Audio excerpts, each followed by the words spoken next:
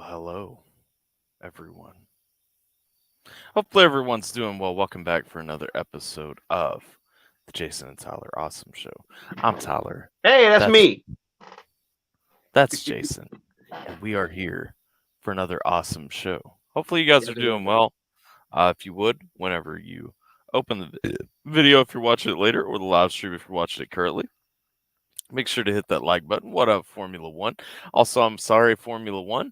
I did not notice that you were in the chat until you were gone last night, so don't think that I was ignoring you, but I appreciate you hanging out. How's everyone doing today? So far, everyone is you, Formula One. So, how are you? Is he the only one that's around? I's the only one that popped in already. Oh, okay. How On are the you YouTube today? side, I'm doing fantabulous. How about you? I'm doing well. I'm doing very well. Nice. You don't sound So, like what's, it. I am. I'm doing fantastic. Okay. Um, trying to think of cool things. What up, Mike Champlin? How you doing, brother? I haven't seen you in a minute. I was hoping we would both be wearing our alpha buckets, but apparently you had a little Well, mishap. Trash Can decided to stop me from doing that, and so that wasn't an option today. Man, that sucks. And Demo after all cat. the nice things you did for that guy. I know, right? He's got emotes over on Twitch. Oh, Mm-hmm. yeah, I have an echo. I just opened the Twitch chat at the same time, and so it went did for that guy, and I'm like, oh, I heard this part already. Let's see, getting ready to finally watch the new Top Gun when it's released on Prime at 12. Nice, nice. I Yes, sir, saw yes, sir. what's that new one? Black Book? Is it Black Hmm? Book? Black book or black box? The new movie that was just I guess it was in theaters recently. It's streaming on Peacock now. It's Black something. Mm. I don't know.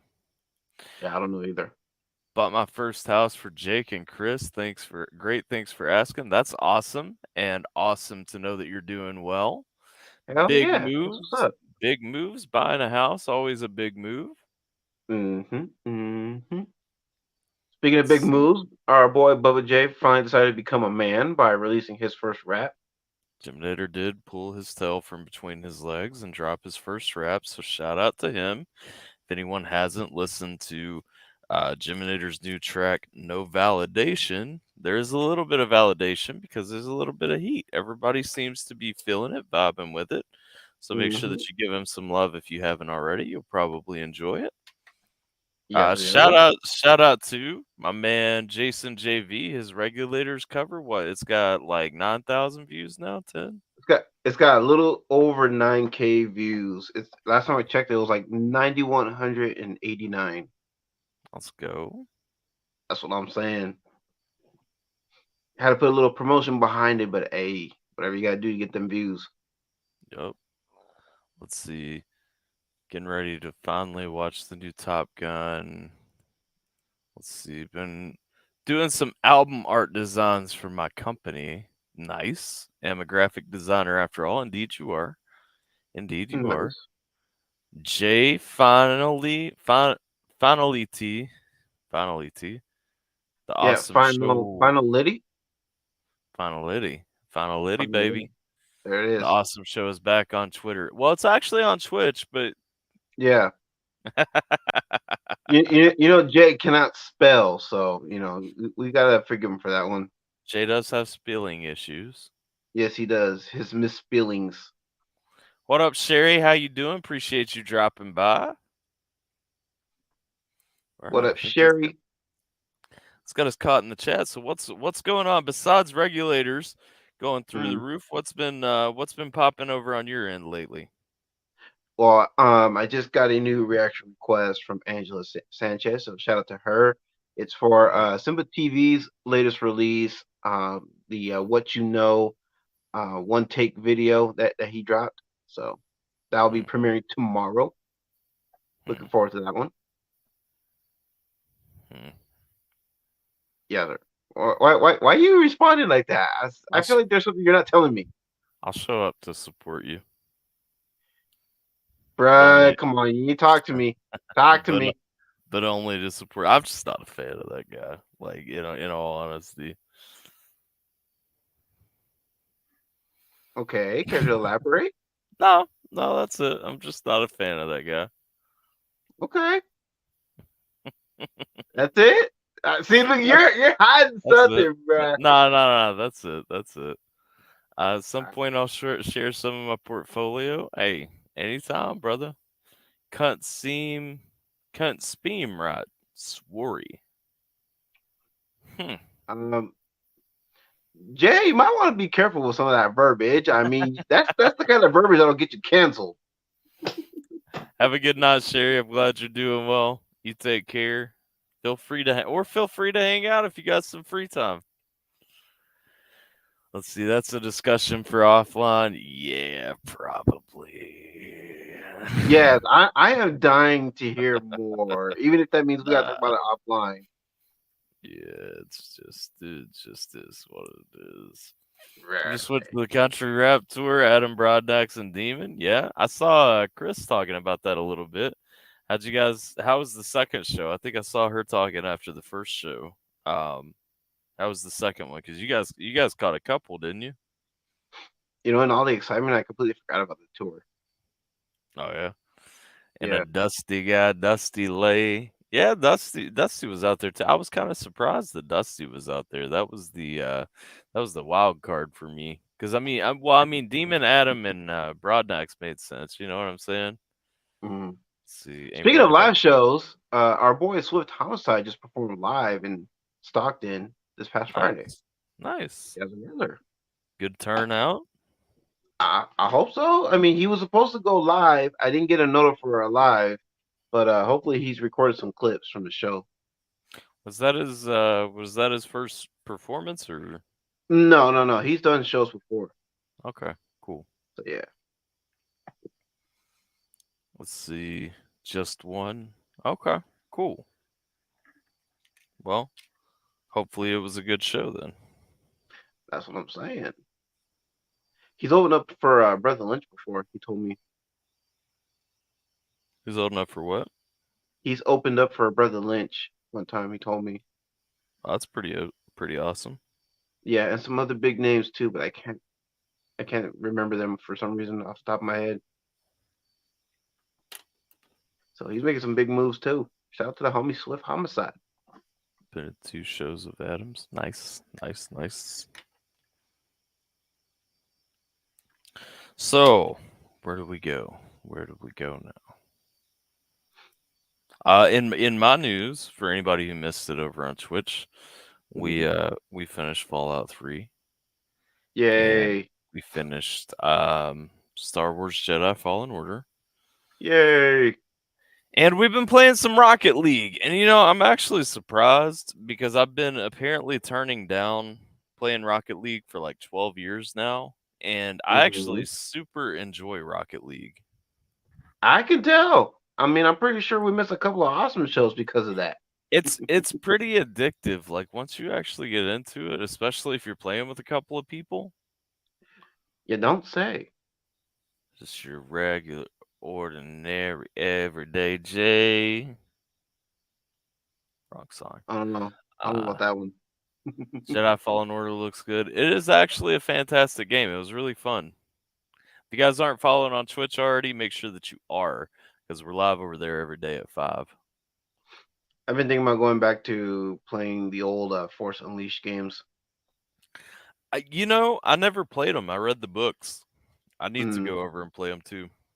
yes. Like that was one of my things. And then Marvel decided to drop Spider-Man on the PC. They decided to port it over to Steam. And I Mm, haven't been able to play a Spider-Man game in forever because they've been PlayStation exclusives. So right.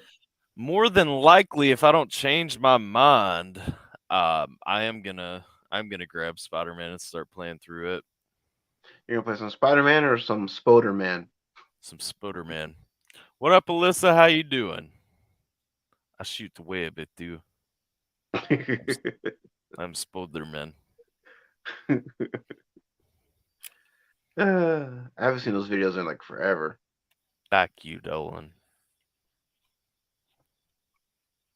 Bret. Spoderman always got put in with the Dolan and Gooby memes, you know? Mm, It's a thing. it is a thing. Oh shit! Accidentally clicked on a thing that almost started playing.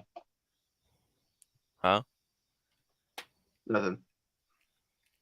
Almost made a boo, but we is good. So, who do you think, we're both wrestling fans. Who do you think the most Yeah. underrated wrestler of the 90s was? Who you got?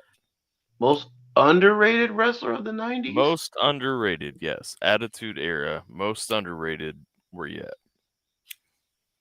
In WWF at the Yes. time, I think the most underrated man has to be man, that's a tough one.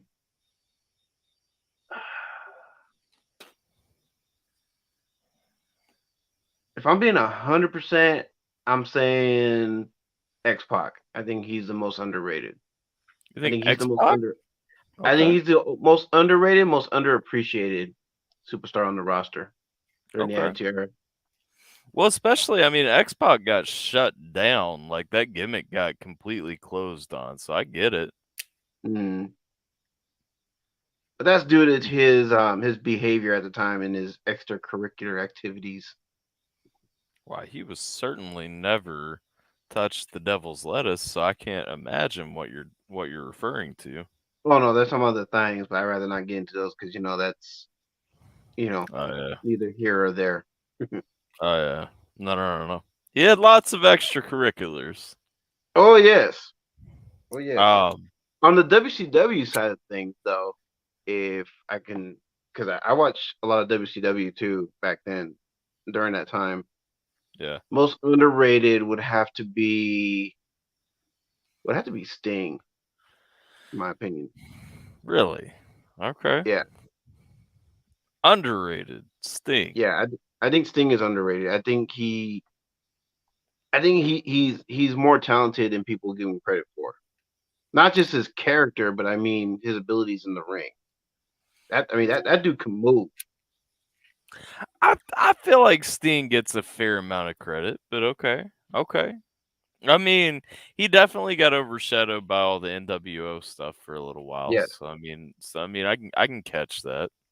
Hmm. Stop distracting. I've been looking through Formula One's portfolio a little bit.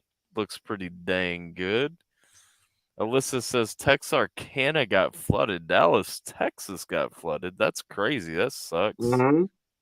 Let's What's see. funny is last night we were on the Discord VC, and I just got the alert saying that Dallas was getting flooded. That there was like flood warnings. That's crazy. I'm just glad it finally chilled out here. Let's see. Jay says most underrated of the Attitude Era was Steve Blackman. And Eh, then let's see. Then he's saying most underrated of WCW was Rey Mysterio. Okay. I say Rey Mysterio in general is underrated because he wrestled for both That is WCW true. and he's wrestling for both WWE now. So I mean, Sting got screwed at Starcade. Formula One tried to figure out if you needed any album art. I don't know. I'm good on Mike's that. Mike says the Hurricane and Jericho. Okay. Okay. I would I don't know about Jericho. Hurricane, I probably agree with. I don't know about Jericho. I think Jericho got his um his fair due. in WCW though, man, I don't know Well, if he really got to shine in WCW. yeah, it wasn't until he went to the WWF where he really got to shine. So you really got to see what he can Yeah. do with a much more broader variety of guys to work with. So, Yeah. I think I would have to go though. WWF, I would have to go really with either I'm really torn between a few guys, but I've almost decided for sure mhm. that I think Billy Gunn was probably the most underrated wrestler in WWF during the Attitude Era. Funny enough, I got to meet Billy Gunn too. Um, Well, underrated. he is he is an extremely talented wrestler. I'm not Uh, saying he's not. I think that being a part of DX and having subpar mic skills really Mm, kept him from being able to shine as much as he could have. true. Because really, if you take him away from the Road Dog, Billy Gunn didn't get to have much success. Like, Right. and it's not reasonable because you can watch him in the ring with guys like Shamrock or Val Venus when he was in the Mm, IC title picture, and he is every bit able to go toe to toe with them and be mm. just as impressive. Yeah, he's a Um, big dude. yeah, and he is a big dude, and he's an extremely athletic big dude. That's what I'm saying. Yep. And so I think Billy Gunn would have to get my take from WWF. If I was looking over at WCW as far as people who never really got to shine, like people Mm. who stayed underrated in WCW, that is really tough. I would Um, say if anyone in WCW actually will be Eddie Guerrero. well, I started to go the Eddie Guerrero direction. I don't actually completely disagree with Rey Mysterio, even though Mm. Mysterio I feel like got to hold the top title too many times to really be called Yeah. underrated. Yeah. Uh, I WCW is a little bit harder for me just because there was just so much chaos. Mm. Maybe the Big Show, especially since WCW had his best years. Mm. But again, I'd never really considered the Big Show top tier talent, and so it's hard for me to say that he was underrated. I just feel like No, he was stuck. yeah, because Big Show, they sung his praises in WCW as being one of the most athletic big men in the ring, and Mhm. he was pretty agile at the time when he was in WCW. Only Yeah, guy to ever really bounce off the ropes, believe it or not, a big giant bouncing off the ropes. You know what I yeah, mean? Dropping drop kicks and whatnot. I mean, bruh. yeah. You know what I mean? Mike Ch- Mike says Al Snow. Actually, Al Snow is one of my contenders for people I would say who really got held back by Yeah, WCW or WWF. I'm sorry. yeah, Um, just because Al Snow, what he wasn't super talented. You know who was criminally held back their entire career was fucking Goldust though. And that yeah, just becomes more and more clear to me the older I get because every time I go back and watch old Goldust matches, I'm yeah. like this guy's a technical fiend. Like he is actually fantastic. He is solid in every Mhm. aspect and he was never given a chance to shine. Right. What you talking about Jason's lot Formula 1? Yeah. What? Like you gotta be more specific. Let's see, watching this wrestling channel called Wrestling Bios. It's reliving WCW and WWF war. The Monday Night Yeah, Wars I've were watched some of their nifty. stuff too. Let's see, favorite wrestlers: Hulk Hogan and The Rock and Stone Cold Steve Austin. Those are all pretty popular picks. They're definitely not underrated though. No. Um, Luchadors was a huge WCW team. Oh yeah, for sure. WCW wrestler that never went anywhere. Raven was actually Actually, super talented. Now, I would say though, Raven really shined in ECW though.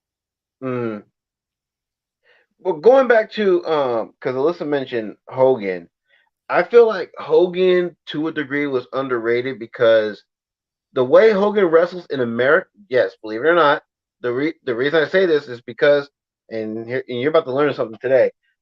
If you watch Hogan wrestle in Japan versus how he wrestles here, night and day difference.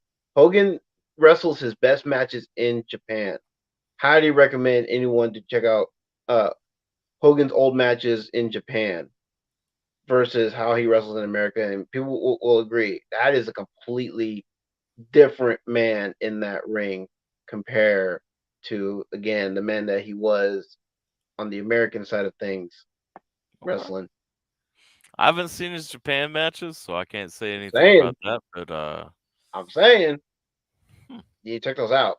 I still would have a hard time believing that he was held back at all in any Oh of the yes, arena. I mean, he literally had full creative control with WCW and was Vince's guy with WWF. So True, but see, the hmm, reason why they never let him do more than he needed to was because of that. He didn't really need to. He was over yeah, with the crowd with the limited stuff he was doing with WWF and WCW. But yeah. I bet you though, I guarantee you though, had he wrestled here in the States like he did in Japan, Hmm. it'd be a whole different conversation when it comes to Maybe Hogan. maybe I wouldn't cringe at him as much. I'm saying, bro, you're missing out if you're not watching his old Japan matches. You watch the OG Top Gun and immediately watch the new one. Right on, right on. Well, if you're heading Yeah, out Formula One, have a good night. Appreciate you stopping by and hanging out for a minute. Where? Oh, okay. Never went anywhere. Yeah. Dusty Rhodes. Dusty made it though. Like Dusty was just yeah, at he the end of his made it. career. Dusty was Yeah, just at the end of his career when everything kind of conglomerated into WWF. But Dusty and absolutely made it. It's just like the King. It's like really, if you go through WWF history, Jerry Lawler never did much. You know what I'm saying? But that was Dusty all. Rhodes was the guy that when he had a job for life after Mhm. wrestling. Like he got Oh to work yeah. behind the scenes. He was involved in some of the politics, some of the I creative, don't. at least I, over in WCW, not in WWE though. I don't think anybody would really take away from Dusty Rhodes' name, except Right, maybe Vince, just out of spot. You know. right, right. Um. Let's see. Shrooms. There. Those are not shrooms behind Jason. No. No. No. Let's see. The American Dream. Dusty Rhodes. Yes. Yes. Hmm. All the ECW guys were screwed. Paul didn't pay them. Well, Paul couldn't pay himself was the problem. And Hmm. the thing is, it sucks because ECW as a product, ECW was far more enjoyable than either of the more major brands. In my opinion, at least. Well, that's It's just because like, anything went in ECW. yeah, but it's just like if you look at it today, I mean, really and truly, everything right now is about WWE versus AEW, but in all reality, Mm. Ring of Honor is the most entertaining promotion that there is. They just And have no budget to push it. fun fact, Ring of Honor is actually owned by AEW now. Yeah. Well, well, there you go. So now they're just going to get pushed further down, but Ring of Honor is Hmm. honestly the most entertaining promotion to watch. Um, Love Sandman, the guy that was ECW that went WWE. Yeah, yeah. Oh yeah, I know Sandman very Mm. well. Vader, Bam Bam. Bam Bam is definitely a really good pick for underrated. Um, that is Yeah, that is that is I'll a give it to solid Bam choice. Bam because between Bam Bam and Vader, Bam Bam is the most agile big man. Yeah, and Bam Bam kind of got screwed. Vader was allowed to just bully everybody, man. Like that's the thing. Like don't get me wrong, Bam or Vader got fucked over by Shawn Michaels later on, Oh yeah, but like as far as somebody who was never allowed to have a chance to shine, like to me, between those two, Bam Bam absolutely honestly, Bam Bam gets it out of a lot of people for me.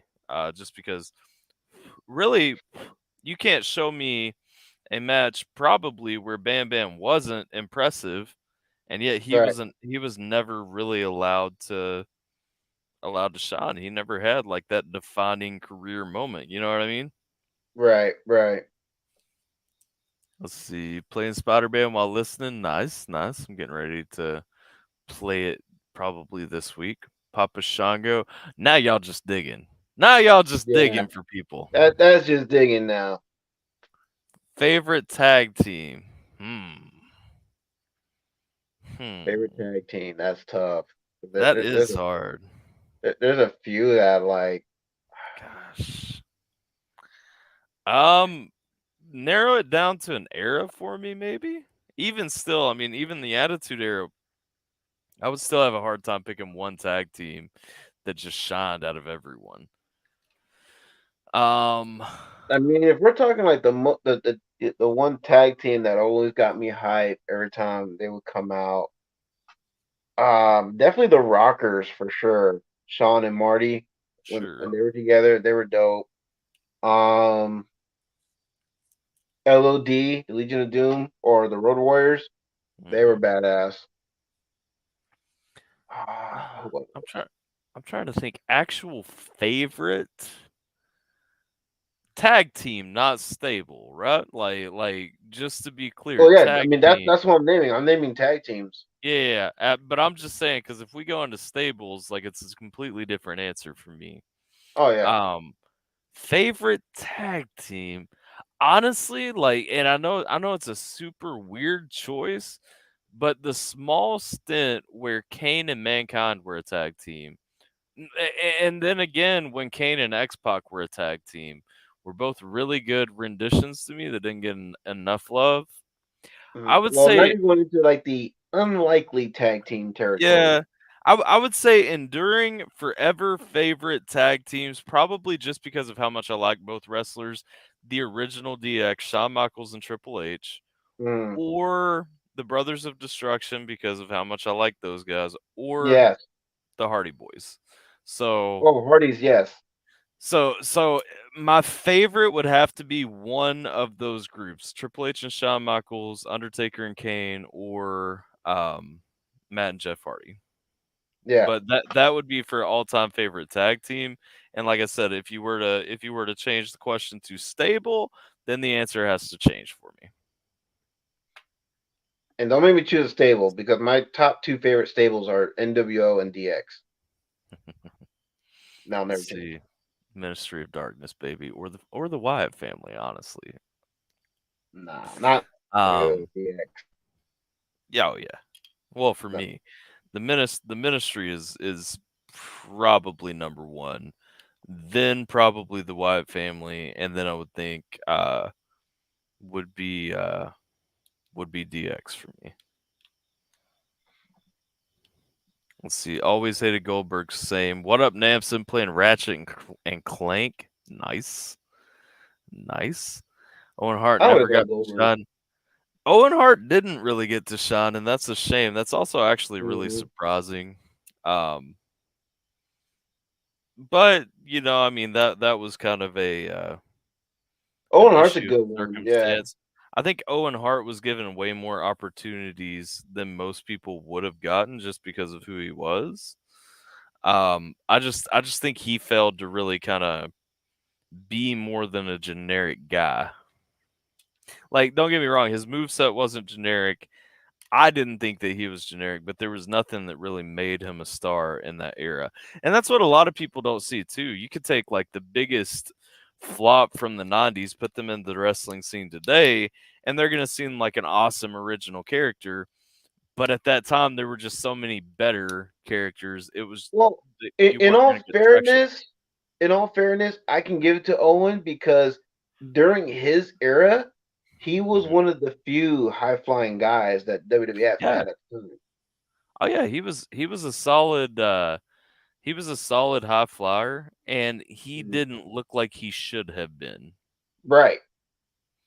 Let's see. That was the thing that separated him from Brett. You know what I mean? Yeah, Brett's Yeah. got it on the technical side of things, but Owen though was the more agile of the two. Oh yeah, Like, you know what I mean? And absolutely. I always thought it was a shame that people look to Brett more than Owen because it's like you know, or anytime Owen would come into the conversation is because of his brother Brett, and it's like, Yeah. nah, Owen can you can have a conversation about Owen on his own because Owen on his own to Yeah. me is just as impressive, if not more impressive than Brett.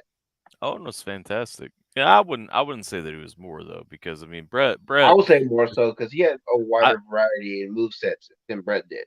I would say Brett is probably the greatest technical wrestler of all time. I'm not disputing that. I'm just saying because Owen was a whole completely Mhm. different breed. You know what I Oh mean? yeah. I know. I agree with Mike. The Fiend, not as the Fiend for me as Bray Wyatt, but the Fiend actually brought me back into wrestling as well. After not watching it for a while, so I get that.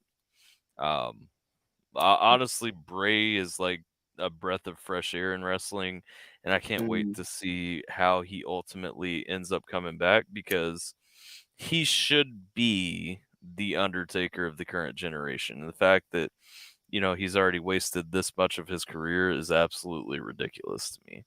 I don't know about being the next Undertaker, but the next Phenom, sure. Oh, he's absolutely yeah. I mean, he's absolutely like the Undertaker of this generation. I mean, I never he's like not thinking people as the next somebody. I like them being, the best version of themselves.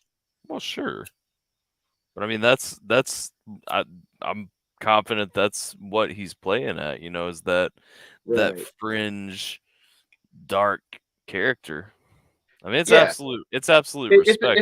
a- it's a The un- dark character, but it's still a completely different type of character than what Undertaker ultimately was portrayed as. Mm, I mean, splitting hairs, yeah. I mean, technically, everybody's a completely different character. I mean, I say it from the place of the most respect because No, I absolutely, feel you. The Undertaker is my all-time favorite. So, Right. No, and no, uh, I mean I feel you, and to a degree I would agree. But like I said, I don't know about the next Undertaker, but the next Phenom, sure. so 3D was crazy. 3D was crazy. Right tag Mm, teams, not stables. Rocky Maivia and John Henry. Stable DX. Rock and Sock Connection. Rock and Sock Connection were great. I love the Rock and Mankind's chemistry. yes. Honestly, Mick Foley just makes me so sad today, just because I can't pay attention to much of what he says, or I just get sad. Mm, Doink the Clown, doink and doink. Let's go. Edge and Christian, I love the Brood. yes. Edge and Christian were an interesting tag team to me because they started off so dark and Mm, purposeful, and over time evolved into a very humorous and lighthearted team. And so I can see that. they were a pseudo vampire team. Favorite stable? See, Jay's got me with the Ministry of Darkness. Eh. OG NWO. Yes, original NWO. FCM Punk. CM Punk is a complete bitch now. I don't know if you've looked at Mm, any of the stuff like his behind the scenes issues with Hangman Page. That like so he came out the other day, if you don't know, and basically cut a promo saying like he would give Page a title shot if he would just come out. Page wasn't at the venue at all, and that wasn't scripted. That wasn't part of the storyline at all. Like Punk mm, just came out because there was no way for Page to come out, and basically, then they had to rewrite storylines and everything to make Page not look like a complete chump. Lame, lame, lame. mm-hmm. I know you ain't trying to say that Sin Cara was a great high flyer. What you trying to say here, Jay? He's Because if not. you, He's not better than Rey Mysterio. I'll tell you that much. especially not the last Sin Cara. Come on now. Mm, Hmm. who was actually Hunico? Who's amazing now? Bret. Bret's fantastic. Or if you're talking about CM Punk, I mean CM Punk is a fantastic wrestler. He's a a solid character, definitely entertaining for me. Mm, But I can't get behind his behind the scenes bullshit this time around. yeah, no, no. Like I was with it when he had a valid reason to complain with WWE, with Vince, with all that. But now like complaining has become his character and I'm just not here for that. DDP was great. DDP seems like a really good guy too. Good. I'm talking WCW Sin Cara. Okay. Okay. I There could was a give Sin you. Cara in WCW. I don't recall that. Was there? Hold up. No, No. That's right. Because Sin Cara was Triple H made Sin Cara in NXT, didn't he? no. Sin Cara was originally a Mexican wrestler. Well, I I think he know wrestled in that, but I'm AAA, saying and in then the American scene, yeah, he started in America through NXT. Absolutely. mm, So let me see. So we had with Sin Cara, we ran developmental. Oh wait, no. That's the newest. Hold up. Originally 92. mm, Hmm. hmm, He ran as Mystico, yes, and then Lucha Libre AAA. as Incognito. TNA after that as part of Team Mexico, keeping the Incognito name.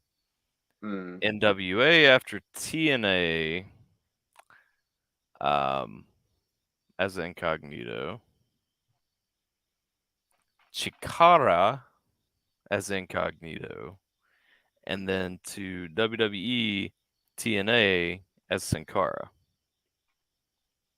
So in TNA, though, he went through Dos Equis, Epico,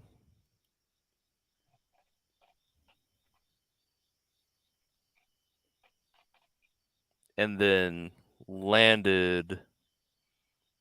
took over the Sin Cara name when he made the SmackDown roster. So he wasn't the original Sin Cara. The original Sin Cara was Louis Irvine. Mm. Ironically enough. Let's see.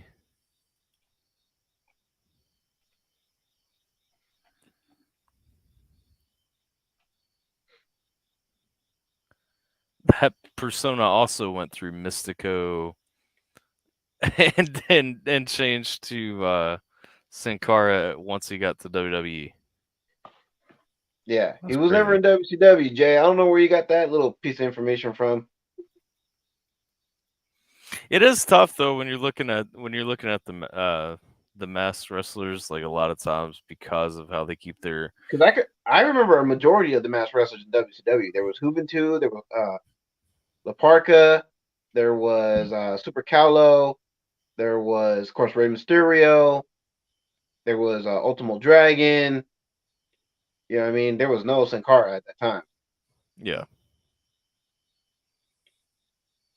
Let's see. WCW had someone that had to get up like Sin Cara. I can't remember. There's always been like a Mm. luchador element in all the major programs and everything. Um, I actually The really only enjoy eight. one, I'm sorry, I'm sorry to keep cutting you off, but the only Oh, you're one that good. comes close to looking like a Sin Cara that I could think of was Jushin Thunder Liger. That's the only one that I can think that comes close to looking like Sin Cara. That you're probably confusing them with. Right. I'm trying to remember the guy that's on AEW right now. I can't remember his name. I actually really enjoy their uh, luchador guy right now. Hold up, I'm looking through their roster to find him. And no, I'm not talking about Evil Uno. As much as I love Evil Uno. Um, The evil one. yes. Luchasaurus is good, but he's a fucking freak. I'm not thinking of him. He's a freak. He is a freak. In what sense? He's a. Have you looked at him? Hold on. No. Has he taken his mask off? No. I mean, well, apparently, because I Googled Luchasaurus. Apparently, there's just top result is a bunch of pictures of him without his mask on. So, um, no, I was just talking about his physique. Like he is not a luchador. like Oh yeah. Okay, he's yeah. fucking I know stacked. what you're talking about. Yeah. But I mean, but that's the thing about wrestling. I mean, all throughout the years, there's always been guys that look like they shouldn't wrestle in a certain style, but then Yeah. they ultimately surprise you. Like I said, Big Show, before he was Big Show, when he was the Giant in WCW, you know what I mean, jumping off the ropes and doing drop kicks and stuff like that. How many Mm, giants at that time did you see doing shit like that? right. Not very many. Right. Hmm. I can't find the guy that I was looking for. The next guy who was almost as agile that was a giant was Kane. Kane doesn't get enough appreciation. He Kane, see, really and doesn't. see, a case could be made for Kane being underrated. Well, Kane's whole career is in my mind criminally underrated. Like Mm, he never got a push that he deserves. right, Really. right.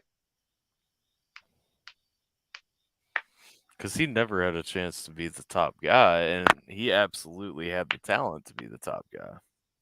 True. Like Hook, that's Tack's real son? What? The one now? I don't know. Let's see. Who was the best female wrestler? Lita was my favorite. She was not the best, though. I'll give it to Trish Stratus because when she first started, she was really rough. But then the more you watched her progress throughout her career, I mean, she was the one that showed a lot of development. Right.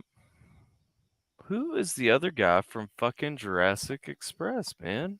This is pissing me the fuck off. Jurassic Express. I'm trying to think. It's been a minute since I watched AEW. I don't really remember most of the roster anyway. I know Sting's there now with Darby Allin, their team, Yeah. and that the Hardys are over there too. Well, I wasn't thinking about Jungle Boy, but that Right. is the other guy from Jurassic Express. Hmm. Talking about the big guy, right? Well, the big guy's a freak. Mm. That's Luchasaurus. That's the one that I was talking about. For some reason, I thought he was. I thought he ran like the high flyer Lucha persona more than he does, and then I looked at him and I remembered he is a freak. I haven't watched AEW in a little while either. AEW is honestly a solid product. Oh yeah, it is absolutely. Abyss was always good. Mae Young, come on now, B man. No, no, no, Shada, Jungle Boy, Taz's son. I don't know Hook. no. Jungle Boy is the son of the guy who played Dylan in 90210. Luke Yeah, Perry. yeah, yeah. Looking through AEW's website is really weird because Brody Lee is still listed as an active performer on their website. Yeah. So is Brody Lee's son.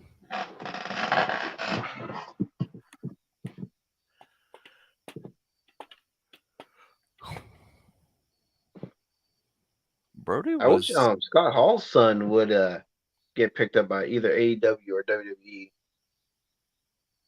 yeah. Preston Vance was who I was thinking about in AEW. That's solid though. That's who Mm, I was trying to remember.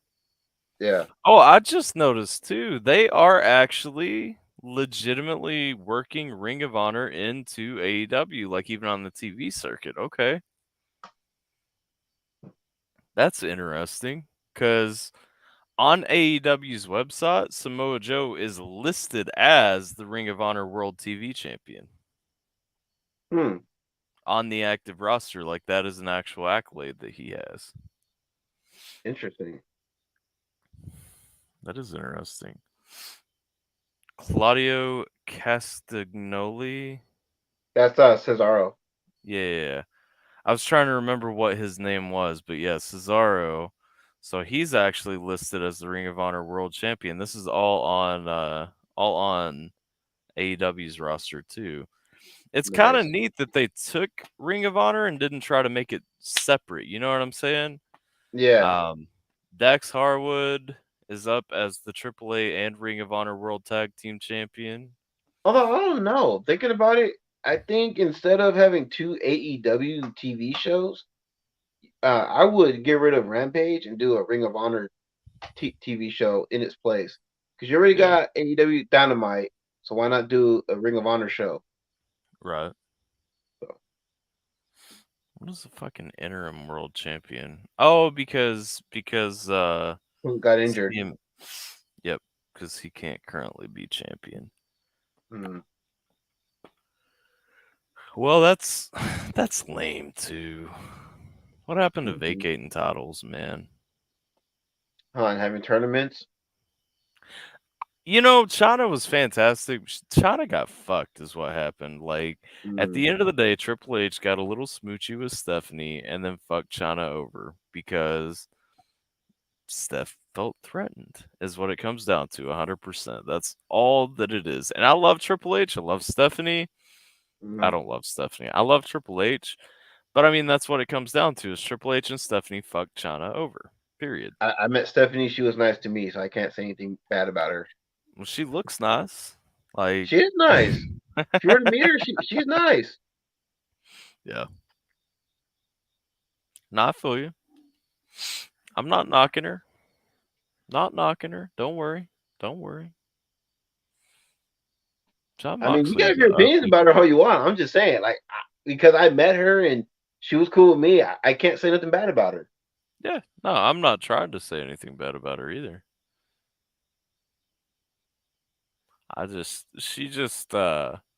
She did screw over China like that Honestly, really dude, truly. I could say they did, they didn't, but at the end of the day, the only ones who really know what went on during that time are the parties involved. It's yeah, but I mean it's pretty clear. I don't know.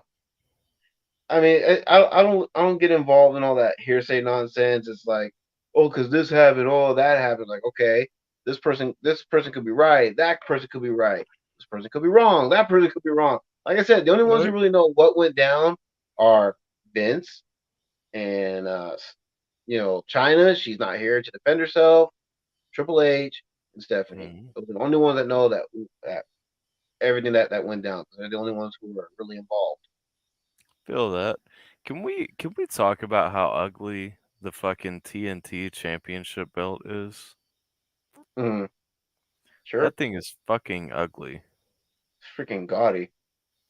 Bro, have you like look at it right now, like Google that thing and look at I've it seen real it. quick. It's still the That red thing is strap title, right? yeah, that thing is ugly as shit. Mm, Sable was a solid female wrestler, sure. Macho Man was grooming Stephanie. I mean, I've heard lot, that rumor lot, too, and I'm not buying it. lot of people think so. I not one that I can weigh in on. No. Probably not Geminator. You'll have to hang out on Twitch at 5 tomorrow to find out for sure, though.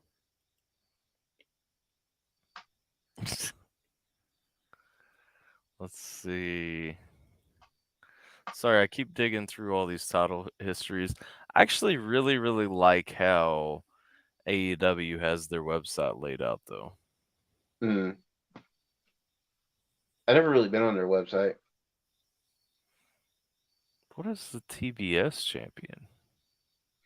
It's just like the TNT title. It's a women's title, though, it looks like. No, I think it should be a men's title. Jade Cargill is holding it.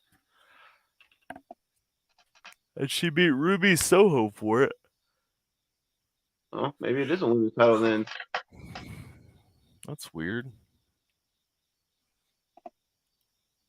I mean, like, no hate. I'm just saying, like, Mm. I don't think their women's division is that strong. They have a solid women's division. They just don't have that many women. Right. I think WWE right now has the best women division.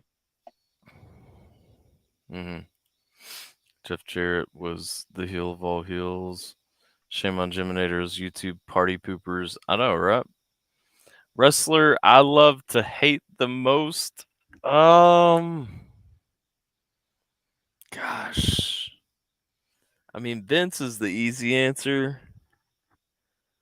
I probably like the Big Boss Man. Somebody like that.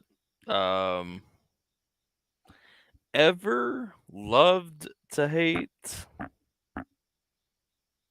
I really hated Bret Hart. Like, when it comes down to it, I have all the respect in the world for him as a wrestler.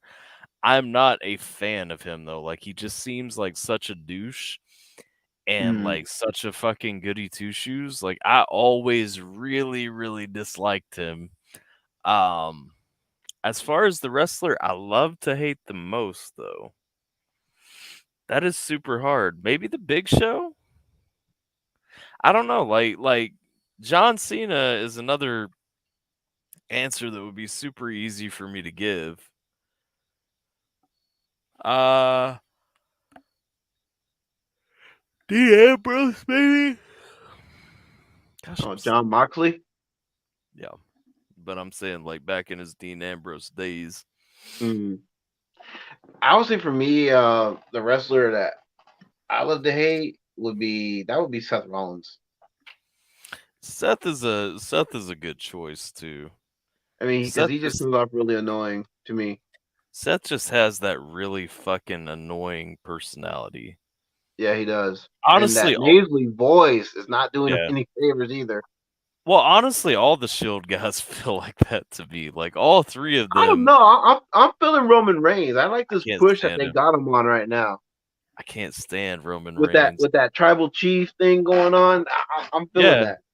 No, I feel what they're doing with him. I just can't stand him. I can't get behind him at all. Like I just don't like him. And he's another one I met too. Fun fact: me and him are around the same age. Best belt was Smoking Skull belt or the Eagle. I definitely like the Eagle the best. I have the Eagle Honestly, too. I think my favorite belt of all time was the White Intercontinental title. Oh yes, the classic one. Yes. Mhm. Um, Roman from you was Iron Sheik. Rocky. The Rock was always fun to hate though. Like Captain Insano. Mhm. Ivan Nicole Koloff. Let's see. Seth Rollins love to hate, yeah.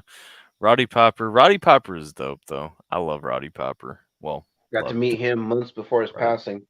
Rowdy Roddy Piper. He was so cool too, man. That guy was just all smiles and everything. Just had that energy, man. Like you love being around him. I did my student teaching with a teacher who had a bunch of pictures of him and Roddy Piper and him and Mick Foley around his desk. Nice. Dude went to like every convention that he could and had just a ton of memorabilia, pictures, autographs, and all that stuff. Yeah. I want to go to conventions because they're starting to do them over here too, but I just Yeah. don't have the funds for it right now. We I'm pissed. So it was I can't remember exactly when it was. My city fair a couple years ago, Jimmy Hart was here. Oh, And really? literally, yeah, he was literally a mile and a half. He had a booth set up a mile and a half down the road from me, and I didn't realize it until like halfway through it. And then by the Mm, time it came up, like traffic was just too shitty for me to be able to get over. damn. Yeah.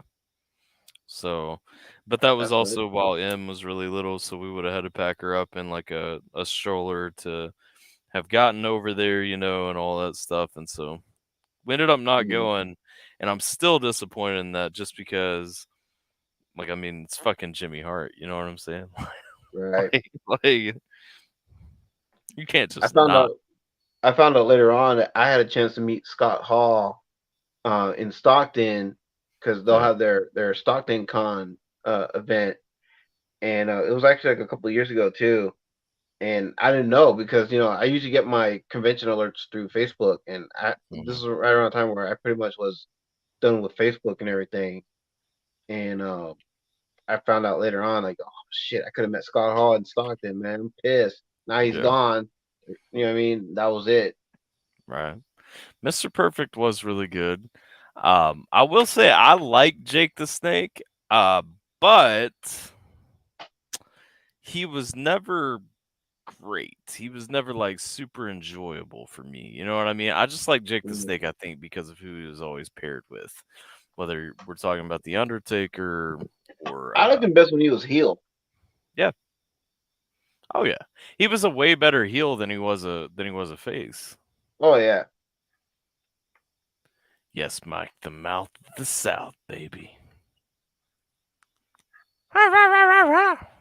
Especially that feud with Jake and Randy Savage, like back in the early Yeah. '90s. Woo. Yeah, I like Jake the Snake. That's the thing. I don't feel like I mean going back to underrated wrestlers too. I mean it's hard. It's crazy to say like Jake the Snake was underrated, but I mean a good portion of his career kind of was. It depends. If you're looking at his in-ring ability, I don't know about underrated. Well, As I'm far as looking at the like whole character as though. far as like his mic skills and you Yeah. know what I mean? Yeah, he was definitely top notch. well, that's one of the things. Like, in terms of in-ring ability, he was a very generic wrestler. Like Right, he was not a cut above anybody really. right. But His personality to me is what really got him over more than anything. absolutely. But there's only really a handful of guys that are good at like all Mhm. aspects of it. It's just like, Right. that's part of what I really like. Going back to my pick for Billy Gunn as one of the most underrated wrestlers. Billy Gunn was fantastic in the ring and shit on the mic. But then you flip that, the Road Dogg was fantastic on the mic, and I mean, Was shit in the I ring. I won't say that he was shit in the ring, but he didn't do a lot besides just stand and punch. You know what I'm saying? Like, Right. he had no, he had no fucking, he had no moves. He had no specialty whatsoever. But he was also a really good fit in the hardcore scene because of that. Because there was it only spiced up his catalog. You know what I mean? Mhm. Like, By the way, uh, fun fact, he was in Desert Storm. yeah, yeah. No, He was on I Desert love. Storm. And that all that said, like I love the Road Dog. Don't get me wrong. Oh yeah. Like he's was phenomenal. I think he's phenomenal behind the scenes now. But perfect example of a guy who honestly should have never made it because Mhm. besides his mic skills, like he had nothing. You know what I'm saying? Right. Like Right. he brought nothing to the table. Right. But he was really good on the mic and he was high all the time and he looked cool. Like that's the I other mean, he thing. was entertaining. That was the thing Yeah, about yeah. him. He was He entertaining. was entertaining, and he looked cool. You know what I'm Yeah. saying? He had the look, you know what I mean? Yeah, He had that whole, the whole persona, the attitude, you know what I yeah, mean? He was just a fun, entertaining guy to watch. yep. Best of the best, Brett or perfect? Definitely Brett. I mean, not my favorite. Honestly, I don't like either of them. I think the technical. Don't get me wrong. I mean, that match is a clinic Yeah. on technical wrestling, and I think shout out to both of them. I could see an argument both ways, but I would land on Brett. I've always been a Bret Hart fan. These days, I'm more so a fan of Bret Hart the wrestler Yeah. versus Bret Hart the person. Yeah. You know what I mean, I love watching the wrestler, you know what I mean, do his thing in the ring and everything. But then just watching him in his interviews, especially now, his most current interviews, he comes off as just being Dude, really sad and bitter. he's corny as fuck too. He just wants to be the superhero. Like that's all he wants his whole legacy to be was that he was a good guy. And it's like, Well, bro, no, was that he's this Canadian hero? yeah. And my thing is like, when you look at like, don't get me wrong, Shawn Michaels was a documented prick in the '90s, Oh but yeah.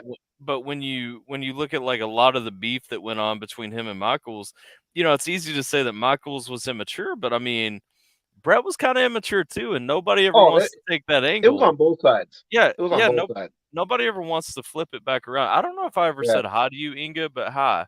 Um, but but nobody ever wants to flip it around and be like, "Oh, well, Brett was also kind of an asshole. He refused to turn heel.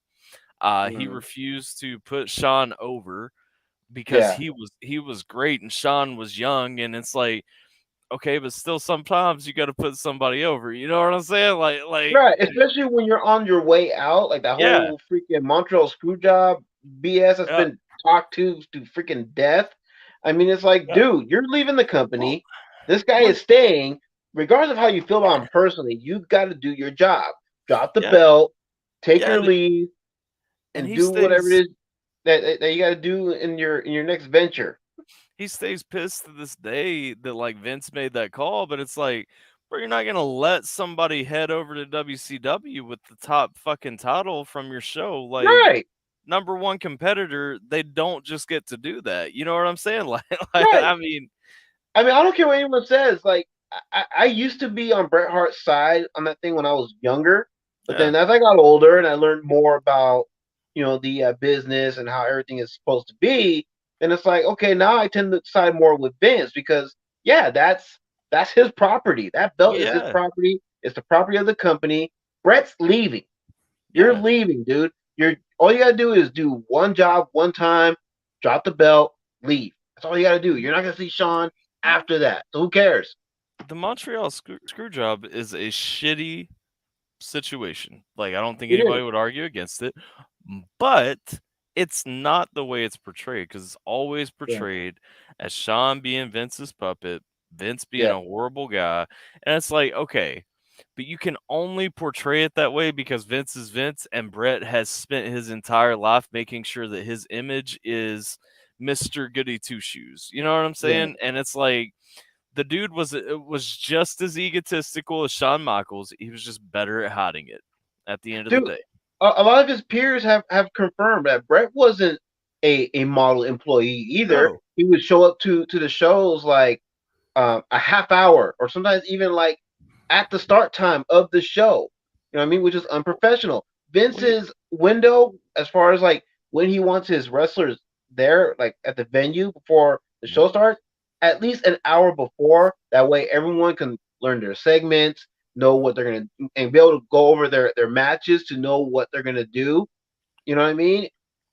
It's all about that prep time. You know what I mean? And Bret was always the one that's like either a half hour before or right there at the show, and whoever's working with him is like, okay, well, what are we gonna do? I mean, he's late. I don't have time to run, my stuff with him. You know what I mean? So Well, Brett is not an angel by any means. Bret just, to me, I always got the impression that Bret felt entitled to a status above everyone else, Yes. and that was it. Like, he was going to have that status. You know what I'm saying? Yeah. Like, hmm you It's would funny. treat him. He was Mr. Anti-Politics, but then he became part of the politics. Oh, absolutely. I mean, as far as locker room politics, I don't know that anyone was worse than Bret Hart.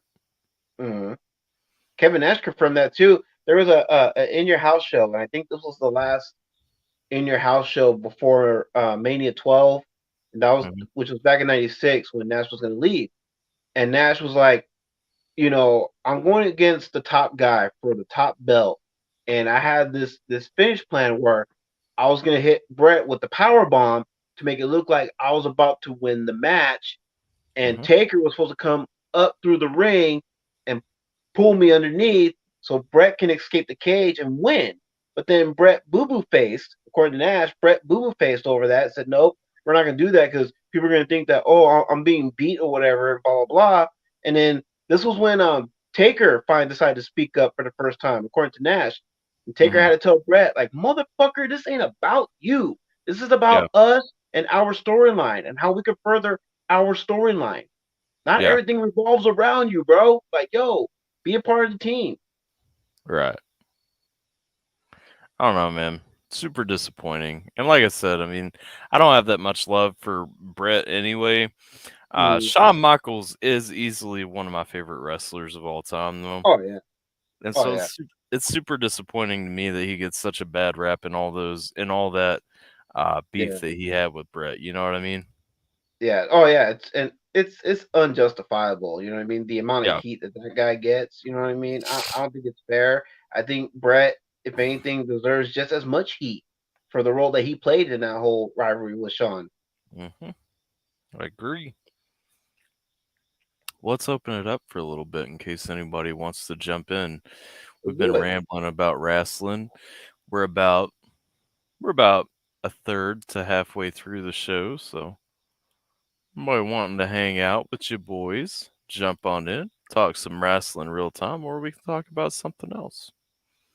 Yes sir. Yes sir.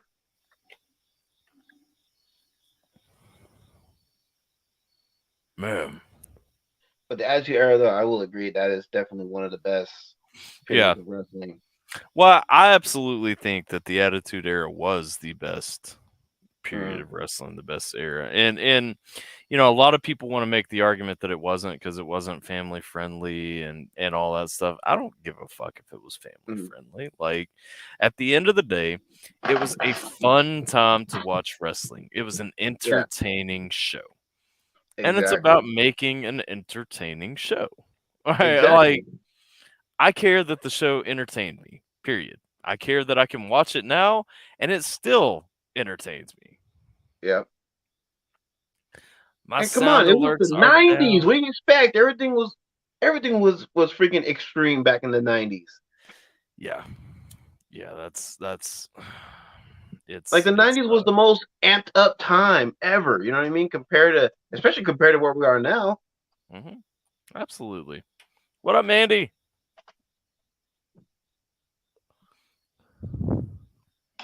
Let's see here. Sports entertainment. No, it's so one of the things I love. If you guys ever watched the first of the Broken Skull sessions that Stone Cold did, the one that he did with Vince, he Mhm. kept calling it professional wrestling, and Vince kept trying to correct him to it's sports entertainment. And Stone Cold's like, well, it used to be professional wrestling. And like I'm still very much of that mindset that it is professional wrestling. It's not sports Oh, entertainment. You know what I'm oh, saying? yeah. Speaking of, Triple H has now made it okay for people to address it as wrestling and Yeah, not I sports mean, entertainment anymore. well, it should be. It's Yeah. ridiculous to insist that everybody's like, "Oh, no, no, no, no, no, don't call it wrestling. Don't call them wrestlers." Like Mm. They're superstars, they're and superstars. and the fans they're not wrestling fans. It's the WWE universe. Like no. Now that Triple H is at the helm, it is pro Vince wrestling. These are pro wrestlers, and those are wrestling fans that come to watch the shows. Vince's list of banned words is ridiculous. His McMahonisms. Yeah. Um, I just realized I've become very reliant on my sound alerts, and I missed a hydrate earlier, so I'll go ahead and take that. Pull me up out of my sluggery.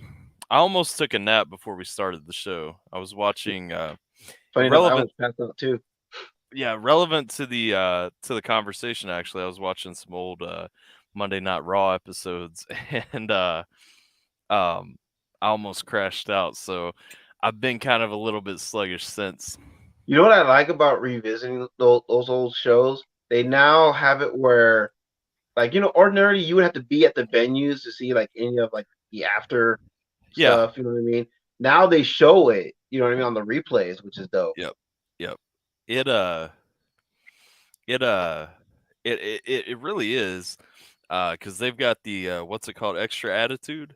Yeah, Yeah. that's what it's called. All the like the stuff that you wouldn't ordinarily see Yeah. if you were watching it live on TV. I do miss the WWE network though. I'm super pissed that they got rid of the WWE network. Yeah, Like it's all still there kind of. It's just on Peacock more or now, less. which I don't care that much about because I already had Peacock anyway. But it's Mhm. like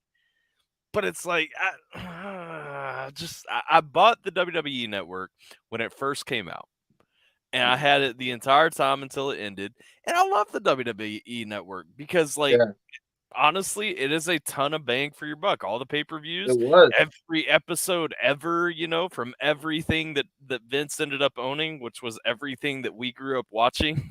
like, come Mhm. on now. It wasn't just WWE. You also had WCW. You had Yeah. ECW stuff on there, and it was Mhm. fun for me to revisit all that old You WCW stuff I watched when I was a kid. well, you even had a lot of tapings from like the territories and stuff. You can still Yeah, access even on Peacock right now. You can even still access a lot of the territory tapings. yeah, And it's like, that stuff's cool to me. Like, I actually like that stuff because honestly, I don't like what they're doing on wrestling right now. Like, I yeah. do the past few weeks. I think Triple H is a good thing. But Mhm. for a few years, like I haven't really enjoyed it besides like what Bray Wyatt was doing and Yeah, like a couple of other people here and there. You know what I mean? yeah, yeah. I I just was didn't really care to watch anymore. And then when I saw what AEW was doing, I was falling in love with that. And then it's like, okay, well now I'm done watching TV, so it's like I kind of miss watching yeah. AEW and everything. But it's like now it's Well, like, AEW was killing it for a while too, but then yeah, they got too obsessed with with the talent sniping and reusing old ideas and old wrestlers, and now it's like yeah. watching AEW is almost like watching our childhood just aged very poorly, Oh yeah, and absolutely. it's like You're bringing the Hardy Boys in now, but it's like, how old are those guys now? it's You brought well Sting in, but how old is he now? you're bringing the Hardy Boys in, but like Jeff can't even do high flying stuff outside of pay per views anymore No, because like he's broken his body down to the point that he's got to save that stuff for pay per views now, and so it's yeah, like the Hardy Boys asterisk yes, um Dean or John Moxley, Dean Ambrose. I never liked that guy. I don't like that guy. mm, And like his whole gimmick is just let's do all these things that are stupid and get people hit and beat up and actually like bloody and stuff. And I get it. Like it's that New Japan thing and it's cool. It has its market. And I used to like it with ECW. But honestly, like it's just cringe when that's your whole gimmick. Like that's all you can do. You know what I yeah, mean? and it shortens your wrestling careers. Like, why would Yeah. you want to keep doing that? Well, it's like the ECW days. First of all, they all had more to their character than just that, except Sandman maybe. Like Sandman was Mm. just kind of beer and that. But He but was Stone Cold Steve Austin basically, but amped up a little bit more. mhm. And always in pajamas, oddly enough. Yeah, Which don't get me wrong. I mean, if you can get by only ever wearing pajamas, like shout out to you. You know what I'm saying? Like yep. now it's the Hardly Boys. Yes. Yes, Backyard wrestling. I used to love the backyard wrestling video games. I'm not gonna lie. I bought the first one just because ICP was in it as I've unlockable never played characters. them. What? They were fun. They were really fun. I never played them. Now they inspired me and my friends to do a lot of really dumb things when we were younger, but they were Well, I fun. bet. There's There a YouTuber that does backyard wrestling. He's been doing it, for quite some time now. But it's not like anything like too crazy, too extreme. Like it's very well done. Like he's got an elaborate setup. He's got a pretty good sized roster of people, and it's not just all like just hardcore stuff. It's like they're WWE fans, AEW fans. They're straight up wrestling fans, and they try to put on a good show, a real straight up good solid wrestling show. It's called it's the Silly Super Pop channel on YouTube. It's called GTS Wrestling, and it's hosted by this guy named Grim. Um, I highly suggest you check him out. I'll definitely post some links whenever he posts a new video. Or actually, yeah. they just did a 3 hour what they call a free preview Mhm. because you're basically watching for free. So I'll send you a link to that. I mean, you'll definitely will. I think you'll like it. Check it out. I like those. I like watching people do dumb backyard wrestling things. I mean, Yeah, it's I terrible, mean but they do. Yeah, they do occasionally do some hardcore shit. Like they'll put people through doors, through tables and shit. So you'll get some of that, but that's not mhm. all they do though. Shifting gears a little bit, the 49ers are looking pretty good in the preseason. Oh yeah. hmm funny enough, Up, Mr. T-Bone. I got into it with a Raider fan, right? Oh, yeah? On Facebook, and they decided to what was it? I forgot what they said in their posting, but they were big up in the Raiders and whatever, and they decided to ask like, "Who's y'all's team? Who do you got?" And so I post a 49ers gif in the comments, Mhm. and they decided to post a red Mighty Morphin Power Ranger sticker as like "fight me," you know what I mean? And then I Yeah. post a Batman sticker underneath, and the Batman outfit that he was wearing was like a black grayish looking suit, and I go, you see the irony in the characters and their colors, and he responds with a big ass SMH.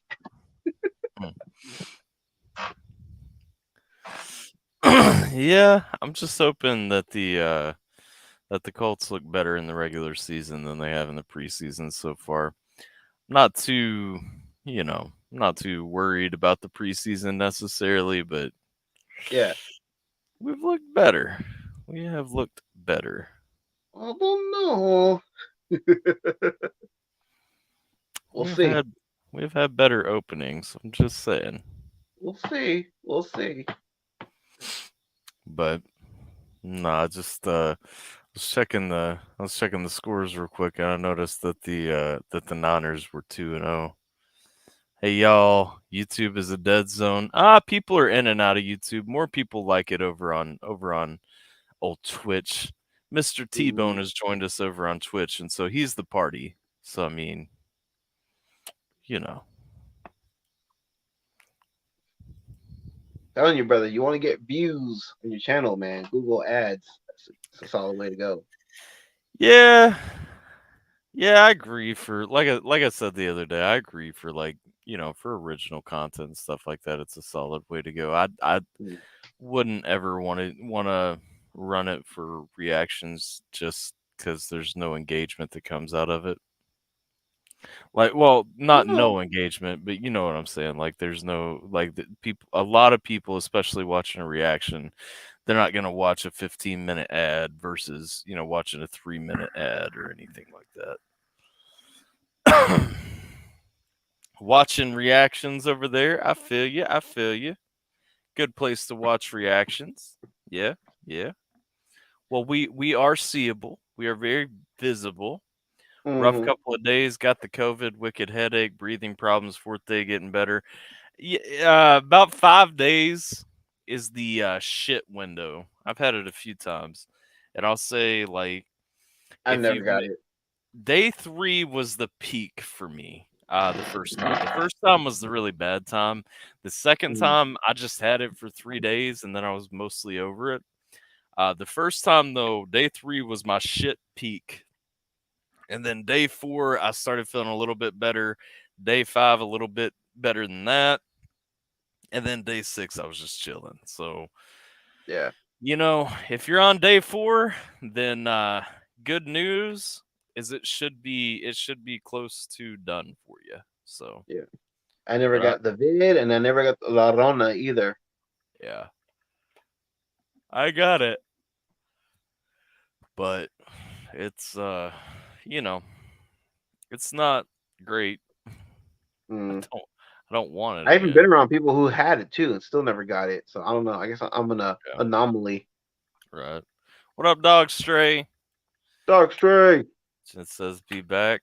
I will catch you. We'll catch you later, Jen. But yeah. Nah, pro wrestling, man. I wish it would get some of the magic back that it had in the 90s. Cuz Mm. I truly, even as much as I don't want to sometimes, like I truly do enjoy professional wrestling. You know what I mean? Like Yeah. it's just a fucking soap opera. I get it, but it's like people like soap operas for a reason. You know what I I mean? just like seeing people get their asses whipped. That's all I want to see. I just want to see people like people just talk a bunch of shit to each other and freaking beat the shit out of each other in the ring. Mhm. That's all I care to I get see. it. I get it. And that dialogue needs to be more realistic, which I feel like it is.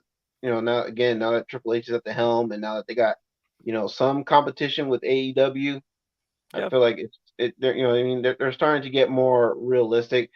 So Well, much so that supposedly they've announced that the TV 14 um, rating is going to come back into play. So yeah. Yeah, Triple H is trying to push back to TV 14. And I know one of the other things Triple H wants to do is less like hard scripting promos and yeah, kind of letting people improvise a little bit more like they yeah, used to. let the wrestlers be themselves. Yeah, which I think is a good thing because you've really got to think if you were hard scripting promos in the 90s, you never would have had The Rock, you never would have had Stone Cold, you never would have had, you True, probably would have still had guys like The Undertaker and Mankind because, true, the Undertakers were pretty elaborate, but like you would have never had Stone Cold and The Rock, period, point blank. You probably right. wouldn't have had Shawn Michaels. You wouldn't have had Triple H or like the DX Triple H. Mm, So really, like hard scripting promos is stupid as fuck. I Um, agree. what else? They are gonna allow with the TV 14. I guess they're gonna allow blood back on TV programs, which is I don't really care about, but I do I think it do. adds to it. You know what I'm saying? Like Yes, it does add to yes. the atmosphere.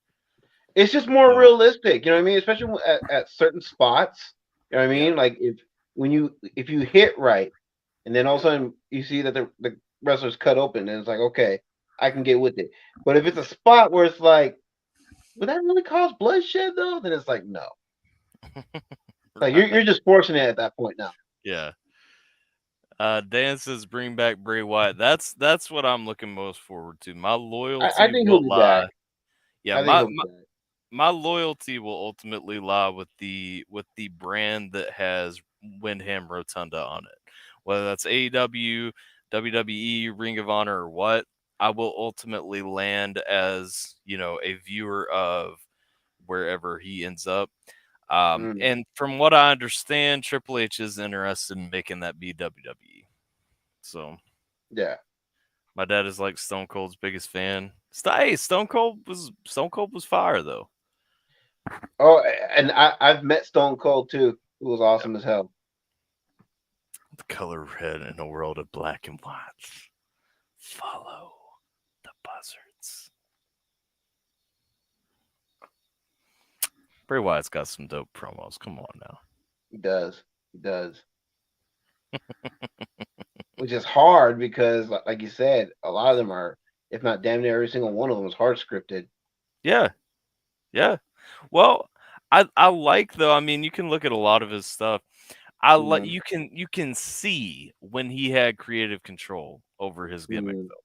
Like you yeah. can see the improved quality when he actually had the creative freedom to do what he wanted to do versus Mm, what Vince wanted him to do.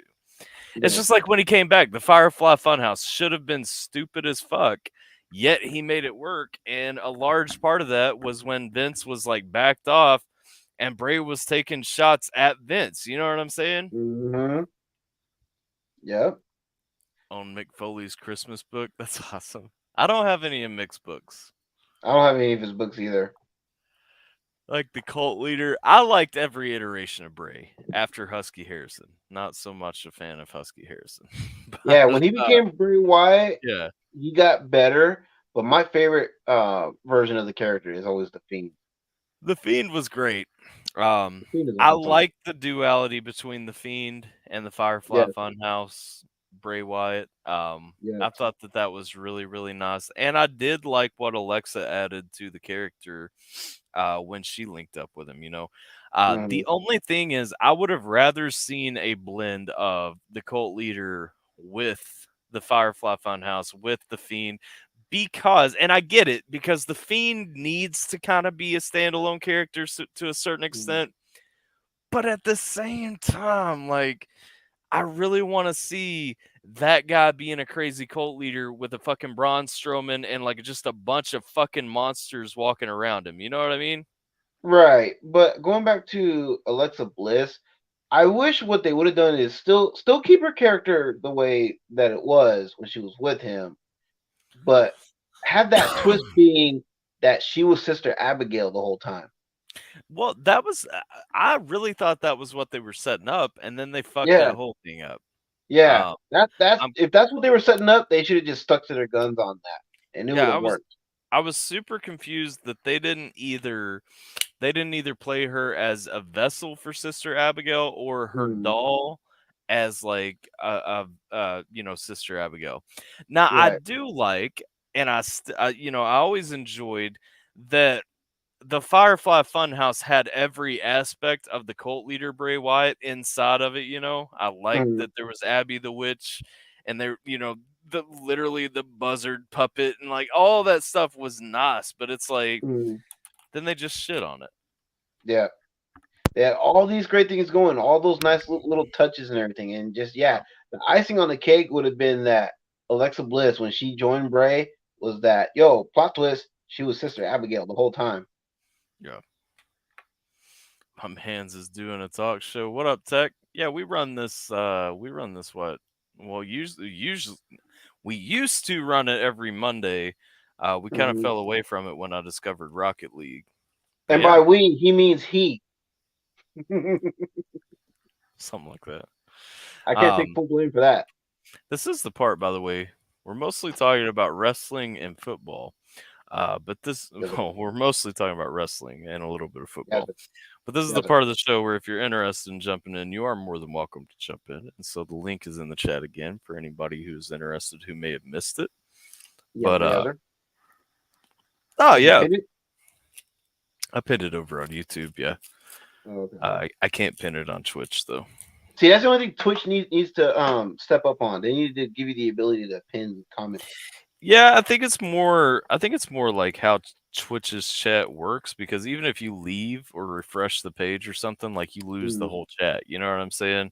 Yeah. Um, I wish that Twitch's chat was permanent, because even running a stream can be a headache. Like if you refresh the page or like tab out and say Yeah. you don't have like your chat up somewhere, like in a manager or something like that. If you're Yeah. just watching the actual feed, like you also lose the whole chat, you know? Well, that sucks. You can pin comments with the specific overlay type. Yeah, but that's like you can pin it, and I can pin it like this is pinned right now, but I can't pin it in the chat. Yeah. Like basic vanilla Twitch. Chat is permanent in your VOD. Yes, it is. That's not what I'm talking about though. So going by era, who were your favorite wrestlers? Like going back to Attitude Era and WWF only, who were your favorites? Who were like your top 5 or whatever? Number one was always the Undertaker. Period. Until he retired. Like literally from inception to retirement, the Undertaker was always number one. Number two, starting with the Attitude Era, number two would have been Shawn Michaels. Probably then Triple H, Kane, and then I would say Mick Foley would have been after those guys. Okay. What about you? Who you got? Same era. Attitude Era, and if we're going strictly WWF only, I would say Austin was my number 1. Mm-hmm. Taker would be my number 2. Rock my number 3. Shawn Michaels would be like my number 4. And I give Mick Foley my number 5. No Doink the Clown? It's not Attitude Era. Let's see, Jake the Snake, Road Warriors, Macho Man, all time. That's a solid all time list. But I mean, specific to the Attitude Era, definitely Yes. the 5 that I list. Which the Undertaker stays my number 1 no matter what. Undertaker stays my number 1, and Shawn Michaels stays my number 2 no matter what era we're looking at. Pretty much from the time that they started until they retired. I would say if you fast forward a little bit, kind of getting into the PG era, I will say the only iteration of the Undertaker that would not have been in my top spot would have been the American Badass. While I still loved Mark, it was very easy to cheer for other people during that period, you know. Well, American Badass started in late Attitude Era, early Ruthless Aggression era. Yeah, it was to me that was, you know, just to me, not saying officially, but I'm saying like to me that was when the Attitude Era kind of died. And I get it. It wasn't because that was very much an Attitude Era persona. Not my choice though. Definitely not my Undertaker. What up, Tech? But I would say outside of those 5, if you look forward to the periods that came after that, I would have to honestly, a lot of the ECW guys kind of, when they came over, kind of took some top spots for me for a little while. I would say in the Cena before he became cringy as fuck would have probably been in my top 5. CM Punk when so he you're still had talking long, like a rapper? yeah. When Cena was a rapper, he would have been like your number 1 or something? No. Taker still probably would have been above him. I mean, you're number 2 then.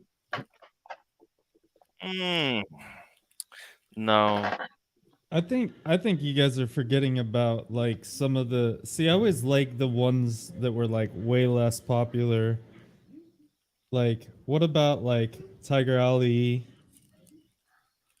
and like I think they D'Lo? were too much. I, I I mean, they weren't around a whole lot though, right? don't get But like, don't get me wrong. I've got a ton of love for D'Lo, but never would have broke into my top list at all.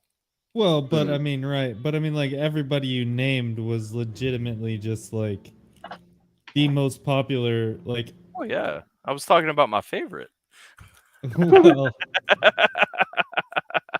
I mean, I don't know. I just feel like that's everybody's favorite. You know what I mean? Like Sure, sure, to yeah. me, it's like to me, it's just like I never really liked Well, the Undertaker. Like the Undertaker is really cool. Don't get me wrong, but I just never really liked him because it's like every time you turn the shit on, that's all you saw, and I'm like, dude, what up, come on, Alan? like, I want to say hi to Alan real quick because he just jumped in, and also Alyssa says you looking dang good, dog. oh, thank you, thank you, thank you. No, I mean from those lists, if you want to go to the undercard, I was kind of talking about some of those earlier. But I would say like dudes like Gold Dust would be at the top of my like never. Well, you can't say that Gold Dust was never big, but I don't think Gold Dust ever made it past mid card. So I Yeah, think Underachiever. yeah. or like Chris Benoit. I mean, I like was I can't do that. I was I mean, I was never a fan of him, but I'm just saying, like, just like giving examples, well, like, and then there was like yeah. Gangrel and people like that, Yeah, right? Like, now Gangrel, as far as when you go to like the lower card, I would say Gangrel would make my top five. Like if you want to exclude the popular folks, I would say it would probably be Gold Dust, specifically Gangrel. Always a lot of love for Val Venus. yeah, Um, Let me think for a second. Let me think past because I can do those three pretty easily. I can say Al Snow as a character was always super fun for me. Um, what about like Test I or don't. like I, Chris I Jericho? I hated Test. Chris Jericho, I think, is too big to Yeah. really list into that group. Mm. Um, I mean, it would be specifically when the Undertaker had the Ministry of Darkness. I would be tempted to list out people like Midian or Viscera or something like that, just because I Oh, genuinely liked that whole faction. Viscera was solid no matter what. what Um, about Rikishi? yes, Rikishi, of course. Although Scotty Too Hottie was the coolest part of that faction. Come on now. Yeah, you're not Um, wrong. And then of course, like Oh, like what's your we heat with haven't Grandmaster mentioned Sexay though? I ain't got any no of the heat. females yet, like Sable or China, Yeah, Lita. yeah. Well, you That was missed a big, good man. you missed a good chunk of the conversation though because I we we did, I did did. we did talk about those. Now Lita Okay. was my favorite probably of the female wrestlers. I would say honestly like let me rephrase. Stacy Keebler is forever my favorite female wrestler. I don't know that I ever watched her actually wrestle, but she was still my favorite. Well, And then well, Lita. Ken Shamrock was like always on undercards back then too, wasn't he? But because He he was older. was, but like for some reason, I just always thought of Shamrock as being like a bigger star than he actually was when I look back on it. You know what I mean? Yeah, Like for some reason, I thought he was always in the main event scene, it and seemed like it. Yeah, yeah, but he never was actually. Like he was never the yeah. highest he made it was like IC champion. I don't think he ever had a top title. That's interesting because I mean, like I pictured him as, but did I swear like way back, way back in the day? No, he wasn't. He never won Let's see. anything. I don't believe so. I'm gonna look it up real quick. And then wasn't there was another Shamrock too, wasn't there? Like not Ken Shamrock. There was somebody else. I don't remember another Shamrock. I remember his sister when she was brought in as an angle. Um, he challenged for the WWF Championship, but I don't think that he won it. Let me find. Hold up. Let me find No, championship. he fought Shawn Michaels for it, but lost. So with WWF, he was a one-time Intercontinental Champion, a one-time Tag Team Champion, a King of the Ring, and that's it. Gotcha.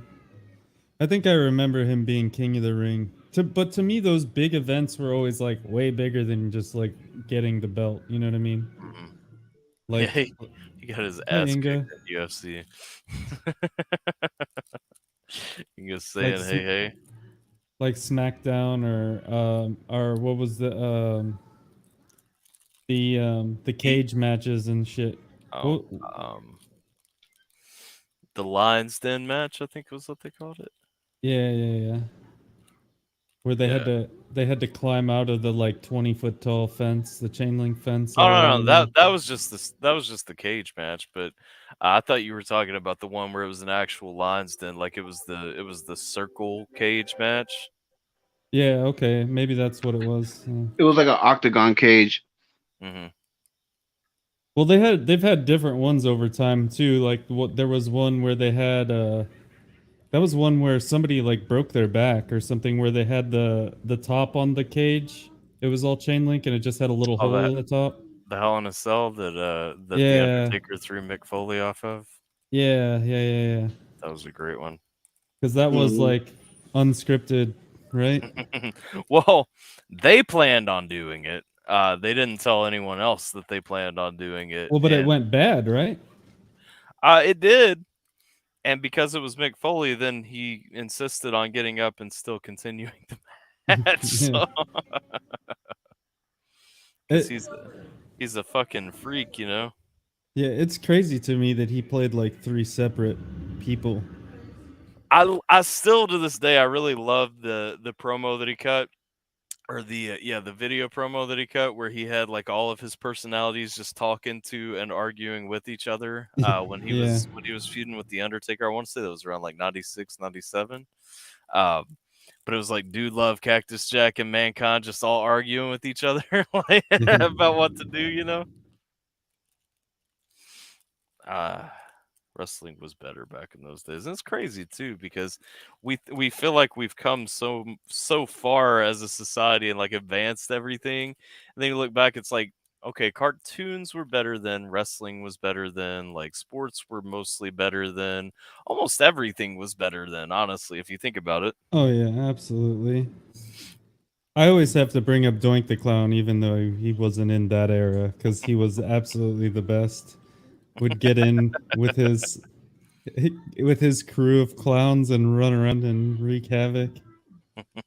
It wasn't even a real wrestler. Well, I mean, I guess he kind of was because he only had like what, like 3 or 4 appearances throughout the entire time of wrestling. Well, with WWF, yeah, but he appeared. Doink the Clown appeared in other promotions too. Because like what I mean, like he was like more in the independent. So let me see. Where was Doink? Doink. He was because he was back with like Macho Man Randy Savage, Hulk Hogan, Al Snow. Now, so there were 1, 2, 3, 4, 5, 6, 7, 8, 9, 10, 11, 12, 13 people over Bam the Bam history of Bigelow, yeah, Shawn Michaels, yeah.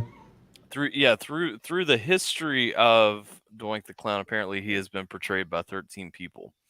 So, um, a specific Doink is tough to say who he was, but Well, I he yeah, has more been. so the small, like, well, there's a small one. There was like one that was played by a little person. Mhm.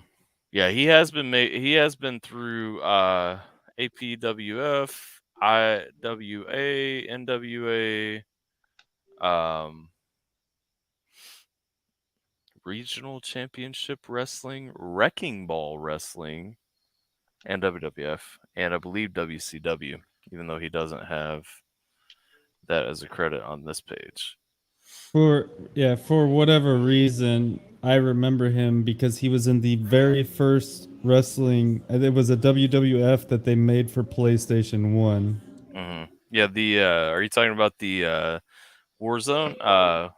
I Was have it no Warzone? idea which one. It No, was he one of wasn't the at Warzone. WrestleManias. It was Stone one of the Cold. Stone WrestleManias Cold on the. Oh, okay. Okay. because it had Doink the Clown, Bam Bam Bigelow, Hulk Hogan, Shawn Michaels, um, Ken Shamrock, and somebody else. This would have been like late '90s. Oh, you didn't know? What up, Cat? How you doing? Yo ass better call somebody.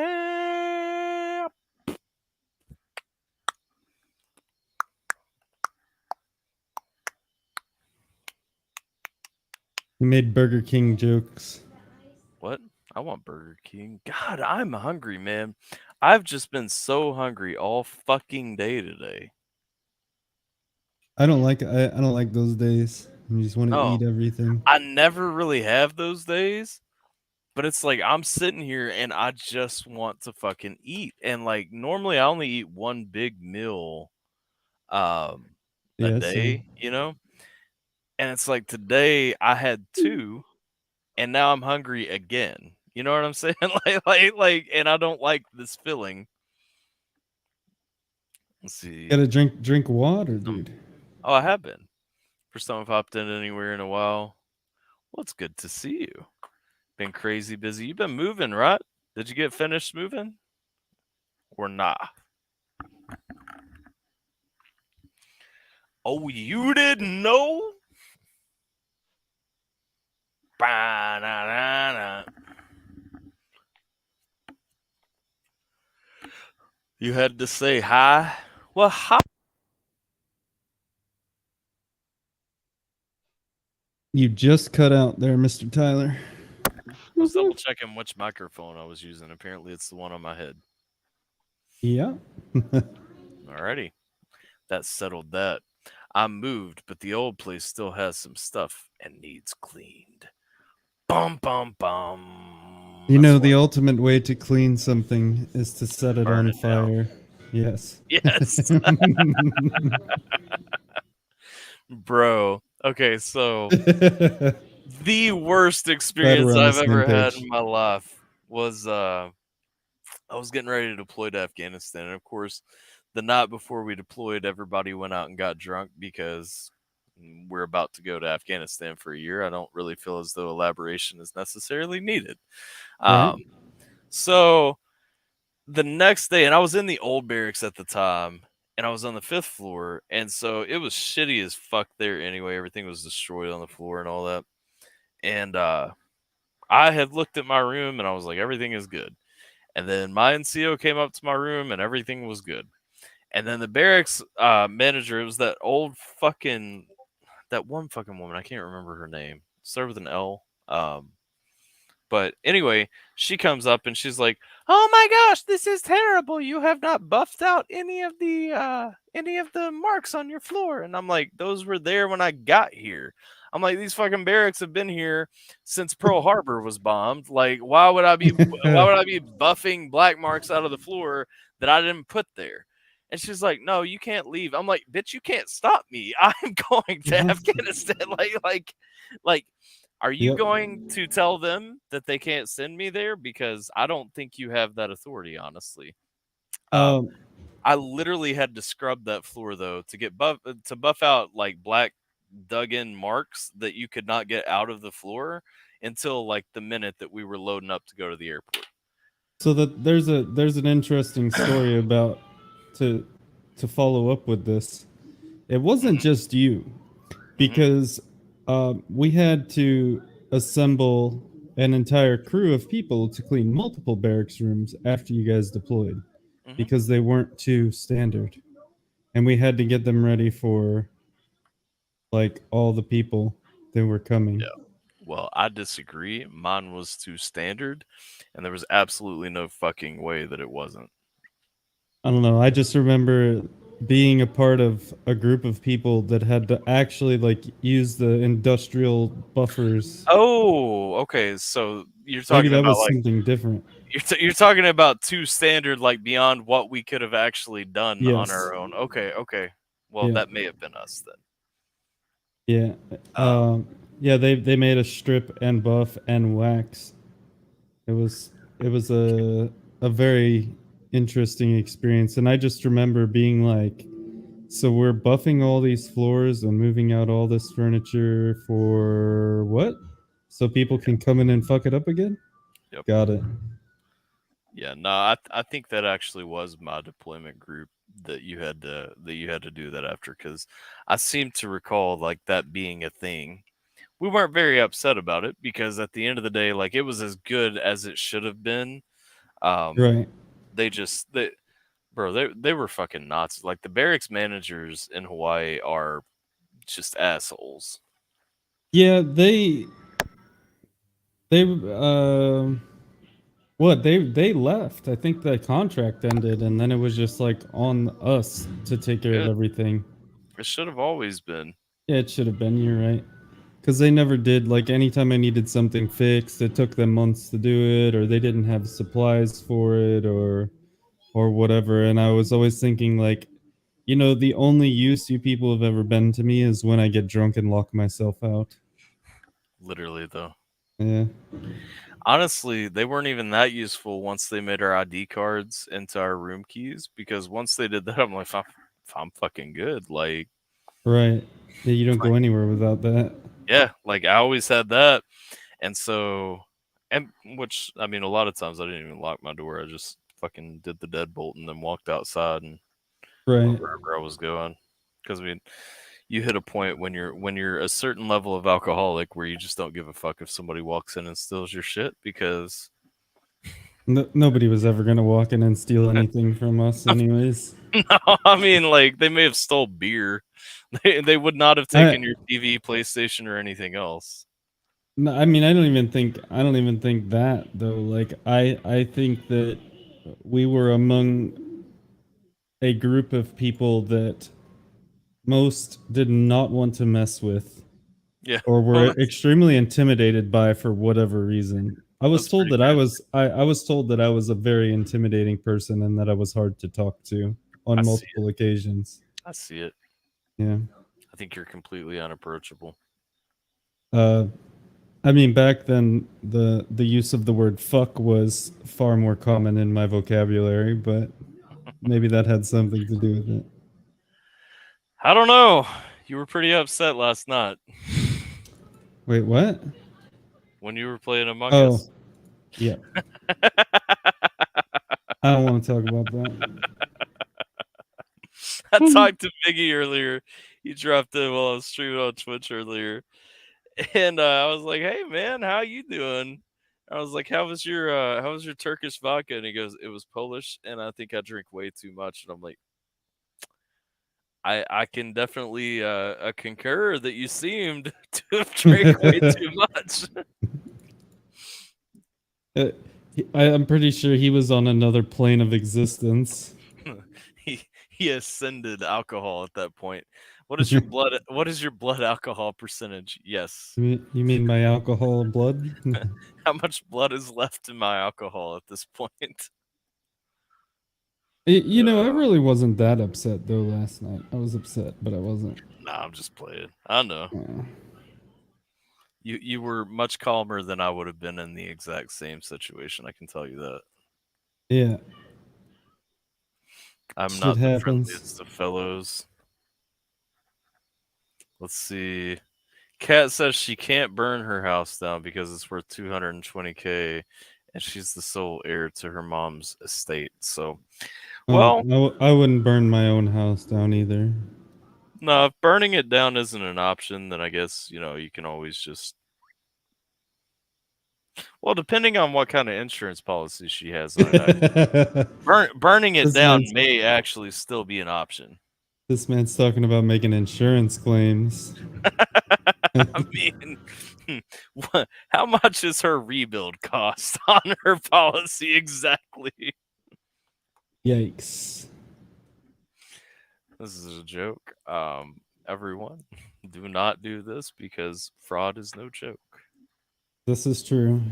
We wouldn't want that. And there are no winners in the insurance fraud game. I mean, unless you're really good at it, and then there might be a winner. But unless you get away with everything, like then you may have won, but in general, there are no winners in this game. There was when I was in high school, a kid I knew, he was in the next town over. We played basketball against him, and he was on like one of our basketball teams. Hmm. And his dad owned a pizza place, and his dad went to federal prison for burning down said pizza place uh, for like 25 years or something that I think he got. Yeah. So like if he's still alive, let's see, that would have been he's still there. Yeah, he'll still be there for another 10 years probably. Well, those claims on businesses and stuff like that. I know a guy in the town that I'm from who got in trouble for that. He burnt down his business and he got a long sentence because that shit, like, they take super, super serious, you know? All right, yeah. Whereas if it's your house, they're just going to be like, no, that was your fault. Like with a business, they're like, oh, that was actually your fault. And you're trying to get out of this money that you owe these people and all this stuff. And then they're like, okay, well, fuck you. Right. No, that's I couldn't even begin to imagine like well, one, what would make that a good idea, and two, like just you know what I mean, like holy nothing. shit. Nothing would make it a good idea. I don't know why anyone would think that it was a good idea for sure. But I mean, Here, yeah, here's it my wasn't question. even like just art. It wasn't even just insurance fraud, though. It was arson as well, which Right. makes it Yeah, yeah. even worse.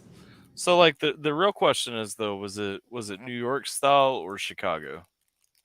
St. Louis style, actually. What is St. Louis style pizza?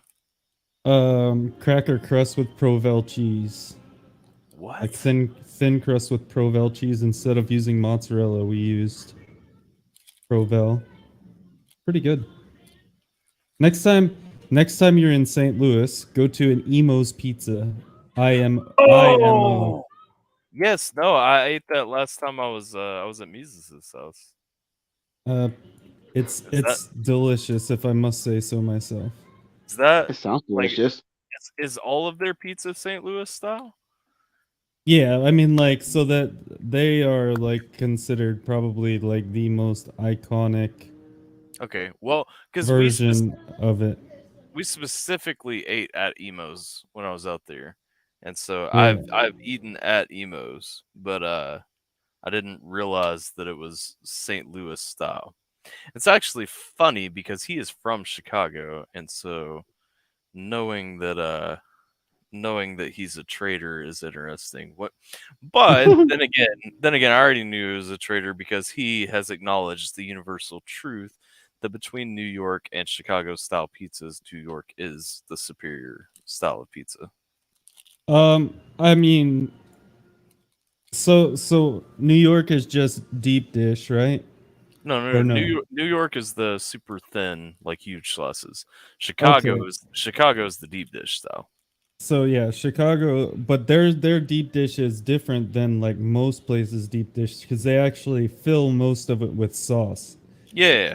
Yeah, yeah, It's like a casserole or a soup yeah. That's to on. me just seems pretty fucking terrible. Yeah. If I'm being completely honest. Did you ever eat at JJ Dolan's in Hawaii? Nope, no, What? no. I ate at that other place quite a bit. The Big one Kahuna's? underneath the movie theater. No, no. Papa de Beppo's? Boopity Beppos, yeah. Papa de Boopity Beppos. Beppo's. Yeah, Buca de Boopity Beppo's. Beppo. Yes, Yeah. yeah, yeah, yeah. The one that had balls meat on the windows. Yeah, yeah. That's funny. Yeah. That's I will forever remember that restaurant and its name simply because it says meatballs, balls meat. Yes. You can't really forget that. Yeah. Yes, I'm That chopped. place was something else. That And then place what was was great though.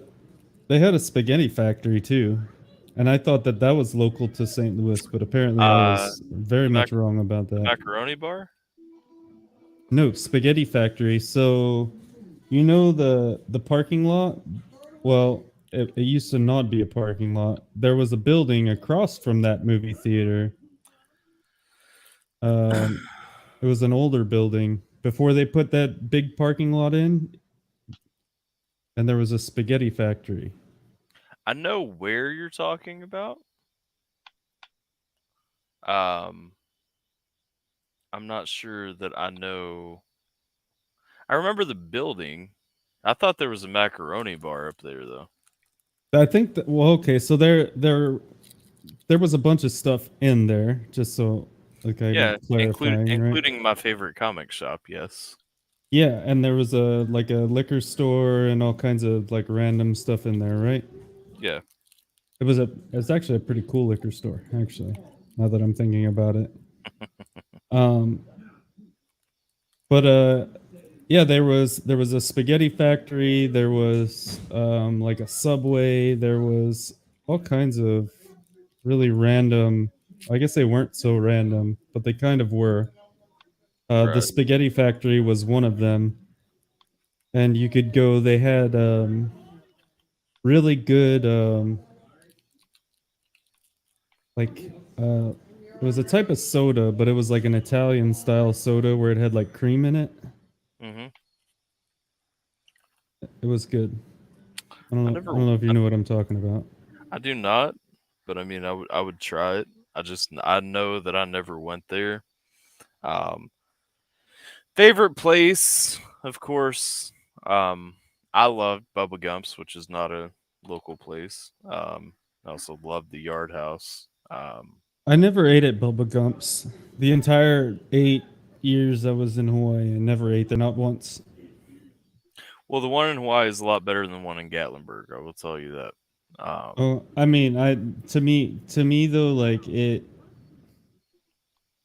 there's something about it. It kind of to me felt like someplace like a Red Lobster. Like you're just gonna get a shittier version of. It's a better version of Red Lobster. Well, right, but I mean, like I consider like Red Lobster is like a Yeah, shittier version of like what you would get if you were yeah. to get it fresh, right?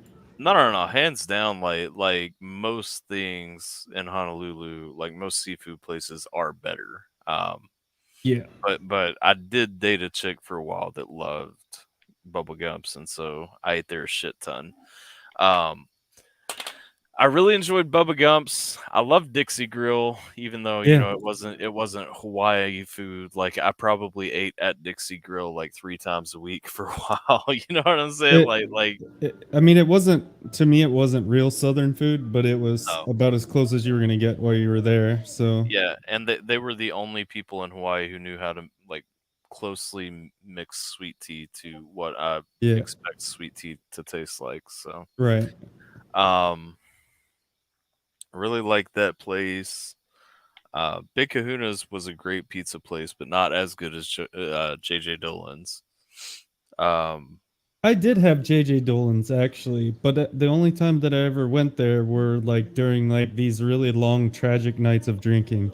So, um, there was one time that I did go there, and I actually I forgot how to get there, so I never went back. And I tried to find it a couple of times again, and I never could. So I just like yeah, I remember having a really bad experience, um, because I was trying. Well, I was with Brock one, and then like I was with somebody else also, and I had said, "Yeah, there's this really good pizza place over here. Let's go eat there."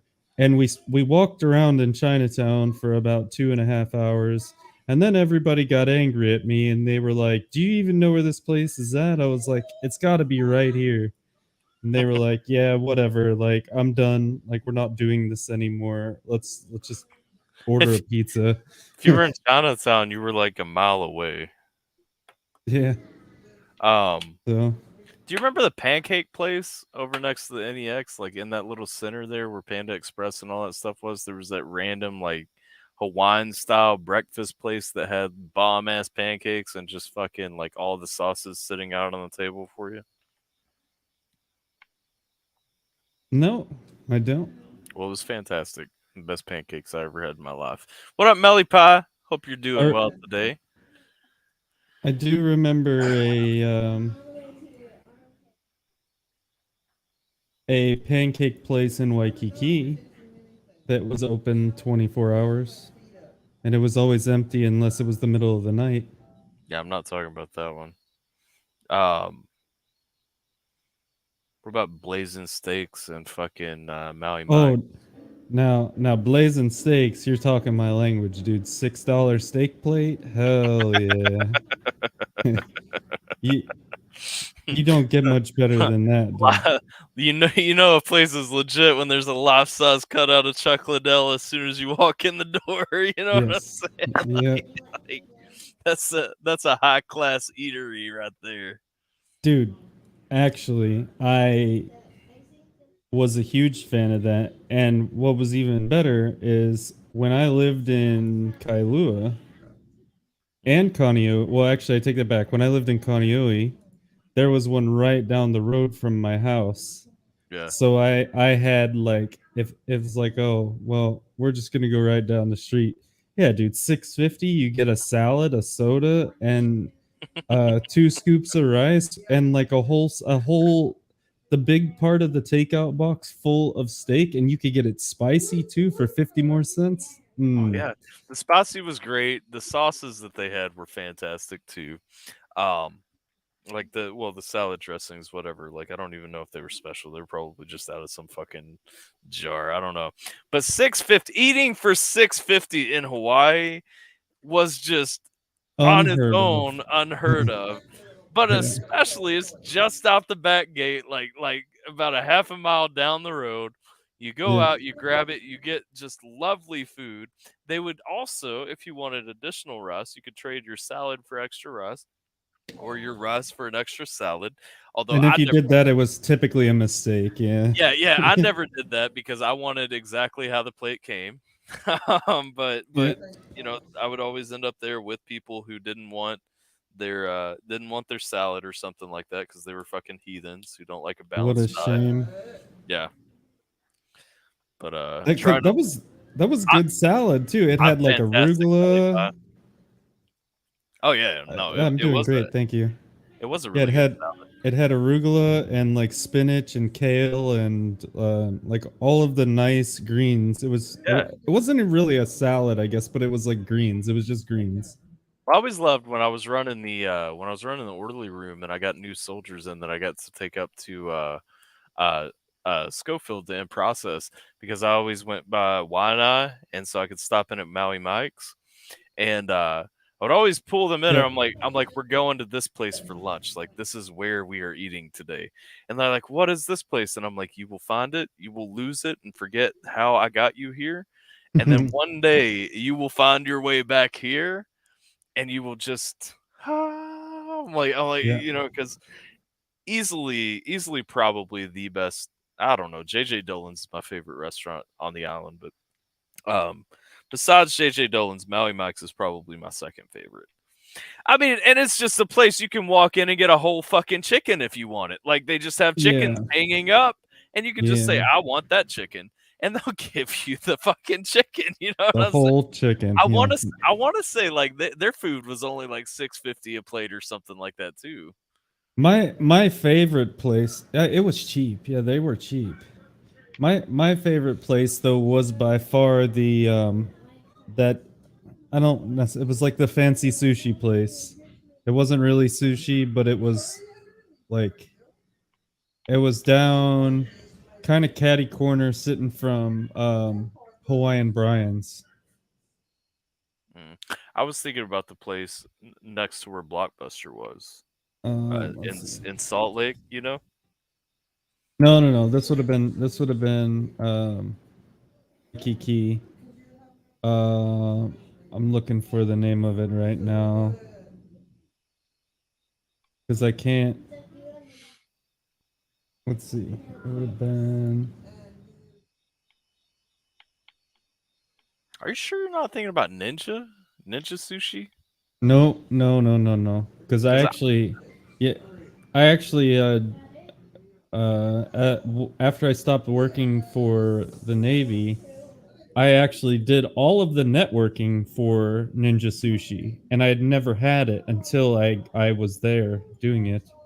oof. Um, Oof. And the dude was super rich, and the dude was really cool. The dude Yeah. had a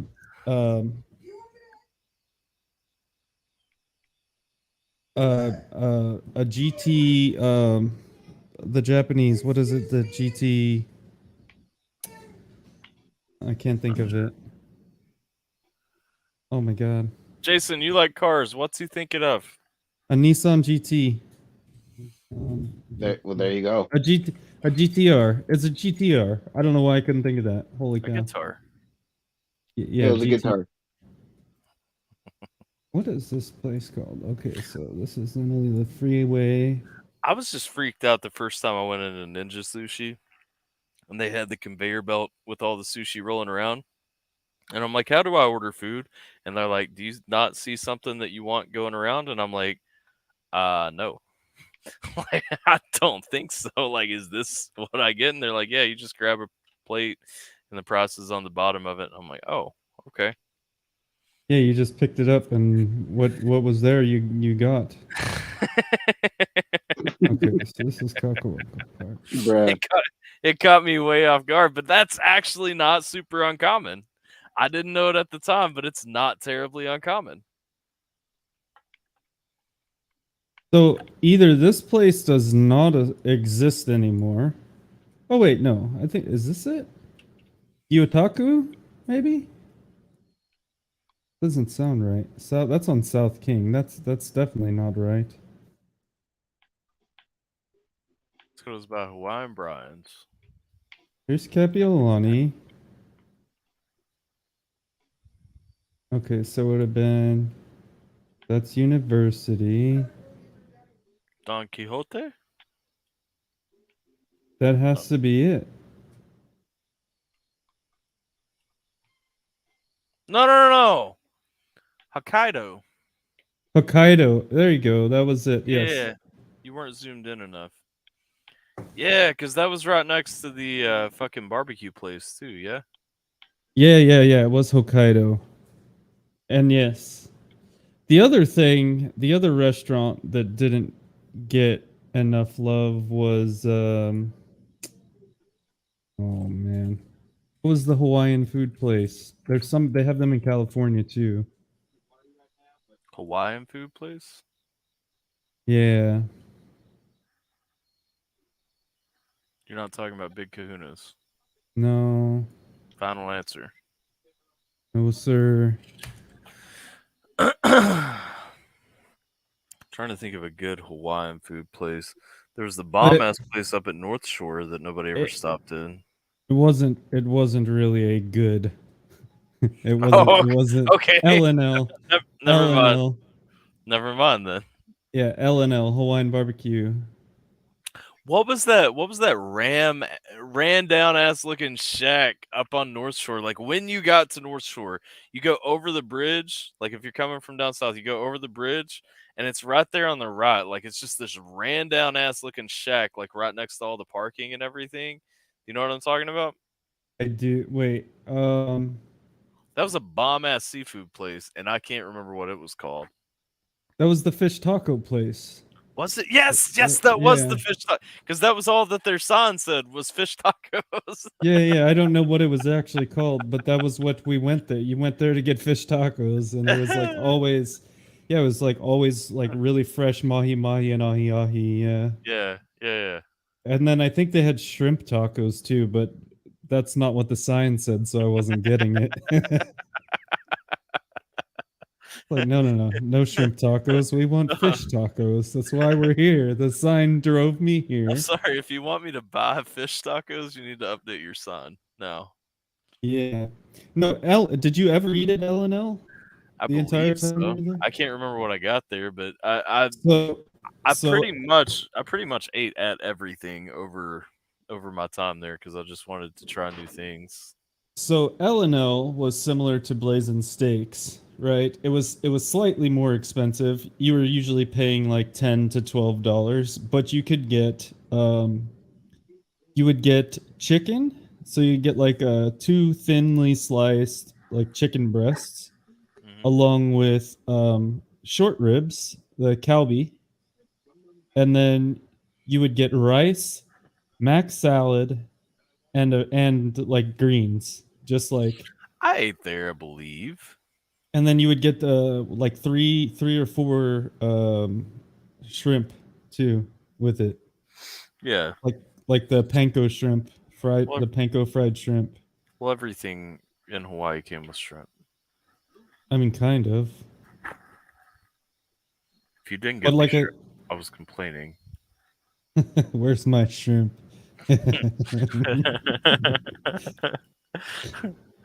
Need to make a trip. We need to make a trip back there one day. Bring the Yeah. families, and then just What? every time we go out to eat, just not ever order shrimp, and then just say, "Where's my shrimp?" Why? Why have you not given me shrimp? I know how this works. You know that. You know that they actually. What was the main? Was it Kapiolani Boulevard? That was like the main strip in Waikiki, right? Yeah, Ala Moana, right? Or maybe it was Ala Moana. Yeah. Yeah. No. Kapiolani, because Ala Moana ran into Kapiolani. Okay, you're probably right then. Because it was Nimitz turned into Ala Moana, and then you made a left to go out onto Yeah. Kapiolani. That sounds So, right. do you remember where what was that the tiki bar place? Down Was at it- the end, they had like there was like the bar downstairs from it or something, Yeah, like yeah, the lava lounge or whatever. yeah. So the Lava Lounge, from across the street from that. Well, there Mhm. was always people outside like carving tikis and selling them, right? There's Yeah. always like some like scrawny looking crackhead kid out Mhm. there with a knife like carving tikis. So across the street from that, they tore all that down before I left. Like the whole Really? You remember, I mean, well, you remember like how, like, remember where Zanzibar was? Yeah. Um so yeah, they tore that down. They tore everything down, all like going away from the main like the beach, right? For what? So people from China bought it, and they tore it down. From what I understood, that they were building a Trump hotel, and they were building a bunch of different like upscale. They were trying to make it upscale. They wanted to do have like Dior, like, what do you like, those little strip malls with all the fancy shit. But where will the hookers hang out? I mean, That's where they always hung out. I'm sure they'll find I'm sure they'll find a new place to hang out. Yeah. I mean, essentially, that's what exactly where I'm For talking about. Yeah. for anyone who is not familiar with the nightlife on the strip in Waikiki, which is Honolulu, that's what all the tourists call Honolulu, is actually called Waikiki. And all the tourists confine themselves to roughly a 1 mile strip in Waikiki. And it is the only place that I've ever been in my life where when you walk around, you will randomly have people just come up and go, sex, at you. Yes. And you always knew because they were wearing clear heels. It's a, it's an interesting place. I do remember one of my like the funniest memories I ever had was we were with a group of people, and we were all like, wow, like this girl, she was real tall, she walked by us, and she had the nicest ass like that any of us had ever seen. And then she turned around, and in the deepest voice I've ever heard, she said, "You like that, baby?" And it was like had an Adam's apple and a beard. We were all like, just like, it was funny, but we were like, holy shit. And we like pretty much all did an about face and just kind of started walking the other direction, like back the way we came. We were like, nope, not today. Is that place called Haleiwa Joe's? Haleiwa Fish Duck- Joe's. No. Surf and Sea. No, Surf and Sea No, is a surf shop. Is it no, Haleiwa Joe's? no. Haleiwa Joe's was on the left, and that was a Yeah. bar. Mm-hmm. Haleiwa Bowls? Because you're No. talking, no, Right no. across 'Cause the bridge. Oh, I found it. it was right across the bridge, and it was Hale- like right by the gas station. There was a Chevron on the right there by the bus stop, because Cakey Place is where the McDonald's is. I feel like names may have changed. Unless it was Bonsai Bowls? No. I just had No. fucking fish tacos. Come on now. Like, Uh, none of these names sound like a fish taco place. so it's not on the map. I can tell you this right now. So if you're looking at Haleiwa Road, right? Boy, I see it. You see Cane Hall Road? It's kind of diagonal and gray on your map. It's where the bus stop is, just north of. It's right across from the elementary school. And the little U-shaped building is the gas Yeah, station, and the building just south of that, or I guess southwest of that, is the taco stand. It is legitimately not. It doesn't have a name, so it very well could have gone out of business. Well, no, it still has a restaurant icon. When you zoom in, it says Sue's Farm, but it has a restaurant icon. I mean, who knows, dude? Like, They were just cooking us bullshit anyway. I mean, it's cool. It was good. I I don't mean, care. they were. I think most businesses on that part of the North Shore, were probably selling other things out the back door and the side Oh doors. yeah, You know what I mean? Like, I don't think absolutely. that any of them. Like, I feel like they were all fronts. I had a hippie chick one time tell me that I had the most beautiful aura that she had ever seen at Haleiwa Joe's. Um, I'm not kidding. And my wife makes fun of me because I'll go to Walmart and I'll have like, or I'll go anywhere. I'll just put it this way: like, I'll go anywhere. Like, we'll be shopping and I'll be minding my own business, and then out of nowhere, some random ass person will come up and tell me their life story, Yeah. and it's like I mean, actually tell me their life story. I had a woman one time. Um, she was like, "Oh, hi, how are you?" And I was like, "Oh, I'm good. How about yourself?" And she was like, "Well, yesterday we had to put our dog down, and it's been a rough go for a while because my mom just had she just died of cancer, and like, my dad, he's got the diabetes, and he had to have his foot cut off, and I mean, and like, it just keeps going, like, for segments of 15 minutes or longer. And my wife always jokes and she says, "Yeah, that's because your aura is beautiful. They feel the need to tell you everything." I'm like, "Yeah, I don't know why I always get the special people." And like people with like clear learning disabilities will come up and talk to me, and like, they always want to talk to me. It's not a question. They would pick me out of the crowd and say, "I'm talking to this guy." So maybe they're trying. Maybe they found something in common. Maybe I am also this way. I have no idea. That's your aura, sir. Or yes, as my wife likes to say, it's my beautiful aura. They can see my beautiful aura. That's great. But maybe they do it to everybody, and I'm the only one that actually responds and doesn't look at them like they're a fucking weirdo. I don't know. Like, You're just not a fucking asshole to them, and so then you are engaged in a 30-minute conversation that you had no intention of joining. yeah.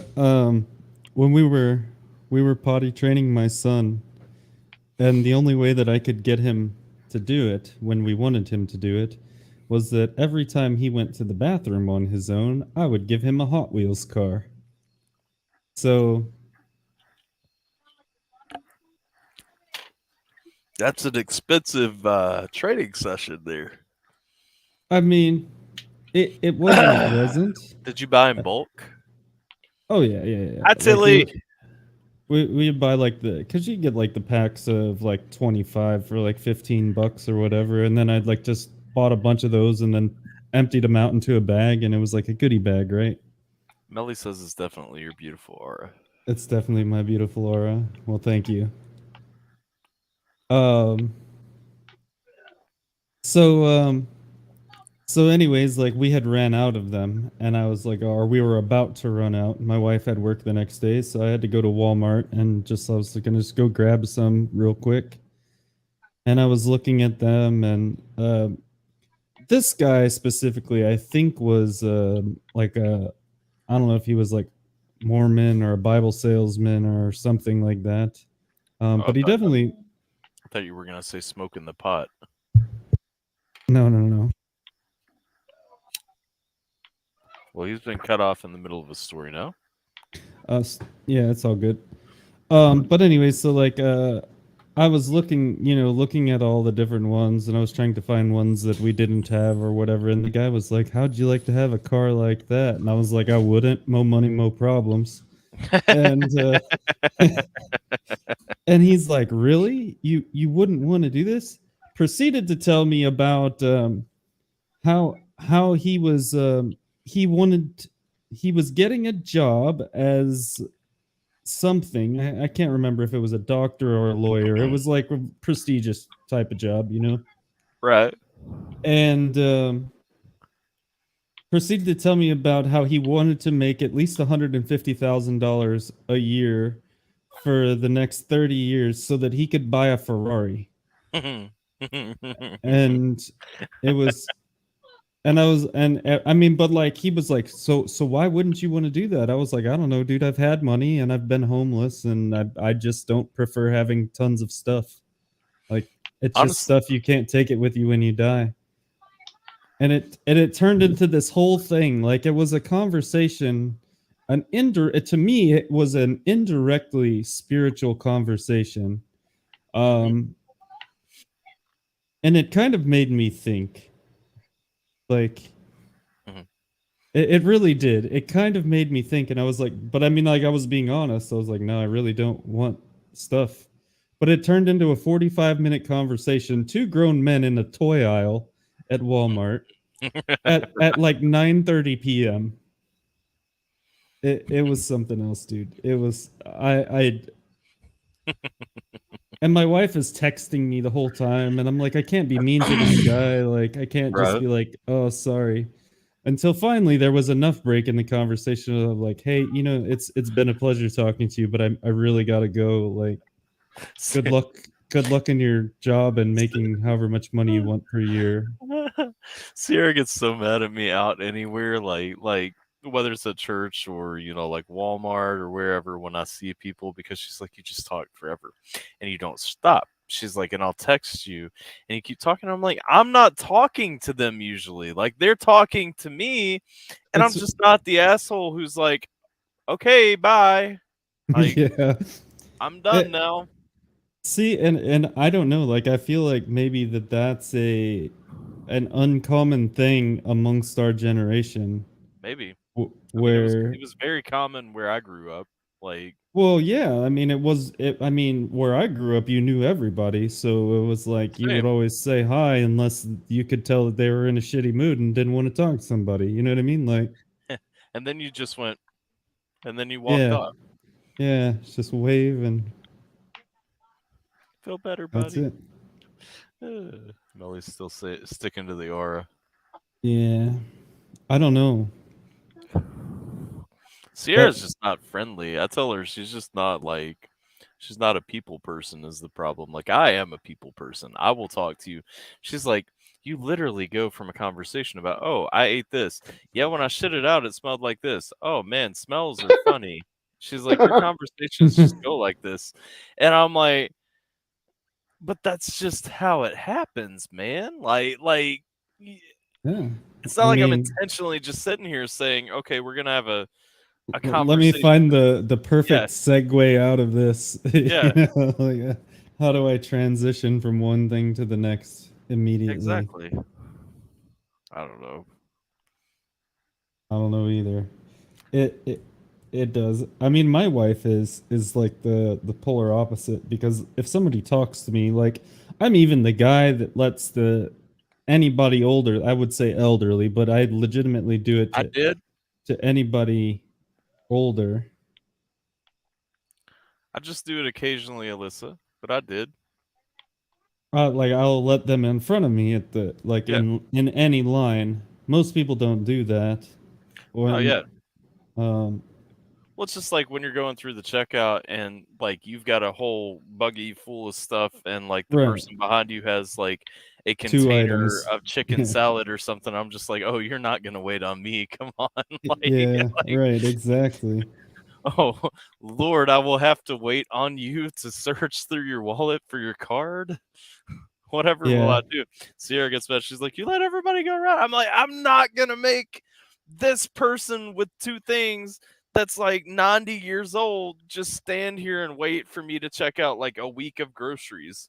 I mean, it does kind of aggravate me a little bit whenever I let that person with like 2 items. I mean, granted, I'm being nice, so I can't get too upset about it. Like, to me, I'm being courteous.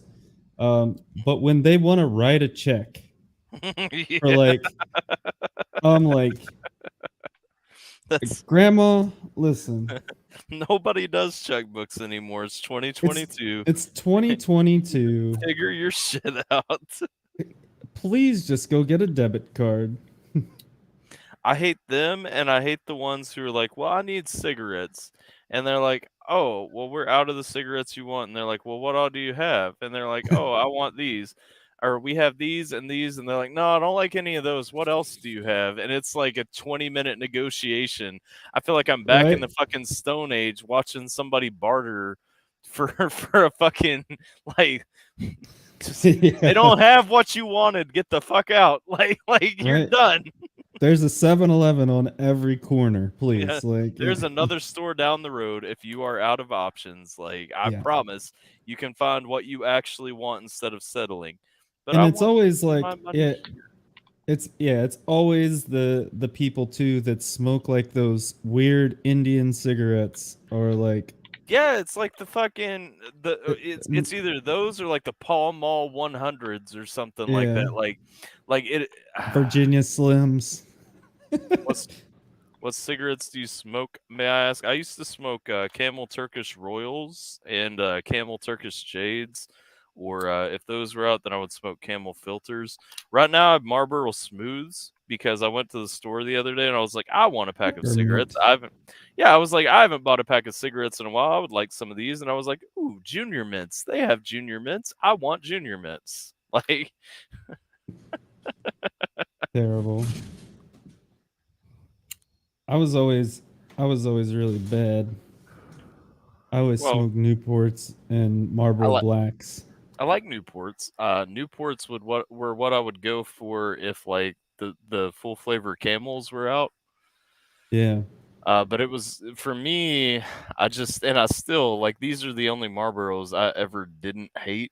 For me, it was always I just really enjoyed Camels. Like when they came out with the Camel I'll Reds, be right like the throwback Camel Reds, like those were my jam. But the Camel Reds, Camel Filters, Turkish Royals, and then Turkish Jades were always. I never liked light cigarettes though. Marlboro Red Shorts is what you smoke. See, I just don't like Marlboros. I don't like the flavor.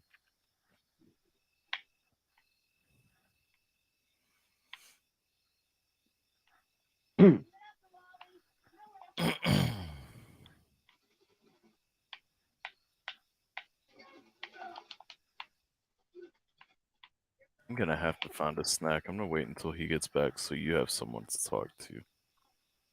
So what now? I said I'm gonna wait until he gets back so you have someone to talk to. But I need to go find a snack. Dude, I'm about to go pee. Fine. I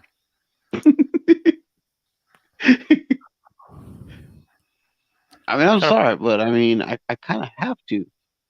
The food conversation was stimulating, sir. It was. I know for a fact you like sushi and pizza. Oh yeah, Sorry about that. I loves it. It's delicious. What kind of is California Pizza Kitchen actually like popular in California or no? No, fuck no. Actually, you know what? Never even heard of that place, and I live here. Really? No, it's not. Wow, Jason isn't sleeping. The last time I did this, I remember he was snoring on stream. No. Last time we did an awesome show, I was high on shrooms. That's true. The last house. Are you drinking Stella's? I am, sir. Oh, look at this man. This man is he reached all the way up to the top shelf today. That's not me. I don't Yeah, buy this. I was tripping out towards the end of our last show. As a matter of fact, I seem to recall my black curtains looking red at some point, and something about my light looking like a freaking tit or something. You I was definitely out did of it. talk about the booby lot a lot. You said I reached to the top shelf. No, my wife, because we were having guests over this past weekend, I said, "Yeah, get some beer," and she was like, "Oh, I'm gonna get that at the next." Mhm. So, I'll just pick something up for. And then she's like, "Well, I got you these Stellas for tonight. That was for Friday night." Yeah. So I only drank one of them because somebody decided to be a little bish and go to bed at like 7 p.m. So, so I still have five of these left. Now, I spent all of last night and the night before drinking those teas, so those are gone. Yeah, those are delicious. I'm gonna have to definitely get some more of those. I've not stopped keeping them at my house since I discovered them. I have a problem now. Yeah, that's what I was thinking. I was like, you know what, this is terrible, but like I feel like I may have a drinking problem because now like I feel like it's necessary that I have these teas all the time. They taste good. They taste so good. Well, And like they're that perfect level of refreshing too. It doesn't matter if you're eating or Yeah. not eating or Yeah. whatever. It's like they have just enough buzz that I'm happy with it, but also they're refreshing enough that like I just feel happy. I feel good. You know what I mean? Well, my wife was saying, she's like, "Oh, I bet you they are good if they're 8% alcohol." Do me a favor. What is a can? I think it says 5%, right? Yeah, I think. Yeah, 5%. speaking of drinking problems, I'm about to go pee, so I'll be right back. All right. That's the opposite of a drinking problem. That's a leaking problem. But yeah, I was like, yeah, to me that's, I mean, I'm sure it's not to justify drinking, but most beers that you get are like 6.3 these days. Yeah. Light beer is So- usually around like 3.8, and then regular beer is around I want to say between 5 and 8, depending on if it's an IPA or an amber. I mean, this is 5%. The Stella. Yeah. But yeah, you're telling me I reached to the top shelf. Do you remember what I used to drink other than Budweiser? If I had a choice, Garbage. Rolling Rock was kind of like Rolling Rock. Mickey's. Rolling Rock is just a good deal, okay? And Rolling Rock, Yeah. First of all, it is a good deal because like you can get usually 2 tall cans for $4 even today. And again, with Rolling Rock, talking about like a well-balanced beverage, like Yes. Rolling Rock is also a very refreshing beverage. Like it's just smooth and good. So you know what got me started drinking Rolling Rock? No, what was it? Yes, man. No, it wasn't. No. Oh, So okay. so like I was a 33 whiskey, right? Mm-hmm. So on the back of the bottles, and it says like something like from the old Latrobe. Hold on, let me actually find what it says. Yeah. Did he say a leaking problem? He did. It says, okay, so it says, from the glass-lined tanks of the old Latrobe, we tender this premium beer for your enjoyment as a tribute to your good taste. It comes from the mountain springs to you, and then below it, in parentheses, it says 33. So I unofficially made that the beer of the 33s while I was in AIT. I was like, what? That's fucking awesome. This is our beer. And so anytime I went anywhere, I would get it, and then everybody would laugh at me because I was like, no, this is our beer. We must drink it. And so it just became my thing. Like this is the beer that I'm getting. I don't care if you like it. This is what you're gonna drink because you are also a 33, and this is what we do. It became my thing because I can go into Speedway and get 2 of them for $4 today. And those are the tall cans. And I'm just saying, sometimes you just want a couple of tall cans to chill with, you know? Yeah. I challenge you to find a better deal than 2 for $4. Well, I mean, Mickey's is is my other thing. No. I'm talking about something that is also enjoyable to drink, okay? I enjoy Mickey's. I don't know what you're talking about. I don't enjoy Mickey's. I've It's evolved like a past better that. Budweiser. It's Well, like a better Budweiser, and you can drink it warm. That's what's even better about it. You can also get like what is it? Steel Reserve, and what's the Cobra one? I mean, if you're interested in like going there, if No. I mean, if you're looking for the best deal, I can tell you about that time that Brock had no money, and he made me stop at whatever store in Pearl Ridge. warm beer is fine, Tilly. It depends on what it is. Some beer you cannot drink warm, regardless of what, like, how good people say it is. But he got a 240s of Hurricane High Gravity. It was 2 for $1. They were what? What? Yes. How? And they were like 12.8% alcohol. Did they just dump like rubbing alcohol into a can with food coloring and sweetener? Like, dude, I don't know. I drank it, and I thought it was the most awful thing I've ever tasted. I mean, it looked like it tasted like somebody put cigarette butts out inside of it, farted in it to make it turn brown, and then like. So, I don't even know because it was made by Natural Light, it was like a what was it? Let's see, Hurricane. It said Hurricane High Gravity. The Stacy chick that I dated in Hawaii, like my first red flag should have been that my friend picked her up at a bar for me with her friend. My second red flag should have been that she decided to spend the night with me in my bed that night when this had happened. The third red flag should have been when she woke up the next morning and immediately downed a full bottle of Captain Morgan. But the moment that I should have walked away after ignoring all of that was when I got back to her apartment. She reaches into her fridge, opens up Steel Reserve, and just guzzles it. I sent the link in the chat over the private chat thing attached to this. This is a link of what it looked like. Oh boy, that is 8.1% alcohol by volume for a distinctive. Oh damn! Taste. It was distinct. It was distinct. That's for sure. Yes. Let's see. Triple Carmeliet. Never drink that warm, though. I've never heard of that. What about Guinness? Do you guys not like room temperature Guinness? Like, is that not a thing that anyone else enjoys?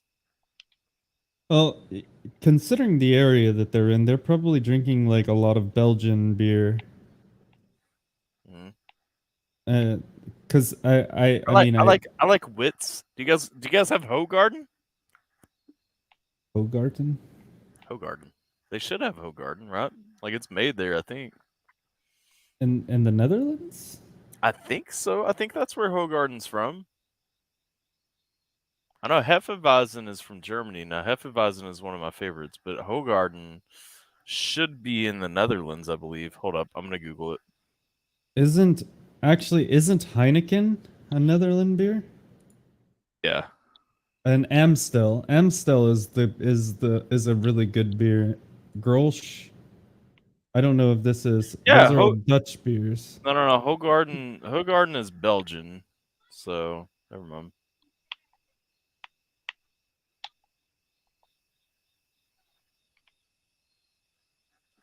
Yeah, Heineken also brews Amstel, Grolsch, and Bavaria. Ah, see, Melly says yes. They do have Hogarden.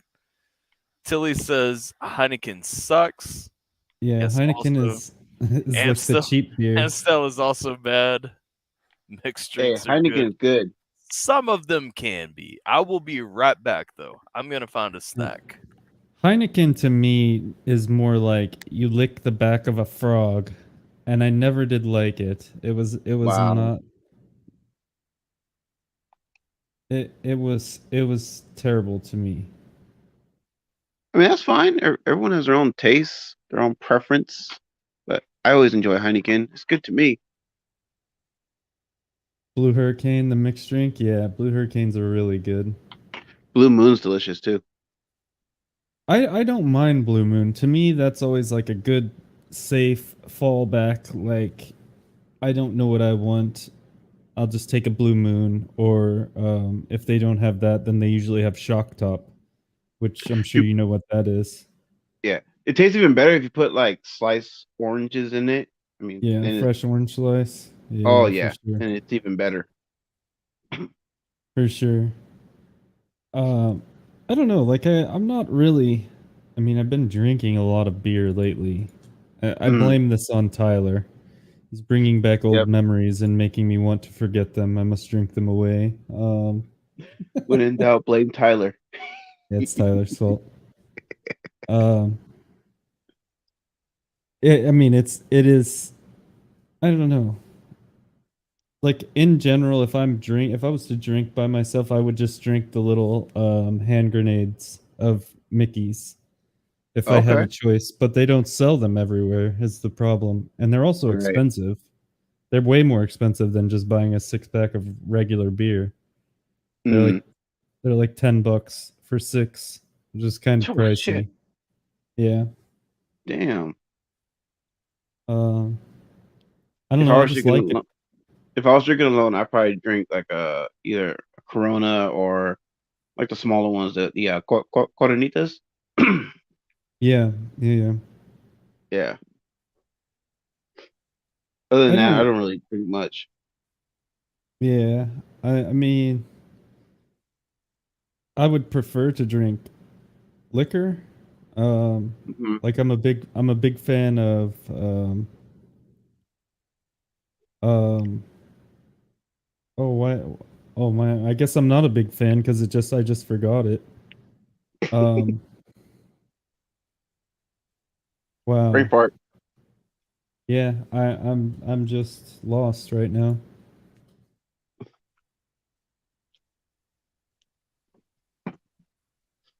So Jameson, what are like I'll your drink your like your top Jameson 5 and beers? ginger ales. My top 5 beers? Yeah, Hmm. like your go-tos, your top 5. I would say Mickey's Okay. um is probably my number one. It now depends. See, because like, am I Mm. at a store where I can get anything I want, or am I at like a restaurant where I have to drink? It don't matter. It's just if the option was available, like what would be your top 5 go-tos? So I would say Mickey's, Rolling Rock, Okay.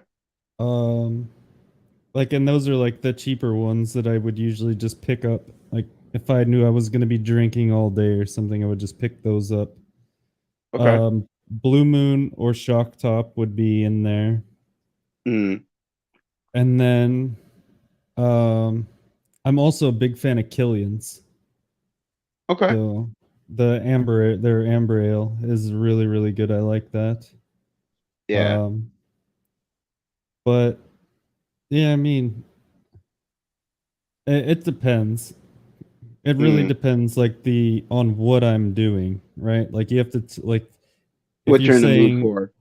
Well, I mean, it's not necessarily what I'm in the mood for because, like, if I'm Mm, going someplace and I know, like, oh, this is a family event, I'm gonna have to be drinking all day, I will mm, pick the lightest, cheapest beer that I can find. Well, I mean, within a specific reason. Like, that's why I always say, like, Rolling Rock is a good choice for me.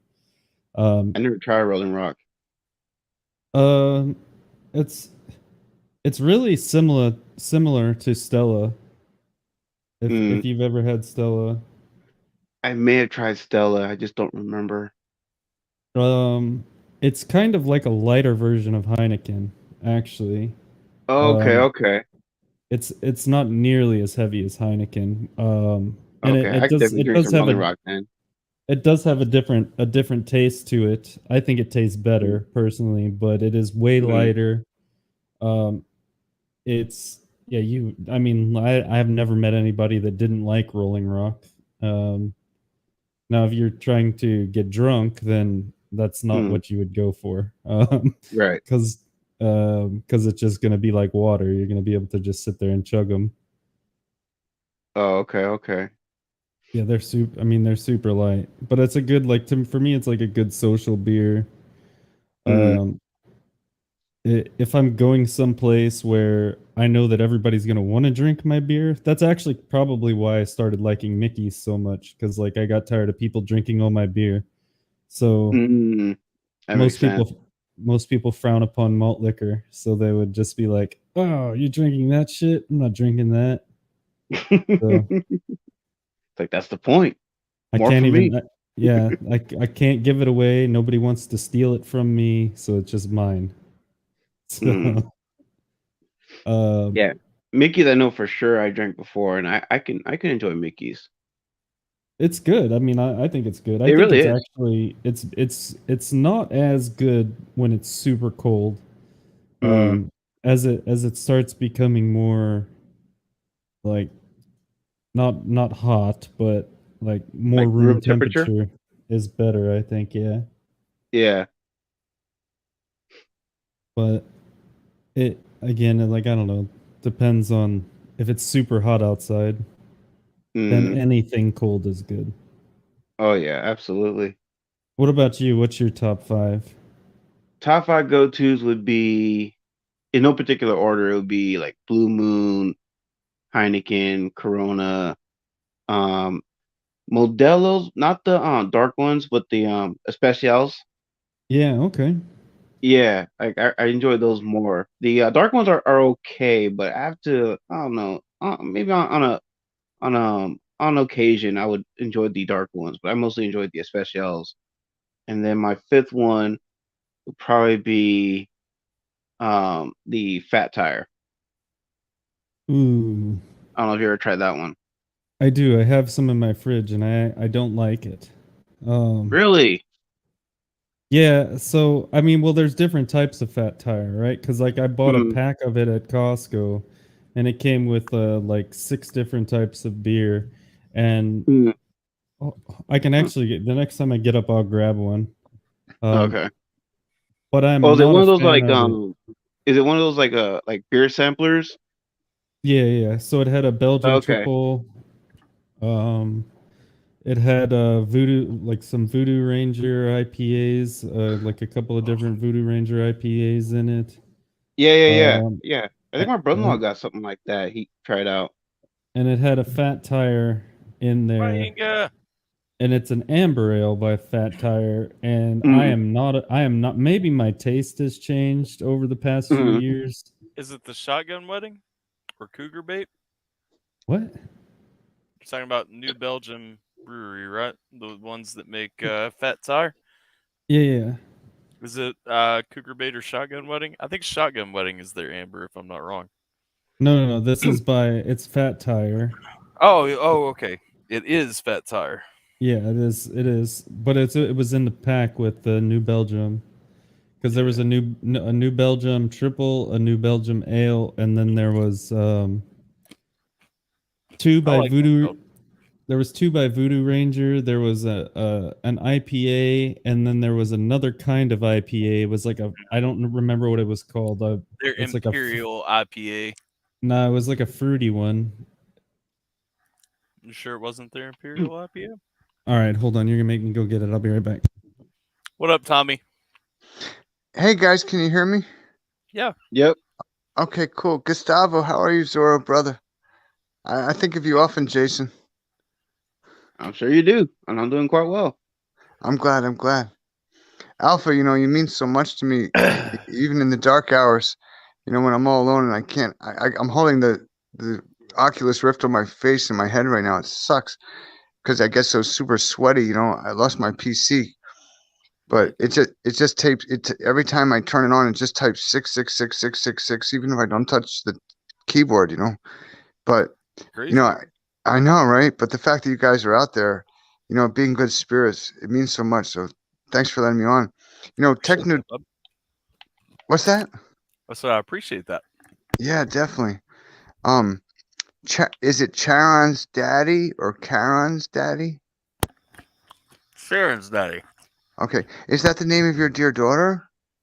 Or something else? No. That's just a reference to a video game I've been playing. Oh, cool. I try to check in when I can with you just for a few minutes sometimes just to say hi, but I often can't stay on long. But, I love watching guys like you and Simple play video games. It's really cool. Right. Well, I mean, I always appreciate you rolling in, man, whenever you can. I know you've been struggling a little bit lately. Hey, Zach, Tommy actually lives. I don't know if you've talked to Tommy before. Tommy actually lives in Hawaii, right outside of Pearl Harbor. Oh, awesome. Yeah, if I go up the hill a little bit, I can see the ship. So, and my mother, she was born at 6 p.m. December 7th, 1941, I think, for a reason. But I guess, Zach, that's you, Technutium TV? Yeah, that's me. Did I see something? Do you do some music? Did I see something you did maybe on Jackson Pierce? I thought it was really good. On Jackson Pierce? No. I don't think you would have seen him on JP's channel. He does do music, but not on JP's channel. Okay, but Yeah. I remember the name, and because I remember I couldn't figure out how to say it. But is it Technutium? Yeah, you said it exactly right. Cool. Call Nice me to meet anything you. but late for dinner. Yeah, nice to meet you. Thanks. But yeah, so this is the one that I was talking about. It's a Juicy Haze IPA. I haven't had that one. So this one is okay. This one. So here's what gets me, right? Look at. I don't know if you can see look at all the sediment It's just in the settled, bottom of this. dog. You just gotta roll it. Yeah. Look at it. You just gotta roll it. No, so it's not even just that. It's like chunks of fruit. It's like pineapple. I can taste it. It's like pineapples and oranges. It's just In the fat tire? in this. Oh, okay. Look, you can see it. It's like chunks of fruit. Like, dude, they could have filtered it or something. But it's not okay. I mean, it is okay. Well, it's not like a worm in tequila, right? This one, however, is not okay. This one, I mean, if I wanted to go out in the yard, those are awful. If I wanted to go out in the yard and eat some grass, it would taste better than this. Those are way too floral. And I thought when you were saying they sent you their other IPA, that they sent you their Imperial IPA, which is about twice as floral tasting as that one. No. This is the other one, and I usually like any sort of amber ale. I like Fat Tire. I usually like any amber ale. I think this tastes like shit. So it's not that bad. I'm a big fan of Killian's, so it's hard to beat an Irish red versus anything else. But Killian's is amazing. I remember Killian's from decades ago, but it's been forever. Yeah, I'm gonna go put these back in the fridge. But yeah, I heard something Technutium did musically, and I just want to say, Alpha, I don't know, maybe it was your channel, but I thought it was good, and I mean, we all try, that's what's important. Yeah, he plays guitar. He does really well with it. Cool. How you been, Tommy? I'm hanging in there, and it means a lot to me to know the guys like you and Simple and Gustavo are out there, because we're all like points of light, trying to hold it together, the fabric of decency in society. And to all the guests here tonight listening, I'm so glad to be here, part of Jason Alpha's awesome stream number 9.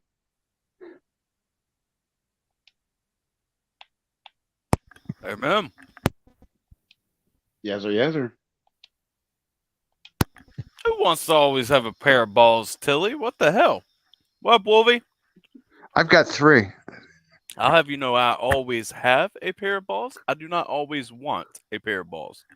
Well, every time you sit down, it can be difficult. I mean, our dear girls, God bless them, they don't have to sit on their breasts every time they sit down. Preach. I mean, they might when they get older, but I think it becomes equally a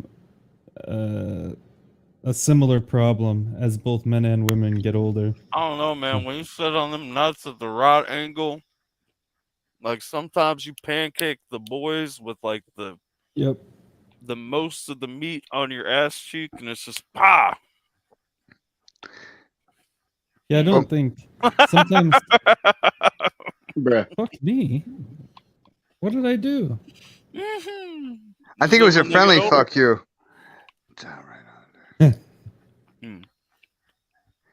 What up, Marilicious? Yeah, Marilicious. Nice. How you really feel.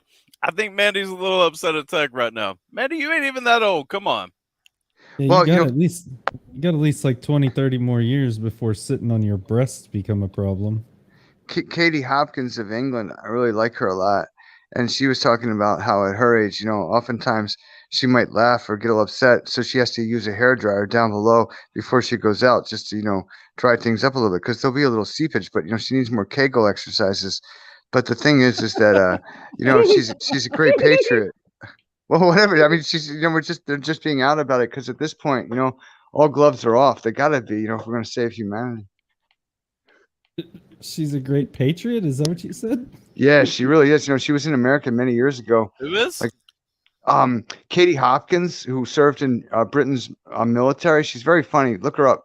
It's KATIEHOPKINS. Katie Hopkins, and she's doing some shows with Alex Belfield right now in England, in Blackpool and then West End. They say they're just 2 gobshites, but they're making waves, and they're patriots. But Katie was in America many years ago saying, please understand, Americans, England is already lost, because if you send the wrong tweet, the police would show up at your door with questions, and that's kind of, Gestapo. But you're privileged to be here in America, Yeah, she's a big journalist or a columnist. Right, yeah, I looked her up. The dog stray, another leaking problem. Right. But she has no problem making a little fun of herself. I mean, if we don't carry too much ego, people notice that, because we should be for each other. Yeah, absolutely. I don't disagree with that at all. That's like I don't know if you were here earlier. It was like talking about like how I'm courteous at the grocery store, and then sometimes it leads to like 45-minute conversations with people I have no intentions on ever talking to. So. Yeah, but that's a beautiful thing. My legs have been crippled for 40 years, but I'll always stand and talk to a stranger on the street corner in a grocery store, because that moment might matter for that person. But yeah, it can be painful, right? Yeah. Yeah, I mean, I don't know. It's just common courtesy. Exactly. It's under the table committee. Now, come on. Neither of you has it that bad. It's under the table committee. Do you know about how girls who are out there? I just want to. Oh, go ahead. I'm sorry. I was gonna say, as long as they're not feeding the animals. I mean. That ornament, I'm telling you. In the spirit of honoring, our sisters, girl power, Kegel exercises are very important. The Japanese, back on Kegels. because I saw this comment about leakage. from I think that dog Stray. I Another agree leaking that problem. they are super important. Kegel exercises, ladies, definitely be doing those. Men Yeah. should do them too. Yeah, you're Sure, right. yeah. Well, you're right. But the Japanese, and I live with a Japanese fellow who lost his hand serving our country in Laos, who's much older, and there's a lot of Japanese in the area here, and obviously in Hawaii. But the thing is that traditionally they would give the youth who were married, a book of how should we say, explicit instructions on how to love each other, and there'd be pictographs. Yeah, and basically, kind of, sort of, yeah. And there's one called Hanging Tree, where the woman has developed her muscles in that area to such a degree she can just stand up and lift a man up who's like hanging like a bough of a branch.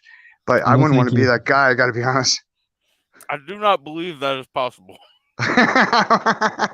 Well, I haven't seen it in real life, but I've seen the pictures. But I'm just saying, go girls. I mean, you go in and she decides whether you go out or not. That's girl power. Kegel's silly. See bodily fluids coming from every open. What? But at the very least, you won't have extra leakage. It's no fun not getting older without being able to say, "Oh damn, I pissed." Well, not for that reason. I mean, piss yourself if you want to. Like, I'm saying, like, the Kegels for men and women are for the umph. You know what I'm saying? Like, Mandy, go see a doctor, please. Melly, Tilly, Mandy, hi. Tina's? I'm sorry, I wasn't here to be with Inga more. Talk straight up. Please. Well, honestly, it's less work for the man when the wife can just squeeze. But then again, I know you kind of feel emasculated because you're not really doing anything. I mean, damn. Just damn. I feel like this conversation devolved a bit somehow. Yeah, I know. Wait. You guys went to a Kama Sutra convention? Like, hold up, what? I hear about that. Did you get them with the discount code? Oh shit! Oh shit! This has went everywhere. But the thing is, we're being mature about it. Okay. Adults about it. That's important. Oh, absolutely. Yeah, because it's a celebration of the divine feminine and the divine masculine in the face of a reality that would degrade everything and call every gift of God something sacrilegious. When approached with the right heart, it's precious. It's love, truly, especially under marriage, which is a commitment to another and not just freewheeling through space and time. Mm-hmm. But getting back to the beer conversation, I remember I had a friend that was in Philadelphia, and she ended up sitting next to Pete of Pete's Wicked Ale, and it was a cool fucking story. It was, she's like, "You're actually Pete." He's like, "Well, I'm sorry, yeah, But you go back to Sam Adams. He was a real American. People forget that. But I wish I could have lived hundreds of years ago and tried honey mead made by the monks. That would have been cool. Absolutely, really would have been cool. I'm learning all kinds about Melly tonight. Zach, I had a thought maybe 30 seconds ago. What was the hibiscus beer that they served at the bowling alley on Fort Shafter? Do you remember? The hibiscus beer. Yes, I swear it was local, and I can't remember what it was. But I know it had hibiscus in it. Zach, you were at Fort Shafter too? Thank you.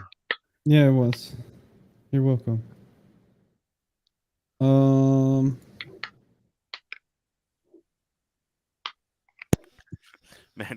Mandy's I'll be there, Mandy. We're gonna give lots of notes and demonstrations, right? Bruh. I think we're on the wrong platform for that, though. I didn't say it was going to be on this platform. I'm just saying she's saying it's going to. to It was Longboard. It right? was not Oh, long. longboard. No. Oh, I get longboard all the time because they sell it right, all around here. Obviously, you guys No, know. no, no, no. But it wasn't longboard. It was something else. Like, Oh, it was like it had was a it hibiscus. Kona? Was it I want to the? say like something with a lemon in it. No, it wasn't Kona or longboard, man. It No, no, wasn't like. no. No. Listen, it was called Kona Honolulu Island IPA. Let me look at It it. was. I haven't seen that. I think that might have been phased out. Because I'm right here in the Palisades. That is what it was. 100%. I remember the bottle. I don't think that's what I'm thinking about. I'm, Because I felt like it had like a boring ass picture of a field of fucking hibiscus flowers on it. You liked it though, Alpha? I did. That's why, like, I've always tried to figure out what it was, and I can never like Google it and find it. I'm pretty sure that that's what it was. I could be a liar. I don't know, but I'm pretty sure that that's what it was. No, see, I just Googled that. That does not look like the label that I remember. I might be wrong. They could have did have changed it the on, label. They could have changed the label, and also the bowling alley had it on tap, and so like I could have just been looking at like a old different picture or something. Yeah, I feel like I'm pretty sure that that's what it was. In the 18 and up VC.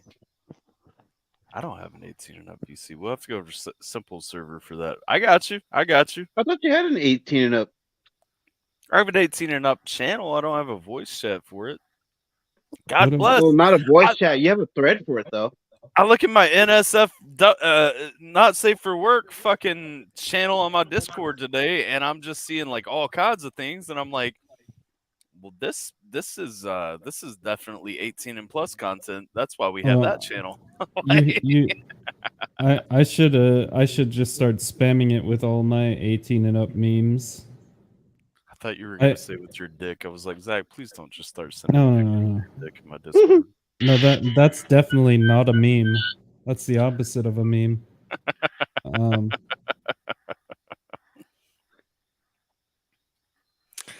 I ask what Technudium TV means? Like, where did you come up with the idea for the name? I asked this question 15 years ago and still yes, don't understand the answer.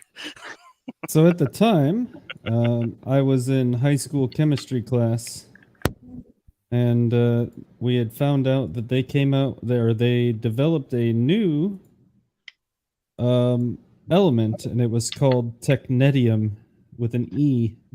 Okay. And I had Xbox Live at the time. It was like a brand new thing, and I went home and I made my gamer tag technudium with an E, and followed by the numbers 009. 009, like James Bond, or something else? Yeah, 009. But I guess it really is not James Bond because he was 007. Right, but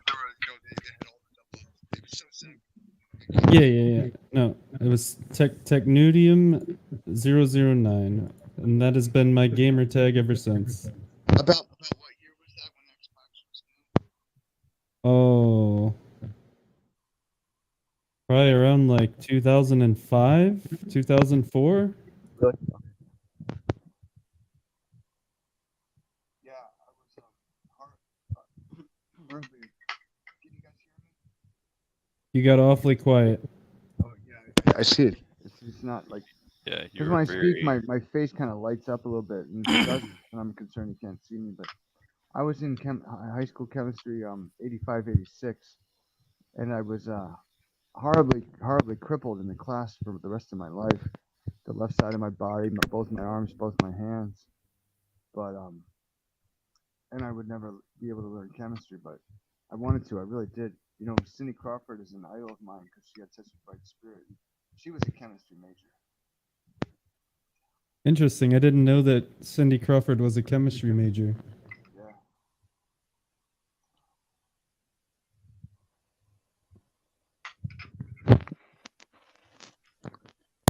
I'm interested in this conversation. Apparently, Tilly is guying. Well, she is budding / guying Mary, the biggest babo she can find at the Kama Sutra convention. She's buying you one, Tyler? No, for Marilicious. Oh, I thought she was buying it for you. That would have made it way more interesting. Who's whispering? That was Whoops. Tommy. No, I promise. I'm not the one whispering. But if you go back to Jason and Alpha's awesome streams 3 and 4, you'll hear a whisperer. Matter of fact, Alpha thought it was Jiminator who was sound out asleep. But if you listen carefully, you'll hear another voice that's not with us, that's speaking. It's very interesting. Like a ghost in the machine. Like a ghost in the machine? Definitely. Alpha tell you, I bring a slightly different element. I'm not trying to. He's Robin Hood for me. I'm just trying to be Friar Tuck. I like that. You're Cool. Robin Hood, and he's just trying to be Friar Tuck. I like that too.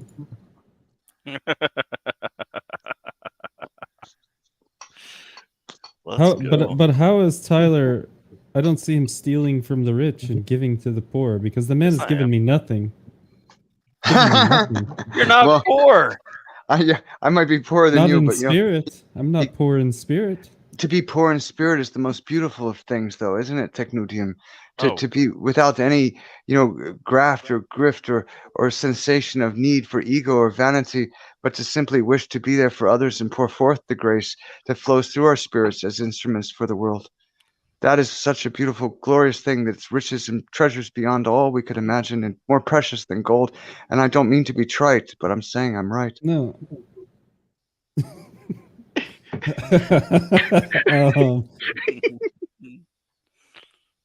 I mean, I But don't know. I hear what you're saying. I don't mean to disrespect your position.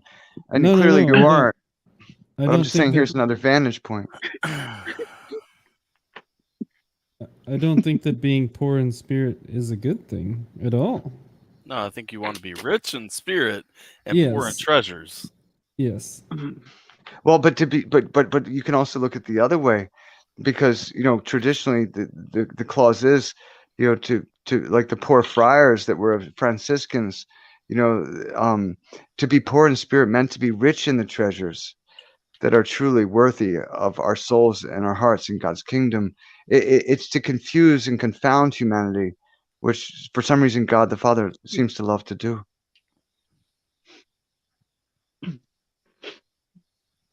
I think we're saying the same things. Yes. Just different of approaching it. I think one of us is flipping terminology, though. Yeah, all you guys. I don't think it's us. Well, of Yeah. course, that's because it's you. I think you're saying what we're saying. I think we're just But don't you understand? Like forever, the Chinese and the Tibetans argued over who had the tallest mountain, till they met each other at the top of Everest and Kilimanjaro, and like, what are you doing on the top of our mountain? And they're like, wait, it's the same mountain we've been arguing over? Those sons of bitches.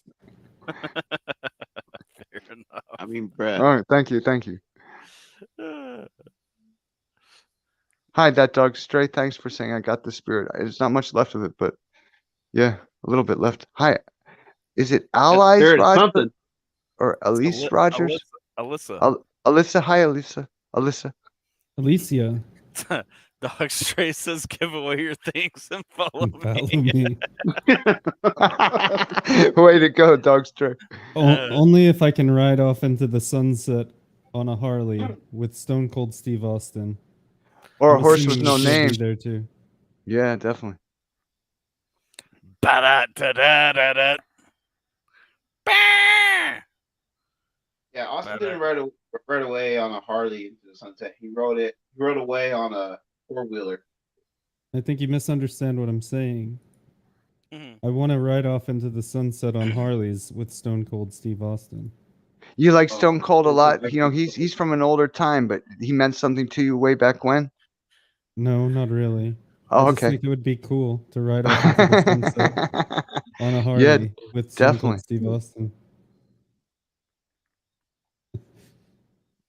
Wait, is the Tyson Fury that makes music the same Tyson Fury that does like boxing? I'm glad you didn't ask if he was the same one that made vacuums. Is that the same guy? Yes. Really? Yes, in fact, it is. Oh, I know his engineer then. I didn't know that. I didn't know that until this exact minute. Well, now you Yes. know. Knowing is half the battle. I And if you literally don't know, then I now literally you know. said it in my live stream on Twitch yesterday. I have no idea Where did- who Tyson Fury is because Where did Tommy go? his device has disconnected. He's still sitting backstage, but he's not connected, so I can't add him back in. If only he clearly is not the Friar Tuck we were hoping for. No. But apparently the one we deserve. Is this your first time talking to Tommy? Yes. Oh. Yeah, I don't think Tech has had any interaction with Tommy prior to this time. So I said I in went my slightly in a different. It must be my aura, dude. My aura was so bright, it made him appear. A wild Tommy appears. The first time Scheme and Tommy had a conversation together, Scheme just stopped Tommy and was like, "I'm not high enough to have this conversation yet. Hold on." And then Scheme left and came back and got high to have the rest of the conversation. Oh, that was the most entertaining conversation that we've ever heard. Don't forget to bring a towel. But no, like I just looked and realized like Tyson Fury. So I said in my live stream yesterday I'd never heard his music, and that is true. I haven't listened to Tyson Fury's music, but I did just realize I know his engineer. Like that's crazy. Who's his engineer? Richie. It's the same guy. If you watch like Mises' Adele cover, if you watch the music video, Oh, the okay. in that, like that's that's his engineer. Cool. Oh shit. Okay. That's dope. Yeah. I looked at Facebook and noticed this, and I'm like, holy shit! I said I didn't know that guy yesterday. I should probably check out his music because like Richie's the bomb. Like Rich is a dope engineer. Well, there you go. Let's see. Hi. Fairly popular musical artist as well. Hanging on my wall. Yeah, I've never listened to him though. Like I know him as a fighter. Oh, Tyson James rapper. No, I'm not talking about Tyson James. I'm talking about Tyson Fury. Tyson Fury, Gypsy King. What the fuck? That's not the real. What? Maybe it's not. Maybe it's not the same. I thought it was. Well, this is about the oh god. Alyssa, contain yourself. Don't look at that picture of Stone Cold right now. She's looking at nice musicals, not muscles. That's true. You're right. She is looking at musicals. Even though you can't touch, you can look, but you can't touch. Relax there, Bella Twin. I'm just, I mean, y'all know it. No. Oh wait, what? Hold up. Want to bet? You can't tell. Want to bet what? Are we doing the Oppa Gangnam Style? No. I was doing the Nikki Bella, baby. Like the you can look but you can't touch. Oh shit. Oppa Gangnam Style is way better than that shit. Mary's like, if I want to touch, I touch.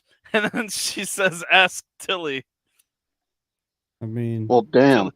Tilly. The first one's free. The second one costs. Care to elaborate, ladies? Right? I'm telling you, I think we're on the wrong platform for this. I think I'm missing all kinds of stories that I need to know the answers to. Yes. I mean, I'm not sure what are our limitations in this on this platform.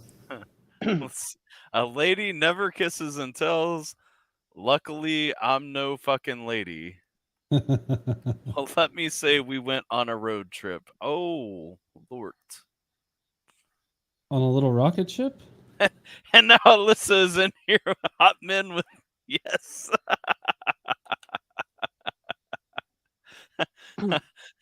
What the fuck are we doing tonight, guys? Like Apparently, we're doing some OnlyFans shit. Can we figure out what's happening here real quick? I'm not sure. I'm not sure we exactly fit the category that they're defining, but We don't do Little Mr. Aura. Whoa! Shots fired. I mean, damn. I'm not sure what that's supposed to mean. Let's see. And I'm going to Bret- take this as a compliment. Bret. Little Mr. Aura. I thought Mary was a chick. Is Mary Bret or am I right? I don't Mary know. had a little lamb whose fleece is white as snow. Bret is Mary's husband. Okay. It sounds like Bret got lucky that day. Something along those lines. Brett must We be a don't very do happy man. I'm not sure. I'm not sure if I should be taking offense to that comment or honestly, I don't care. What is what is Little Mr. Aura? Don't think too hard, Ty. We would like to hold up. You see the smoke coming out of my ears? Or? We need We to don't do Little Mr. Aura. we need to elaborate on this comment, I believe.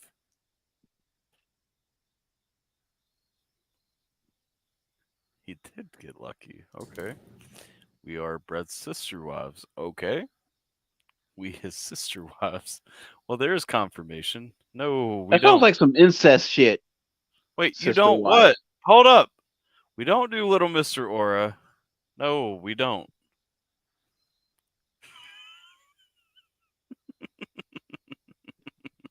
I'm at a loss, dude. I don't know. Yeah, I don't know what that means. I don't know what they're I'm talking curious. I'm curious. I think there's a language barrier about. Yeah. issue here. What we have here is failure to communicate. Oh, we don't do little, comma, Mr. Aura. Okay, Oh, now that okay. makes more sense. I get it. And shots fired. Damn.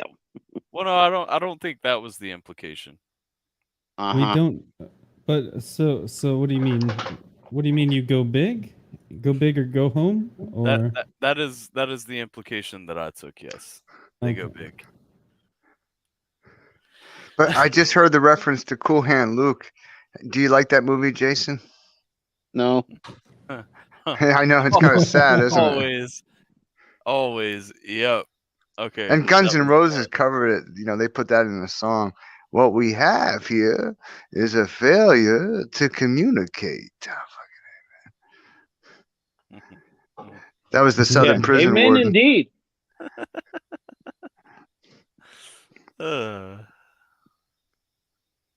Fucking A Ghost. indeed. The ghost in the machine.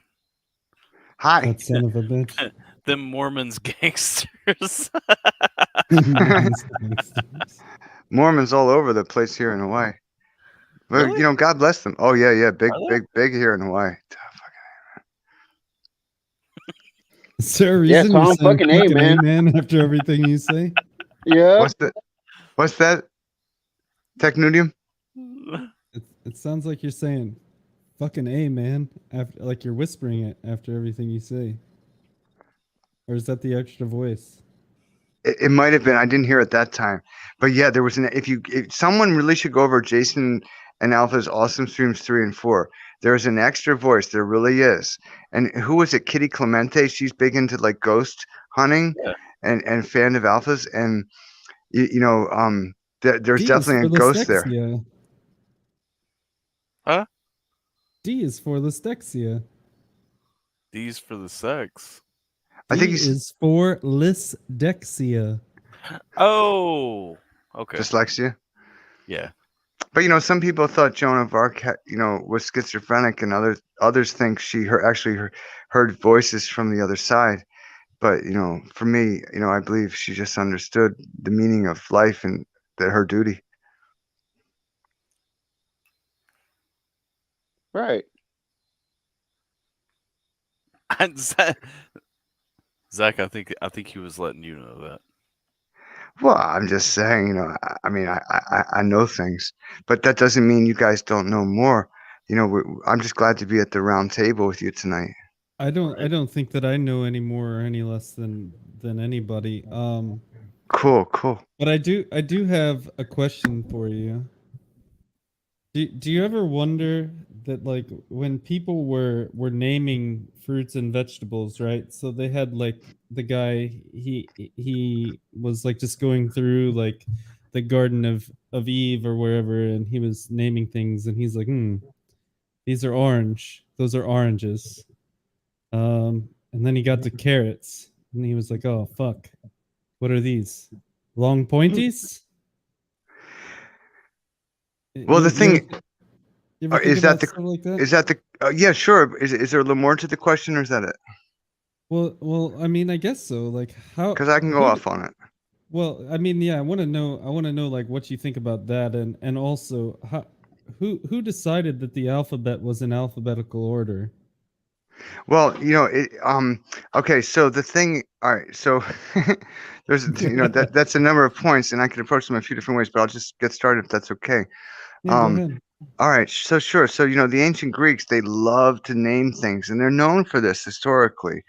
And I mean ancient Greeks, like they were big on naming everything. And one of the things that was important was that they also believed more than the light came from the sun, that it came from within everything. So it Of came from course. within it came from within the carrots, and it came from within the girl's private parts. But that's not the issue. But the thing is that, well, why do guys come out and spend the rest of their lives trying to get back in? That's a question. But the thing is that I know, right? But well, I kind of true. But so just to keep the conversation serious, though, is that Mother Earth is a very special, blessed thing, and it encompasses us and surrounds us. It penetrates us, it binds us together, to go a little Obi-Wan. But at the same time, if you look at the famous Saturday Night Live episode, I think that it okay. might penetrate some of us deeper than others, though. Well, yeah, and that can be a problem if you're not asking for that, to be honest. Yeah, of Yeah. course. But the thing is that Richard Pryor in the famous Saturday Night Live episode, they're in Egypt and they're all dressed as archaeologists, and they find a room and they find the Book of Life, and he's looking at the book, and he opens the big book, and he's the one black guy with the three white guys, but they're all wearing the classic hats and the beige uniforms, and he's like, oh my gosh, and it says here that the blacks came in their spaceships and they landed upon the earth, and they named the fields and the gardens. Spaceship. They came all over it. Well, not quite that way, but they came in it, But the same, I mean, the thing is does it get moving and does it bring life? And the answer is yes. But the thing is, we need a fertile field in which for it to blossom and grow. And that's important. That's why our women and our sisters matter so much. And as men, we must protect. But the thing is he's saying, my goodness, they taught language, and they Yeah, but I think we're getting away from my original question of, like, why when they named oranges oranges, like, how come they didn't, like, call limes greens? Okay, so I stood outside the Holy of Holies Lemons once, yellows. and it exists in the Twilight realm, and the dimensions are exactly the same as spoken of by the Hebrews. But again, What is the Twilight realm? the Twilight realm is another It sounds like some dimension. Yu-Gi-Oh shit. All right, so if you're in the Twilight realm, That's the shadow zone, sir.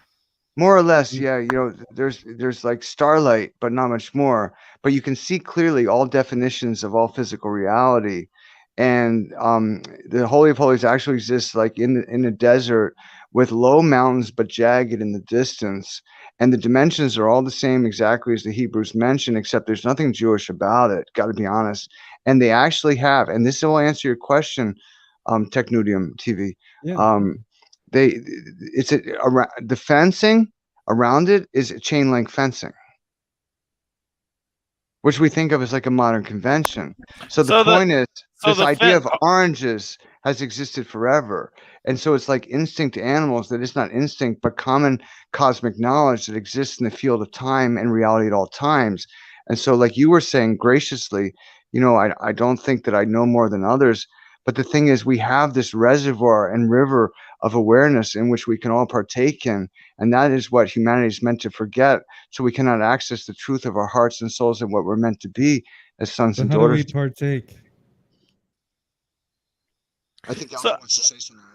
Well, I'm just wondering. So, like the perimeter of this other dimension is a chain link fence. No, of the Holy of Holies is, with the tent where God is supposed to reside, etc. It's described very clearly in the Bible. But again, there's nothing. You're not talking about the tabernacle that was built by I'm the Jews, though. I'm talking about the tent that's surrounded by like maybe 20 yards by 40 yards. But of course, they would call it cubits and such like this. It's been a long time since I've looked at it. It is exactly like that, but it's actually a chain link fence. And this little boy was very surprised because we think of a chain link fence as kind of a modern convenience, but like the color orange or the name carrot, or which is different in every language and yet means the same thing. It has existed since before time, which is the incarnation of our souls in time and space matter, which we encounter linearly when it's really circular, right? And has existed over and over again for trillions of years. Yeah, I know. Cheers, right? Drink up. Cold 45, baby. So that brings me to my next question. What does water taste like?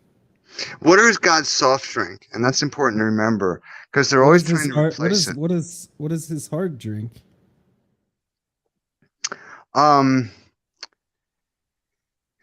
He prefers not to go hard because he knows his own power and he wants to be gentle and soft with his children.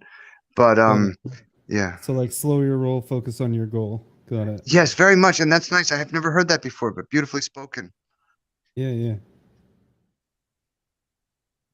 So water. H2O, yeah. And I don't get to learn chemistry. It really hurt my heart. It did, guys. I just want you to know that because they wouldn't let me learn biology either, or Spanish or anything. That But seems I always fucked tried. up. Yeah, it was. Why they didn't let you learn that? Why? I'm Christian, and they were Jewish, and I grew up in Lower Merion Township, Montgomery County, Pennsylvania, just outside Philadelphia, and the head of the Jewish school board. And keep in mind, west of Philadelphia, just where west. you were born and raised. Well, I started my first 2 years in Philly, at the Philadelphian apartment buildings, where the statue of Joan of Arc resides. That is a sister statue of the famous Joan of Arc statue in France. Yeah, Did you play b-ball for most of your days? What's that, regulator? Did you play b-ball for most of your days? I wanted to. Julius Erving was so important to us, and I know the truth of what happened to Andrew Toney. He was crippled like me on purpose behind the scenes. Once, I mean, the Sixers won the. Bitches. I know they really did it, Technudium, and they were. Listen, Jason and Zach are just a couple of guys up to no good right now. Don't pay them any mind. No. These are important questions they're asking. I can tell you when I was in elementary school in the 70s, we were so glad there was an important announcement made in like our second grade classroom. A young black doctor had moved into the neighborhood. This is kind of like a wealthy. You two, Alpha, and is it Zach? Mm-hmm. That goes by okay. You guys were in Hawaii. You know about Kahala? Yes. It's kind of like thought to be of as like a well-to-do area, right? So this is like Gladwin, Main Line, Villanova, Lower Main Township, Haverford College, Bryn Mawr College. It's kind of like we think more of ourselves than we should area with lots of signs like George Washington once slept here, but they're not really of the character of George Washington. Got to be honest. But the thing is it's original Philadelphia Railroad money. So it was one of the first like wealthy areas in the country before we'd even expanded beyond the East Coast as a nation.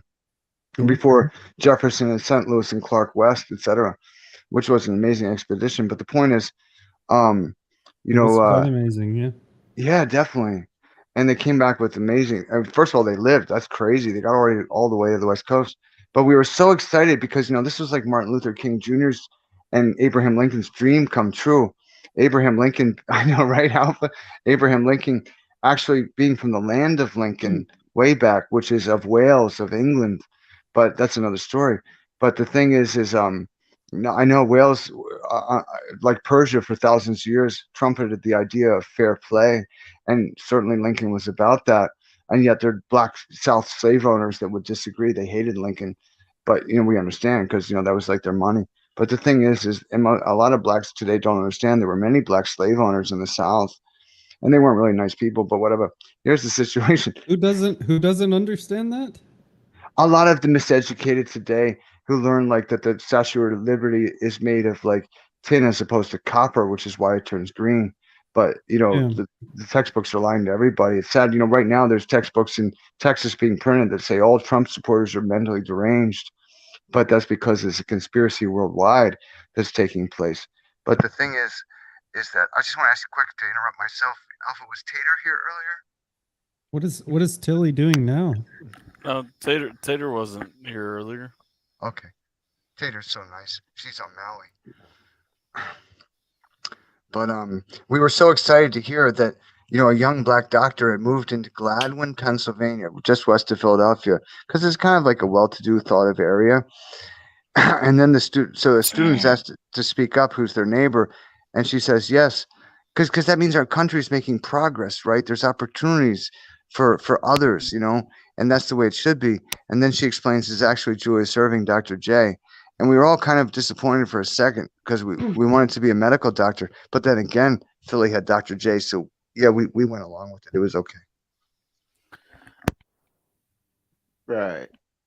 And then Kareem Abdul-Jabbar shit on Dr. J's dreams by beating him in 7. Well, Kareem was originally Lou Alcindor and a product Damn of it. John Wooden Why do I of keep muting UCLA. myself at the wrong time? Go ahead. I'm sorry. And, I don't think Kareem would ever shit on Dr. J's dreams. There'd be much respect there, brother to brother. They both would respect and appreciate a Bill Russell and an Elgin Baylor, but the thing is that, what I appreciate is Lou Alcindor, he went Muslim like St. Louis Farrakhan and Cat Stevens, because Christianity was so messed up. There was no safe place to run, but they're still Americans. They still care. And Lou Alcindor that you call Kareem, and I do too sometimes, it's special. He committed himself to praying 5 times a day. I mean, that's a Holy Spirit trying, isn't it? Right on, right on. Sure.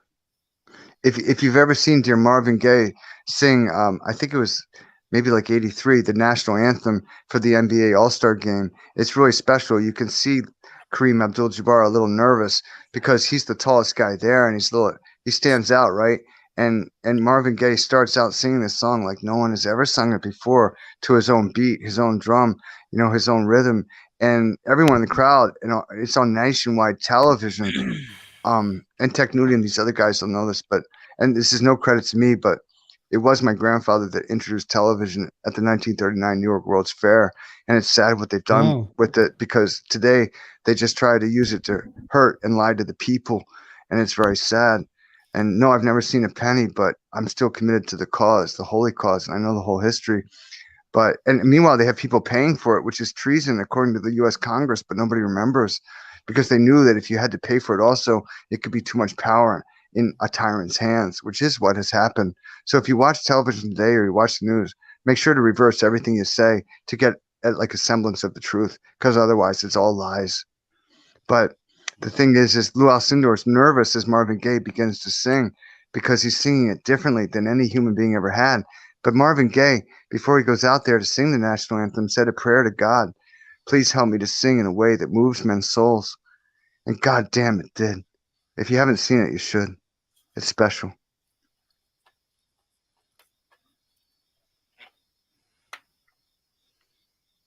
Moses The price Malone. of life is hell. Moses Moses Malone let his people out of Philadelphia. That dog's straight. You were on it. One of my favorite posters of all time was Moses Malone after the championship, standing with a shepherd's crook with basketballs all around his feet. He was leading the orange balls. He was. He was leading the orange balls. Yeah, the basketballs. They were following him. They'd go anywhere Moses went. Let's just congratulate Mary and Tilly real quick on getting a flapple. Congratulations on the flapple. Yeah, buddy. Sure. And I'm I also a big pulled fan up of to a house Snapple. about 7 or 8. And yeah, out to the cab of your home. Smell you later. But Alpha, what did you say you spent the first 26 years Look trying at to my avoid this? kingdom. I was finally there. Well, there is such a thing like Phil Collins and Genesis sing of, the Golden City. If you know the trick of the tail, it's very real. I got to be honest. But they say the You've beast in been the there? cage. It's my home. Interesting. Been to sit on my throne as the Prince of Bel Air. But the thing is, Alpha, did you say you've been 26 and you had tried to avoid the cervix? But the thing is, well, I remember that. But No, I don't. Huh? My man's Well, I just trying to avoid the cervix. I hit, not to brag, but I hit many a cervix before I was 26. Okay. well, God bless you, sir. I'm sure you did with class and character and honor. But I remember you saying that you had done all you could to avoid the cervix for a long time. Well, Yeah. No. Yeah. I didn't take chances on having kids before I was ready to have a kid. Right, because Oh, that's got it. responsible, Yeah. And so we need men like this, Is that Jiminator? It is. Tony, Yes, shut the sir. fuck up. Hey, Maple Leaf. How's it going, man? Where's Yo, my Jim- beats, Real Jiminator? interesting now. There's a flapple, Tilly. Hello, Jiminator once asked me, are you sure you're not Canadian? And I said, well, I've been to Canada once. And he's like, and you felt the love. And I was like, yeah, from everyone but my own family. You know how they spell Canada, right? You know how Canadians spell Canada? The pussy. Tell me. CANADA. I seen that one coming a mile away, buddy. You're gonna have to be more slick than that, Tech. Sure you did. Hey, I saw Jackson Pierce trying to play some of your stuff, Maple Leaf. Jiminator, that was cool. Oh yeah, he was. Yeah. Everyone on that platform that you refuse to visit is saying hello to you, Jiminator. Oh, what's up, guys? How's it going? You guys shouldn't say hi to him since he doesn't. Yeah, don't respond to him until he shows up there. It's fine. Where's my Canadian. beats, Jiminator? No stinky cheese. Oh, well. Jiminator is stinky cheese. I'm Let's the see. personification Kinda of sticky cheese. F Bubba J. Yes. Thank Yes, you, man. F Bubba J. But not literally, just figuratively. Like fuck Right. him. Don't like fuck him. Like Right. You might catch Fuck something off, you don't Bubba, but want, no you hate, can't though. get rid of. I catch feels too easily. Watch out. You'll catch maple syrup. And... Nope. Did you just say that you catch feels too easily? Yeah, Tommy disappeared again. I get too attached. So you're a clinger. Oh, he's back. Probably. I get disconnected now and then. They always do this to me in life. We're yeah, all a bit disconnected from time to time. Right, but if we can connect with the Holy Communion, if we can circle the wagons, especially as Americans or those who get with the ideal of the dream, you have to remember after the Declaration, the Bill of Rights, the Constitution, almost every nation in the world followed suit because it made sense, It was this idea of the end of tyranny, that the sovereignty of man within our hearts and souls, men and women together, should be the rule of law and not just, one person's dream of supremacy. It's a beautiful thing, and today they want to end it all for all of us. But I'm just glad there's people out there like all of you. And is that a corkscrew opener, Zach? Yeah. Cool. This is one of those days where I wish I re-upped on shrooms before we started the show. Well, if you Why? guys ever want to trip with me, yeah, I could take you a long distance. The Golden City, it is my home. And I say it's not yours either, but maybe you don't remember as I do. That's all. Shit, maybe. Mandy is curious if you're saying that the U.S. invented democracy. What we did is we borrowed from the Iroquois nations Hi, XXKATXS. How are you? Okay, I'll Here rant, for it. but it's not. I don't mean to be on a soapbox. I'm just glad to be with brothers and fellow warriors. But the thing is, and goodly souls that are kindly as well as willing to stand for what's right. But the Iroquois nations, first 5, then 6, they gave us a living example of what the ancient Athenians had done with democracy. But remember, the problem of democracy is that if you have 2 lions and 1 sheep and they vote who's for lunch, we know what's going to happen. So there has to also be a morality, a maturity, and a decency, integrity, and commitment to principle that matters. So no, we didn't invent it, but we brought it back in a way that hadn't been done before. Before we were even America, we were still England. You have to remember that. America was the name of the land, but we were England. We were English with Spanish and French ownership also of different parts of the country. Do you know that scene in I hear you, Alpha. Mutton. hold up. Which one of Kevin Smith's movies do they say we're bringing it back while they're working at movies? We're bringing back the something monkey. No, that's a question for Jay because he's all about Kevin Smith movies. What was the question? I'm sorry, I was looking around at things. I don't even know the guy. Bring it hold back. on. We're bringing back. Bringing back what? Instant Karma, like the Beatles sang of. They say a line. We're bringing back the porch blank. Oh, yeah. No, that's That Clerks Clerks? 2. Yeah, that's Clerks 2. Yeah. Clerks 2 is already out. They made Clerks too. That's cool. Like Clerks 2 was like 10 years ago, guys. Well, I don't have 20 access to anything. 2015. Wait, what's the remake that Jay was talking about a few weeks ago? They Isn't that just the made second one? they just remade they Oh, they that's did a the remake, reboot okay. of Jay and Silent Bob just recently. But no, what Geminator's asking about is they're working on Clerks 3 is coming out this fall. Oh, I see. Hi, Kitty Clemente. I see you Starting commenting. morning drinking from now on. I feel you. I'm starting. What up, Cat? What up, Killy? Let's see. Tilly Millie nothing wrong shot. Kitty I'm says y'all hydrating. better- We're There's not. nothing wrong with a I would good never- morning I would- mimosa. I would never bully Tommy, Kitty. I love Tommy personally.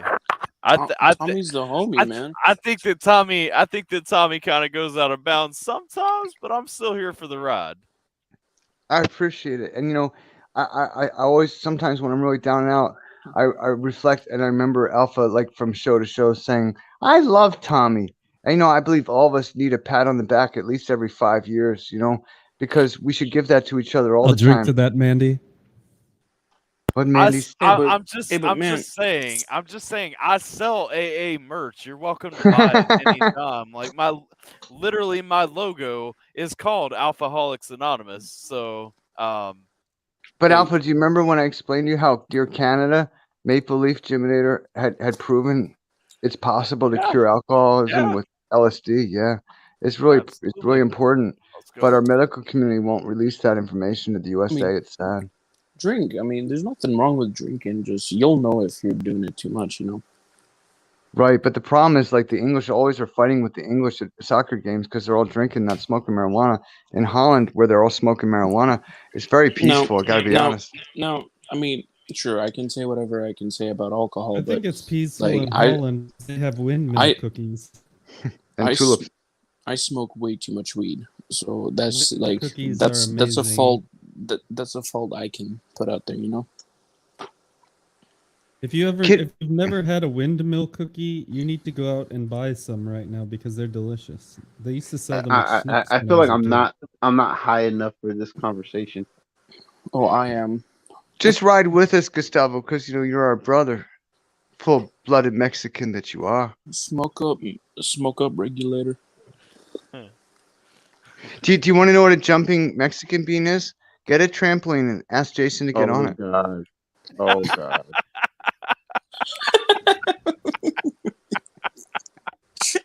I don't know if I should be offended or be confused. I'm only pro you, Jason. I swear, I think you're great. You're an inspiration to my heart. But but isn't that true? That was too good. Thank you. But still, I'm like ringing my collar right now, like Rodney Dangerfield, saying no respect, no respect. But I love you guys, and again, Technoduum, nice to meet you, and thanks for serving our country. It's really important. My father did, he left the university. He left the University of Pennsylvania in the 50s to sign up for Korea, and he spent the next 2 years shoveling shit with a teaspoon because his sergeant thought he was special and thought he was special because his father, who ran RCA at the time, the Radio Corporation of America, would call all the time to find out if his son was all right. And no matter how many times my father said, "Please stop calling, Dad. You're making my life absolute hell," his father wouldn't stop calling. And sergeants don't like to hear from generals, So every morning the sergeant would be like, "You think you're special, Joyce?" And like hold up a teaspoon and say, go to the latrines, And so the only friend he had in the company was a black guy who could take the stench, because no matter how many times you wash, you just can't get rid of it. But he did learn how to fly a bomber plane. That's interesting. Yeah. Fucking A. But Jason, I wanted to learn Spanish so much in middle school because we have many Spanish-speaking peoples. Even though I lean a little Greek and Latin and French, I thought this was more important because these are why our they brothers. call him the regulator, right? No, I don't. Why did you choose that name tonight? These guys always have different names. That's because he'll teach anybody Spanish, and he'll teach you the regular way. That's because he's the regulator. Well, es muy bueno, hermano. God damn it, man. Yeah, goddamn indeed. Yo estoy cabeza de vaca. But I'm not saying nothing. I'm not. I'm just here with you guys, and for me, you're the like, the Semper Fi, soldiers in the forest. And like I've said to Alpha before, I'm just glad you welcome me to your council fire. Injured Wounded is my native name, but I don't like it. I mean, who wants to be injured wounded? I'm so confused as to. Never mind. I'm saying what? What you ain't high enough for this ride, Jiminator. No. What are you confused about? We're gonna clarify. What? It was the last awesome show. You said, Tommy, you told me that your dad ate lunch with what character was it? Porky Pig. Yeah, they had lunch all the time. I don't know. I'm still genuinely confused to how that is. Okay, well, it's because you have to understand, before he was Porky Pig, he was born of a woman's womb, and he had a mother and a father, and he grew up a human being. But Porky Pig is a TV show character. Yeah, but this was the actual guy, like if you ever saw Gilligan's Island, Mr. Howe was Mr. Magoo. Do you understand? So that's why when he would call up and try to get a reservation for you're not saying the character, you're saying the voice actor for the character. That's correct. Yeah, but he's kind of one of the same. I mean, the guy always was in his Porky Pig tongue. He was. He lived like that. He went around like that. There you go, Jimmy. I just clarified it for you. Did he tongue punch a good fart box? Or? I'm sorry?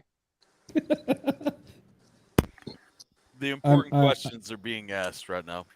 Sure, yeah. Tongue punch a good fart box, or what? I don't know what that means. I got to be honest. I mean, maybe I'm out of the loop. You tongue punch a fart box like on the balloon knot, Well, it's called the Eye of Horus, but yeah, it's a problem because it's not really how we're supposed to go about things, to be honest. I mean, God made Adam and Eve, not Adam and Steve. But Adam could still lick Steve, or not Steve. Technically, Adam, yeah, absolutely, Adam could still lick Eve's asshole. Like, what's wrong with that? Well, if it's done in love, I mean, I cannot be the only guy in this room that eats ass. Like, that's impossible. Well, here's the thing, the first time, I was a junior, and I'm not bragging at all because I was really still just 12 because I wasn't able to learn, live, breathe, or grow after 12. But she passes me her number in high school art class, call me. And the first What did conversation she we had, want? Wait, hold on. What did she want you to call her? well, she just wanted me to call her, right? So I did. And the first Call her what conversation though? kind of blew me away. Well, she was a beautiful South African girl, of a Jewish tradition, but American and all in. And she the first conversation she went to Hold know what I up. thought about oral sex. And how do you answer that if you're like a 17-year-old guy, and I'm a man of like chivalry, and I believe in our sisters and all that's holy. So I answered it as best I could. I just said, well, I think if two people are in love and care about each other, then all is sacred. I stand by that. I still don't know what she wanted you to call her. Well, I once sang a short sonnet to her. I said, "Ballerina, you must have seen her dancing in the snow," because it was snowing on our property. She walked Hold up the up. driveway. I'm still trying to find an answer though. Like I enjoy eating ass. Like, does nobody else in here like to eat ass? No. If this is I headed haven't had into many the- opportunities. She's okay. It's got to be somebody that's clean. Let's get all the dumb shit, roadblocks out of the way. Obviously, it's somebody Still that no. you know is clean. Really? No. No. No. Why not? Well, the problem is that when you do the things that are not necessarily prescribed by God, because remember, like, I don't know if you ever played World of Warcraft. By the way, I spoke the MMO into existence in '84. It was me. So if you ever Wait a second. How do we go from eating ass to World of Warcraft? Well, if you give me a second, I'll tell you. I can see a pretty easy connection, but I won't jump in. If you look at World of Warcraft, see, it was '84. Now, my grandfather brought television to the world for a particular purpose, and it's not being used for what it should be, right? Because it's being used to lie to people all around the world right now, because it's fallen in the wrong hands, and it's treason that the networks, yeah, and Comcast are charging for it, and that's treason right there. So are they going to do anything else right? Probably not. But the thing is that I thought in '84 I was going to die in 6 months because I've been assaulted and attacked for so many years already. So I just wanted to do something in the spirit of my grandfather, like to bring a council fire, an opportunity like we have right now tonight to gather together. That we're in different places around the world and, in different time spaces, but our souls and our spirits committed to something similar, male or female. And the thing is that, so I came up with this idea that, Ultima 3, created by Origin Systems and Lord British, should be brought to all the peoples, and they should be able to adventure together and help each other, though they're in different lands and across the seas.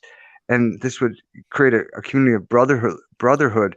And you remember that the true meaning of the name Philadelphia is the city of brotherly love. Though, careful what street you walk down at night. Back. But I'm just kidding. Go ahead. well, I mean, I in no way do I want to, take the stage here. I'm just glad to be here with you guys.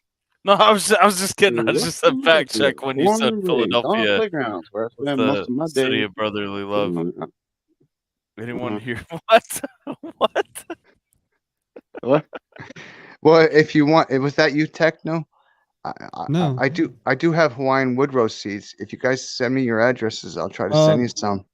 No, actually, and funny story about that.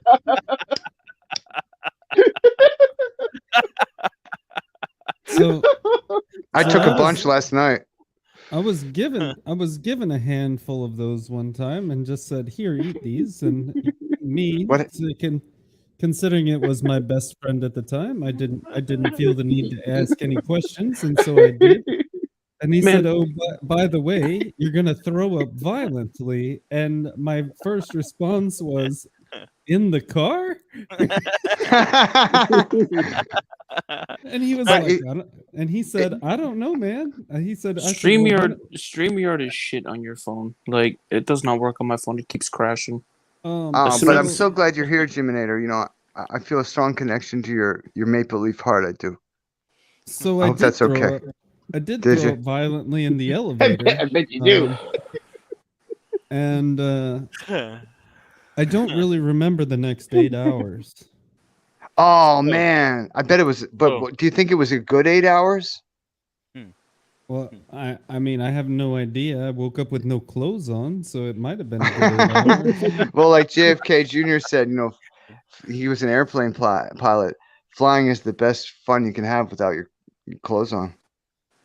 By the way, he's alive. He didn't Bet it die is. in '99. Fun fact, though, the same person that story was with actually showed up to my door one day and was like, Hi, Melly Pie. I've got a whole bag of nutmeg. And I was like, why do you have a whole bag of nutmeg? And he was like, we're going to each eat as many kernels of this as we can. And I was like, no, that's fucking stupid. Like, why would I do that? But apparently, if you eat whole kernels of nutmeg, it is a psychedelic, if anyone did not know. I've heard of that. Hi, I drink Really? 12 gallons of milk. It's fucking disgusting. Don't do it. Hello, milkman. Just because it's possible doesn't mean you should do it. That's right. Well, here's a very sad story that's true of Putting America some special and stuff the in your state milk of tonight. and the state of things. In the state of Colorado, Little it was just, scissor? in the state of Colorado, the physicians discovered that many of the kids were going out and eating mushrooms, but the wrong kind, and they were getting very sick streaking! That's or too dying. bad. Yeah, Why would they eat? I mean, yeah, you should definitely eat the right mushrooms. I know. So what the physicians of Colorado decided was they wouldn't tell anybody or the parents what was going on. They'd let the kids suffer and die because otherwise, no, they really did because otherwise they would know which the right mushrooms were, And yet these are gifts of God for man. And if you take ayahuasca, That's not a gift of God. That's called Darwinism. which on which point or from which aspect? Learning through trial and error or stupidity. Yeah, but here they had the clear directions and they knew exactly how to direct them correctly and they decided not to. That's called felony 101. Okay. I suddenly want to watch Old School starring Will Ferrell. Oh man! Oh, dude, I love that movie. Such I a can't- good movie. I That can't- part, I can't. That's not I even can't. the best part of the movie. The best part of the movie Through is the when quad he's and into forcing. them gymnasium. No, the funniest part is when he's forcing the 100-year-old dude to do push-ups. It's like, come on. But the really cool thing is when the 100-year-old dude looks ripped. That's fucking amazing. 100-year-old dude's looking ripped. Yeah, it's impressive, I do get down That with is them washboard abs. impressive. But that's so sad that Colorado decided to do that. That's But terrible. I don't know if you know this, but the pharmaceutical companies, and if you look up the root word of pharmaceutical, if you go far back enough, it's witchcraft. That's true, But the thing is they were sending pole dancers around to the doctors to get them to, spread the COVID lie because it's all a lie. But the thing is, pole dancers, because yeah, they really were. Well, they know the science, The Damn it, science now I of want to what? watch The Wizard of Oz. How to of, dance like- on a pole? Yeah, pretty much. So the doctors all subscribed. Now, this was just on and it was recently. This information was released on Russell Brand, out of England, who is really doing great for all nations. I know who Russell Brand is. Yeah, he's gotten better and better. I just knighted him actually, in a ceremony. But the thing is that he's delivering the truth. He understands, it's the basis of what we're looking for as peoples of the earth: materialism or spiritual first. That'll determine the outcome of the holy war in which we're all involved now. Can't say I'm a massive fan of Russell Brand, but Yeah, and me neither. But goddamn, the guy's never stopped. And he's doing good, and he deserves his credit, in my opinion. If that's okay. Can't stop, won't stop. Got to make the booty drop. hey, your bottoms up. But what's so exciting to me is all the black music reaction video guys in America, particularly, who are learning about Pink Floyd and the fact that our country wasn't always as racist as they've been taught today. There's many young black Americans today that don't even know who Lionel Richie is, and he's still alive and kicking. And they'll watch a video from the 50s. Not that high though. No, well, then again, I don't know. I mean, could you be much more pure of heart than Lionel? I'm not sure. I'm saying he's probably still kicking, just not that high. Oh, well, possible, yeah. But then again, he's not kicking as high as Chris Brown is. Or No. Jackie Chan. Jackie Chan's definitely still kicking. Probably not as high as he used to. Yeah, but Maybe. Jackie Chan's mistake, God bless him. I love his spirit. Is he never learned proper English? He would have been such a Hey, bigger star. hey, have you guys ever seen The Foreigner by Jackie Chan? No, but I always understand the words that are coming Probably. out of his mouth. No, That's like cool. if you guys want to watch like That's a Chris Rock, serious, not Jackie like Chan. you guys want to watch a good like That's Chris serious Tucker, movie that actually. Jackie Chan's Chris done, Tucker. Sorry. check out The That Foreigner. was It's Rush actually Hour, and he was really talking to good. Jackie Chan when he said that. I know that there's some people in this community who don't like super violent movies. It is a violent movie, but it's a good one. Probably my favorite Jackie Chan movie. It's called The Foreigner. Look into it. Okay, Jim, I'll try to remember. I won't. you know, I the- won't What feel like it. exactly are you doing, AlphaTyler? You're lighting your hand on fire. Yeah, you've never done that? Like, No, I Yeah. have. I just didn't know what you were doing. I just saw Yeah. you doing something.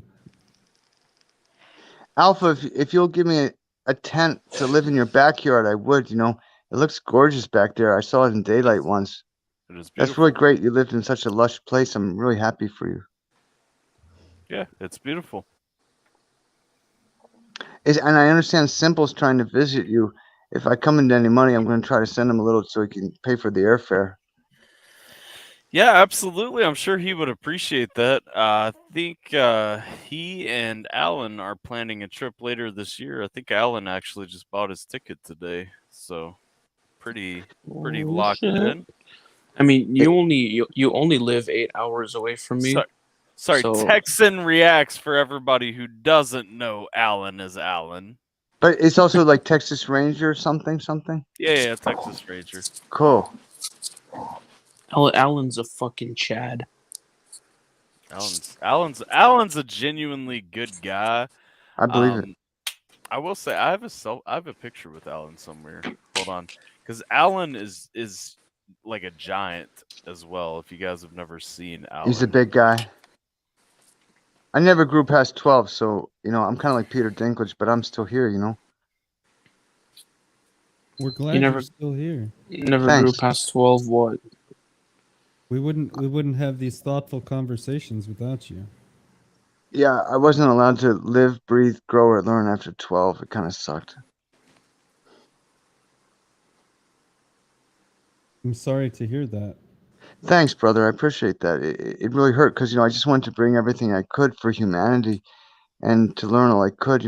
Going into high Yeah. school, I asked my father once, could I buy like something, a software program from this is in like 80, 83, 84, from the early PC store that had all the software. And it was going to be like $40, $50, $60. And it wasn't my birthday or anything, but he said yes, which was nice. And I picked out SAT prep software. I never even get to open it. It was sad. I'd be murdered all through high school. Behind the scenes, they would assault my eternal body constantly to just stop me from being so they could steal everything. But wow. Yeah, that's a big guy, Alpha. this is me and Alan. Yeah, but Tyler, you're much shorter than most people. Like, I don't think he would be much taller than me. He's a pretty good chunk taller than you. Alpha, are you about 5'10"? About 5'8", 9". So Okay, that's cool. Yeah, I've shrunk to about 5'9". I have. Maybe I should hang upside down more often and stretch out the spine. But yeah, that guy looks like he's at least 6'3". You yeah. could sleep like a bat. I know, right? Like Lost Boys, with my Yeah. toes curling around the bar. Kiefer Sutherland and such. Wait, inches. Wait, what? Inches? Asking for a friend. Inches what? Inches, personally, me, 6 tops. But that just means I'm a Philadelphia 76er, and there's nothing wrong with that. Huh. I only always saw his head. You didn't see the rest of it. Ah! He never 12. He said No, he never grew over 12. I was locked Yeah. out. No, Tommy. These ladies are on a darker mission tonight. You may be missing. I might be, but Some at the same contacts time, this year. I think there's goodwill, and so as long as you guys are here to look out for me a little bit, I appreciate it. But I mean, the name Marylicious is pretty cool. If you never grew over 12 inches, then good for you. But like, No, half that. But the thing is that I did measure. I mean, come on, guys, just to figure it out, But I mean, things might have been different. But the thing is you love the woman. My favorite movie as a child was A Little Romance with Diane Lane and Thelonious Bernard, and who's the wonderful English actor.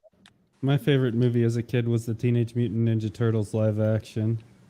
That's cool. That's cool. You might be a little like Bobby Brown, Bobby Wagner then at the Seattle Seahawks, who went to Utah State. He shows up at the Seahawks training camp and he's wearing his Teenage Mutant Ninja Turtle backpack because once and forever. Yeah, absolutely. Great defensive player. I'm a big fan of the Ninja Turtles, and I think everybody should be. Yes, should be a requirement. I agree. It should be a requirement because Which turtle is your favorite? I was a big fan of Leonardo. He was the smart one. The logical one, which Donatello was the smart one. Okay. Thank you. No. Yes. No. Donatello was the inventor. He was Donatello was purple. Donatello was the smart one. Yep. Yeah. Okay. So I should say the strategical one. Leonardo was always the strategical one. Well, my favorite was Raph. Raph was the angry one. Points. Oh God. What is Raph that? was very angry. I'm looking at these comments, and I gotta say these sisters, they're wise. Mandy will open her black hole for him. The thing is, right now I don't have a way to get on Discord. I've really tried. My iPad doesn't seem to work. My PC won't work, and this Oculus Rift won't do it. But interested, ladies. I would just if I could, but understand my sister is Kali of India. All I know is that there is way more talk than action in these chats. That is true. I don't know because like the butterfly principle, if it lands on this branch or that branch, there's a tsunami halfway across the world.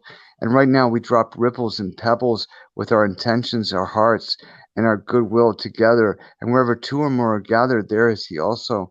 And so I say there is a bit of action here, though it might be, duplicitous and unseen to some. It's not of our heart's intent to deceive, but we bring what we can to the table in the moment, in the hour, in the now, and it matters. I agree. Those ripples and pebbles eventually stroke my Johnson and get me off at night. Amen. Oh, hey, you and Mary are on the same page right here. Look at that. But I wish I could join you on Discord. More I do, talk than sisters. action. Wait, what? You don't see us, just saying. Hold up. That's my point. That's exactly my point. It's Oh, bruh. Alpha, I remember you asking the group a couple times ago, like, what do you think of Tim Pool? And do you remember what I said? He originally wanted to do a cooking and nature show. And you were kind of like, wait, what? But yeah, he did. But, he just knew the situation was so severe that he committed himself to trying to bring the truth, from his perspective. Meanwhile, he and Officer B. Tatum have been swatted twice in the studio. And Officer B. Tatum, God bless him, Black American, he was SWAT, but they don't care. I think Tim Pool has been swatted significantly more than 2 times. Well, maybe now, yeah. I can't keep up. It sucks. If you smoke weed on a boat, does that make it seaweed? Hey, good question. Hey. I love seaweed. But I like have it all around. I like how the response in the chat to what Zach said earlier about being more talk than action. It's just more talk. Yeah. But I also love how in chat you see, like constantly like laughing my fat ass off, and at least we're entertaining the crowd. To bring a little humor, a little mirth, a little joy in this dark hour, it's important. And thanks to you, Alpha. I think the F in that is fucking. I'm pretty sure, yeah, that's what the F is. The F and what? Well, it's also LMFAO. deprecating, And what? LMFAO. I think it stands for It's laughing my fucking ass off. I mean, I guess it could be your fat ass if the shoe fits. If you got a fat ass. I mean, my poor bottom is more and more like depleted, and that kind of hurts me. Like it's like having a triple chin, and that hurts my heart. Because I know I have so much atrophy since I'm a teenager, because they wouldn't let me do sit-ups or push-ups anymore. And I've been an athlete. I started doing exercises and calisthenics at 5, and on purpose to prepare for the Holy War. But by the time I'm 15, they're causing all kinds of problems with my body, so I can't do it anymore. And like 10 years later, that's like 85. And 10 years later, and 20 years later, and 30 years later, they still won't let me exercise. And I, the muscles are really important in the leg. In the bottom, it's a little more about vanity, I'll admit. But I mean, if I ever get with the right girl, I don't want to have to look at that. Welcome back, Formula One. I'm glad both movies were great. Apparently, we have learned tonight that Marilicious does have a fat ass. Hi, What Formula movies- One Leclerc. But it's What the movies good, was he watching? But it's the good kind. He was watching Top Gun and the new Top Gun. Oh, dude, they're both so good. Fluffy Oh, buns. both of them, Jiminator? Flap. I love both Top Gun movies. Cool. I only saw the first one originally. I just seen the sequel in theaters for the second time with a bud of mine, Okay. and it was even better the second time around. Tyler. Oh wow. And does Iceman have a role in it? I'm not gonna spoil it. But Okay, that's yes. cool. But I thought he maybe had a role, but that's all I saw, like in something. I He can't does get to play. the theater. He does play a role in it. Okay, that's not spoiling it. For me, officer and gentleman rock. Pretty sure Tyler's trying to say something, but I mean, I guess I can No. wait. No, I'm just observing. Is it not fake news night? I mean, It's fake news every night, but not with me. That's true. like I said, all talk, no walk. Exactly. And the only response is more talk. Is my voice still coming through? Yes. Okay, thanks. Because if my and I'm sorry I don't have a camera, guys. I just can't afford it. But if my image doesn't kind of blink and blink and blink, I start to get scared that you won't hear what I say. Well, I haven't finished yet Formula One, but it's been a pretty good Marilisa time. doesn't have a panoramic function on her phone for pics. That means it. I like it. I like the joke. I mean, you could always take multiple pics and then we can glue them together. If it's really like that, I mean, I mean, I grew up in the era of magazines, so Yeah, me too.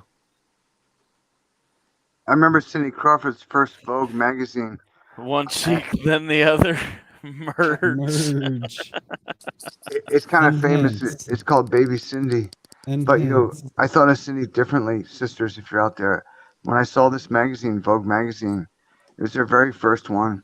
I said, "She's here," because she brought a very special spirit. I want you guys to know that she really did, and she tried hard. I'm looking up the first issue of Vogue magazine. Cindy Crawford. She did a lot of charity work behind the scenes people don't know about, but she would visit me on my set around 87 telepathily. And the first issue of Vogue magazine came out in 1892. Yeah, but this is Cindy's first cover. Oh, okay. Yeah.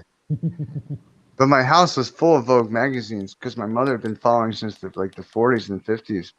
And she was a huge fan of Grace Kelly's. By the way, if you want to see a picture of my mother, if she's in a book called "These Are the Sacraments" by Bishop Sheen. She's the one holding the candle, but that's my mother in this lifetime. Wait a minute, hold up. Vogue magazine existed back in the mid 1800s? 1892. That's the late 1800s by my Oh, I think count. it's 1852. My bad. Bye, Mandy. But still, it's pretty impressive, you know. I, Vogue, strike a pose. I do like they were on different platforms, so I don't think it was intentional. But I do like none of y'all come to my OnlyFans. Why would I go to yours? And then Formula One immediately says BRB. Nice.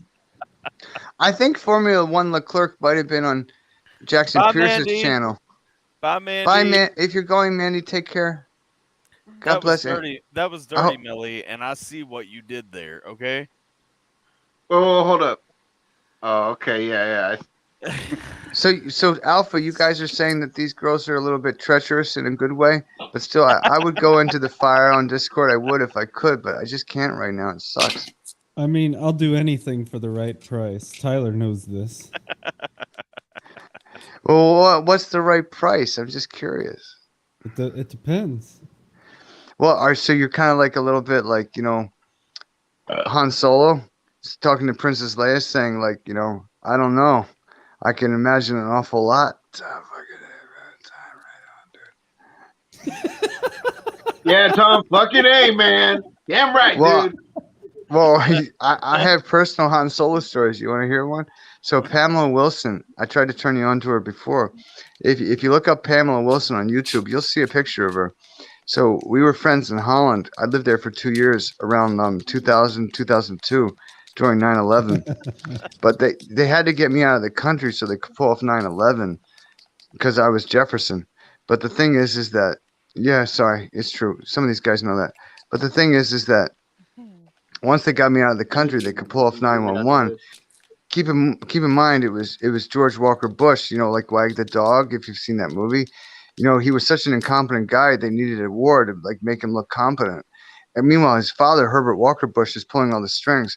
Meanwhile, their grandfather, or Walker Bush's grandfather, Prescott Bush, he'd been caught committing treason against the United States of America with the Nazis in World War II by the United States Marine Corps and General Smedley Butler, who was actually like what do they call it? They did it a little differently in the Marine Corps. AlphaTyler, and Zach, you probably know how did they do it back in the old days with the Marine Corps?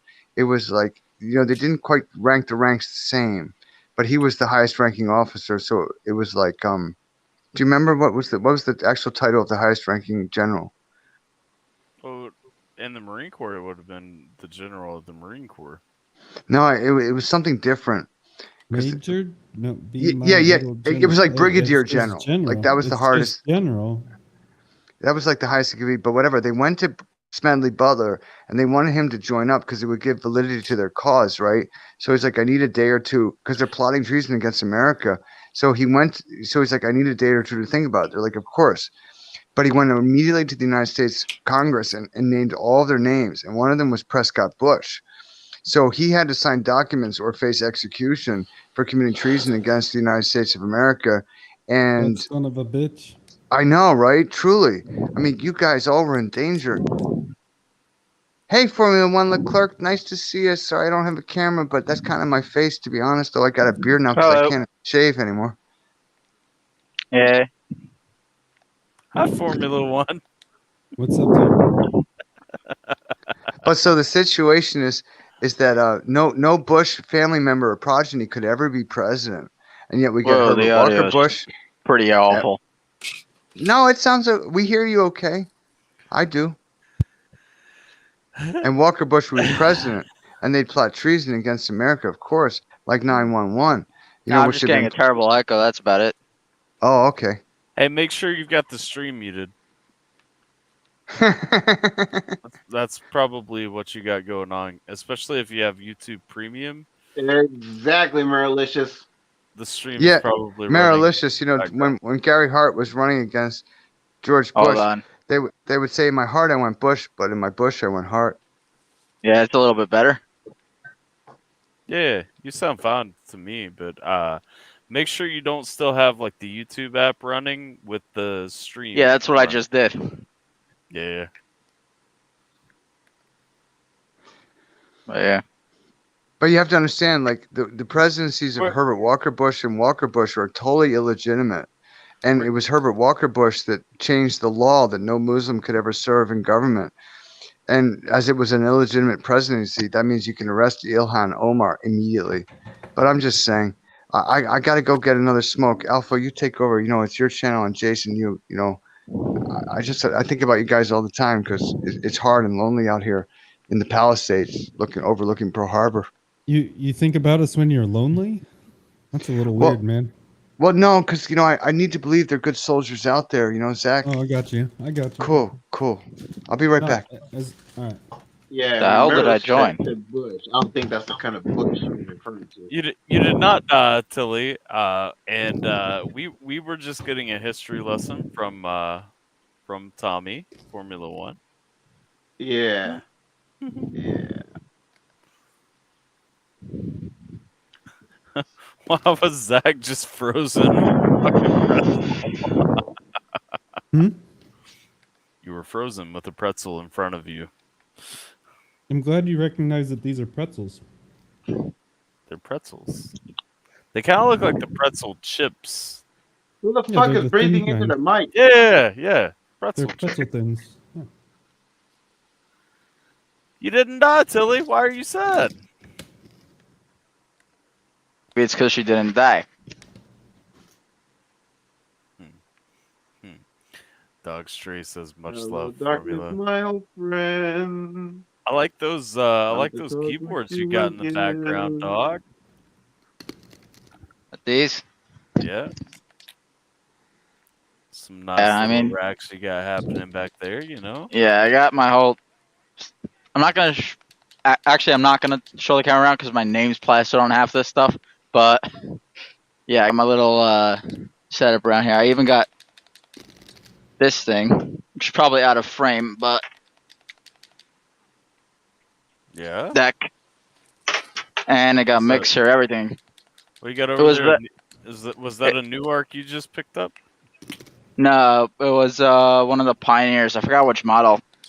It's not my main deck. My main deck, the I don't know, whatever the I always forget the model names, but that one happens to be an SB3 that I know.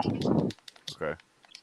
But yeah, and then I got Arturia MK2, Yamaha M6, Casio WK7600, Core Guy 30, Casio WK1800.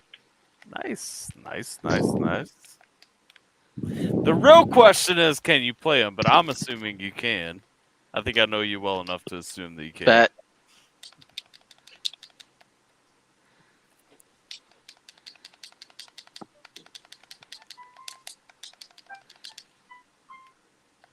Your phone That was pretty funny. The The camera camera fell was down, like, but nope. yeah. Yeah. But there you go. It's like we're not doing this. Camera's like, nope. It's Formula. It is Formula. But yeah, that probably sounded like garbage who's coming through my headphone mic, but I played something for a second. I heard it. Yeah. Something for a second. Maybe maybe at some point I'll actually put my phone on something so that it doesn't fall, and then I'll actually do something, but not right now. Get a tripod. I got out the Ibanez, by the way. Nice. You restrung it finally? I did. And so I don't know if you know what thread locks are. This is what is a pain in the ass. Yeah. I don't know if you can see the... It's basically like I an mean, basically Allen... anything to do with a guitar is a pain. That is I mean, true. not really, Just but... stringing it. Cut your fucking wires, though. Don't be one of those guys, man. No, I change them too often to be... Oh my god, I can't stand it. Well, yeah, I mean, I got one of those. wires sticking out either. I got one of those tools from the Dario or whatever it's called that like has like a clipper and a twist thing and whatever. Yeah, you don't need all that shit. That's... You just use your hands. But... Just some wire cutters. Well, so this is my this guitar outside of the body I built, like I have all custom pickups and everything too. So it's a pretty it is a pretty sweet setup. For a very cheap guitar made very expensive for no reason whatsoever fuck other is than fapping because right I now? wanted to. I think it's Simulator. Eliminators Yeah, always No, it's not popping. me. I'm not even talking. No, I'm No, right I said here. who is fapping? nobody's wondering about you talking. We're wondering about you beating off. No, I'm not beating off. I'm Okay, playing well, Spider-Man, bitch. everyone can see my hands. We can see Zach's hands. We can see Formula One's hands.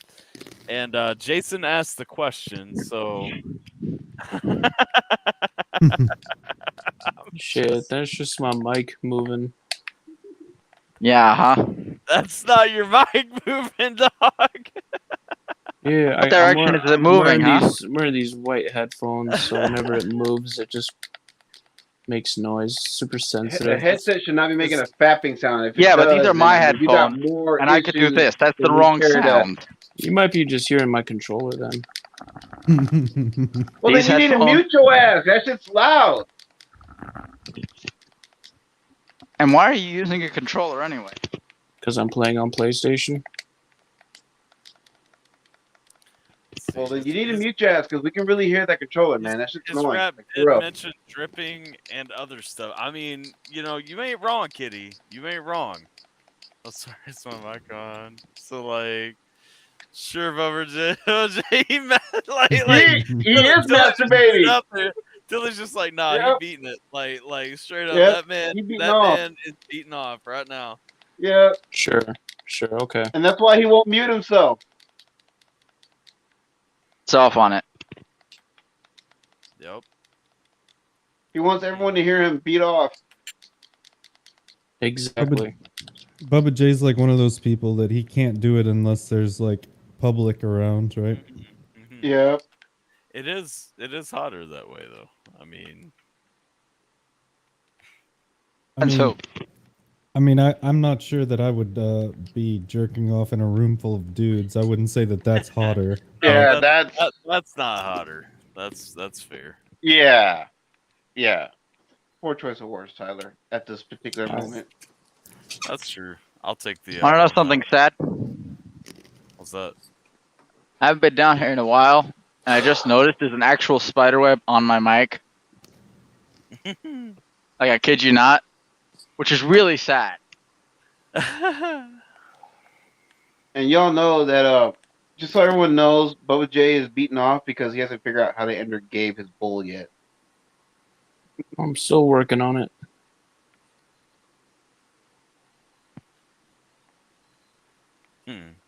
I'm just gonna keep eating these pretzels. I don't know. I'm chilling. I mean, we're an hour and a half past the end of this stream, and I'm just taking out. Are we really? Yeah, we're at 4.5 hours.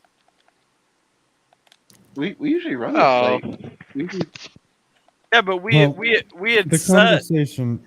we had set stream end time at 3 hours, and we have yet to actually end the stream at 3 hours. I'm just saying. Tis true. The But conversation. then again, did we take an always set a interesting bunch of turn rules that we end up events. breaking later on anyway. So Well, you hadn't met No you fapping. hadn't met Tommy before, so I had to let you talk to Tommy. which was very Kitty. interesting. I will not be playing games tonight, Kitty. The man needs no introduction. Apparently, he's been everywhere on the spiritual level. So He's been to all the spiritual realms. He used to really like mushrooms. used to, or still does too. I think he's. I think he likes them even more so than I do. I don't want to speak for him, but I think he still enjoys them. Oh wait, he's back. He can speak for himself. Tommy, do you still enjoy mushrooms?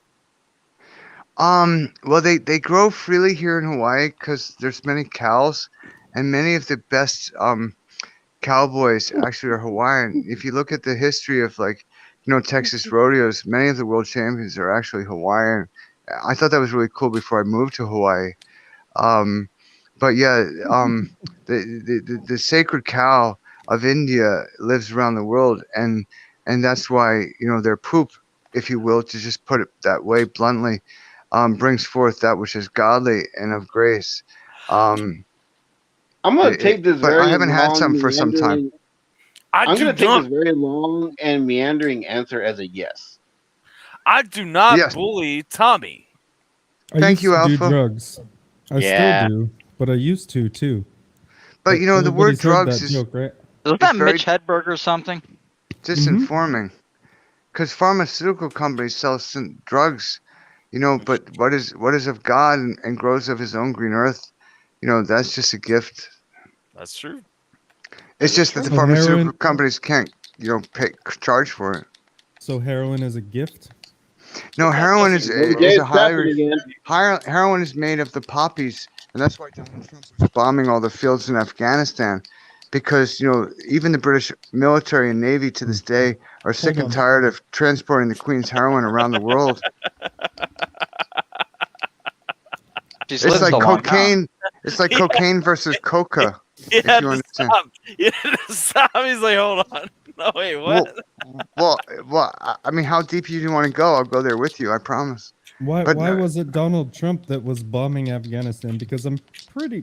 Hold on. I'm gonna have to do some quick research, but I'm pretty sure he never bombed Afghanistan. No, he was using our military to bomb the Afghanistanian fields constantly, because the Make it a point swimming was pool. they're creating too much heroin and stuff to bring into the U.S.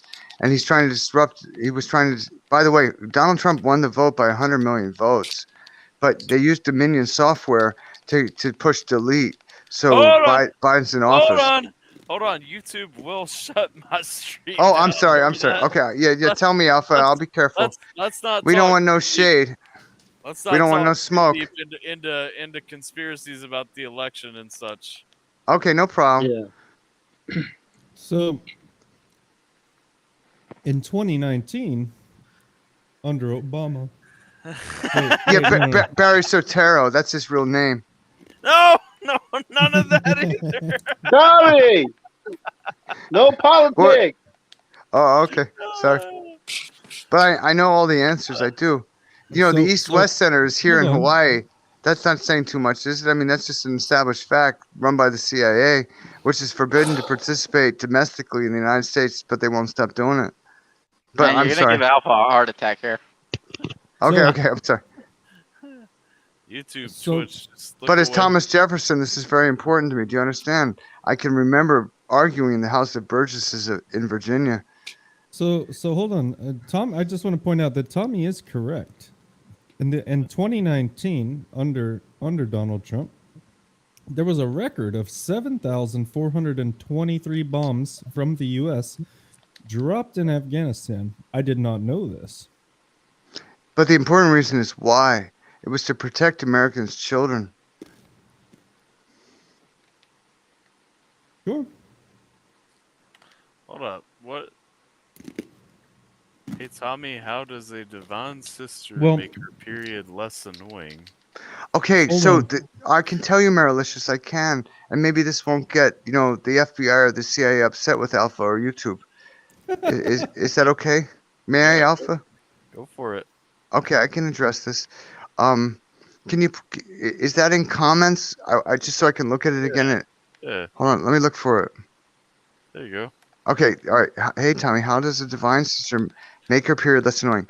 Okay, so Marilicious, I can tell you, and I would, because we're not supposed to suffer pain as God's goodly boys and girls.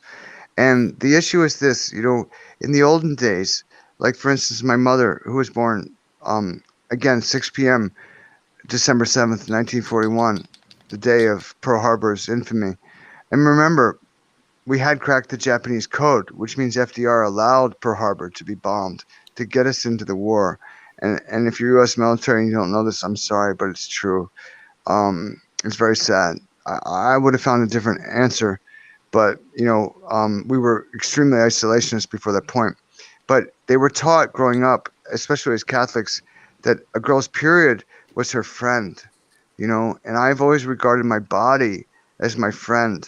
The instrument through which we, have an opportunity to be of service to our fellow man, whether we're male or female. And so the first thing you want to do is you want to love your tummy. So what you want to do, well, I worked with a girl in Holland once who hadn't had her period for 3 months. She was a Bubba Russian J's girl. fapping intensifies. I'm sorry, regulator? I was just saying, Bubba J's fapping intensifies as you talk. Geminator is getting really excited about this. Well, I'm just playing the coolest Whole mission Pearl in the Harbor thing, Spider-Man you know? game. so the thing is that, the midsection of the body, where the first chakra and second chakra are, for all boys and girls, males and females around the world, there's so much that goes on there. It's so central to our beings, and even some, advanced scientists today who focus on the brain will tell you, like Dr. Shiva, who lost in Boston because he was cheating. Hold up, Geminator, you're gonna break it, dog. Calm down. Son of a fucking bitch! I'm playing this game on the hardest difficulty, Fucking and mute this shit yourself! is. I'm about to On the have you hardest beat it! level, you had to say that, huh? So Tyler, You're going pretty hard. I mean, Dude, I'm going raw dog and all. I'm going to recant my previous statement. Mainly because on a scale of 1 to 10, how trustworthy is Al Jazeera? like a, Depends for what. it's like a 50. Is Al Jazeera a media 50? outlet? Oh yeah, it's the most trustworthy. Come on. Well, I can tell you, Who's watching? Yes. you can't trust any network right now. Not one of them. Not NBC, ABC, or Oh my CBS. god. I'm sorry. Did you want a serious answer? Did you not catch my sarcasm the first time?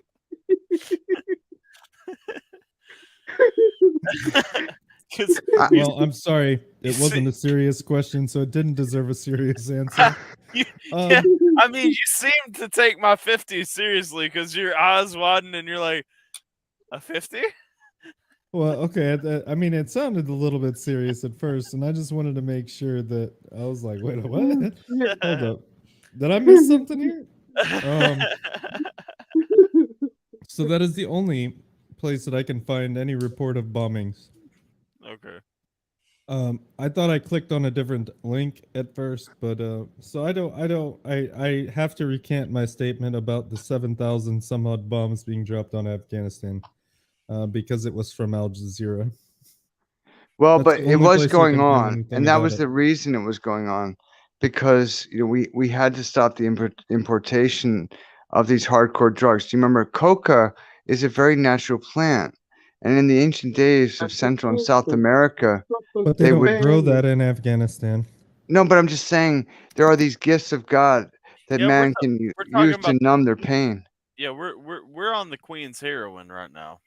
Right. So if they highly refine something, coca becomes cocaine and poppies become heroin.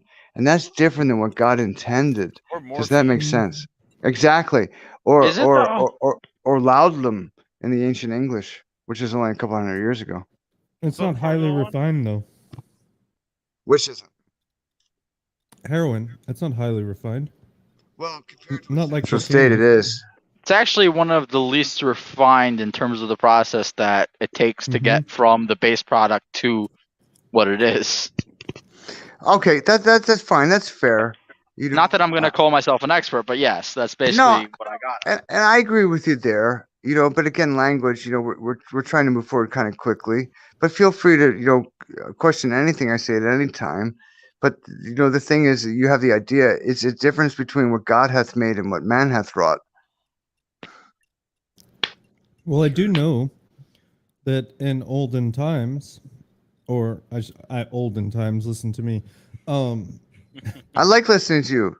In like like in the early days of humanity, that they would use milk of the poppy Yes. as a painkiller. Yes, very much so. And that's very natural and very helpful. Well, it's not much different than, I mean, it's more, they basically just make it more easily transportable whenever they turn it into something like, I don't know, Vicodin. It's also, Yeah, but the difference is they can charge for it when it was supposed to be free to humanity.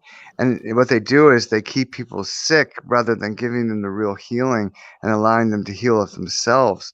And this is criminal for its charging for God's grace.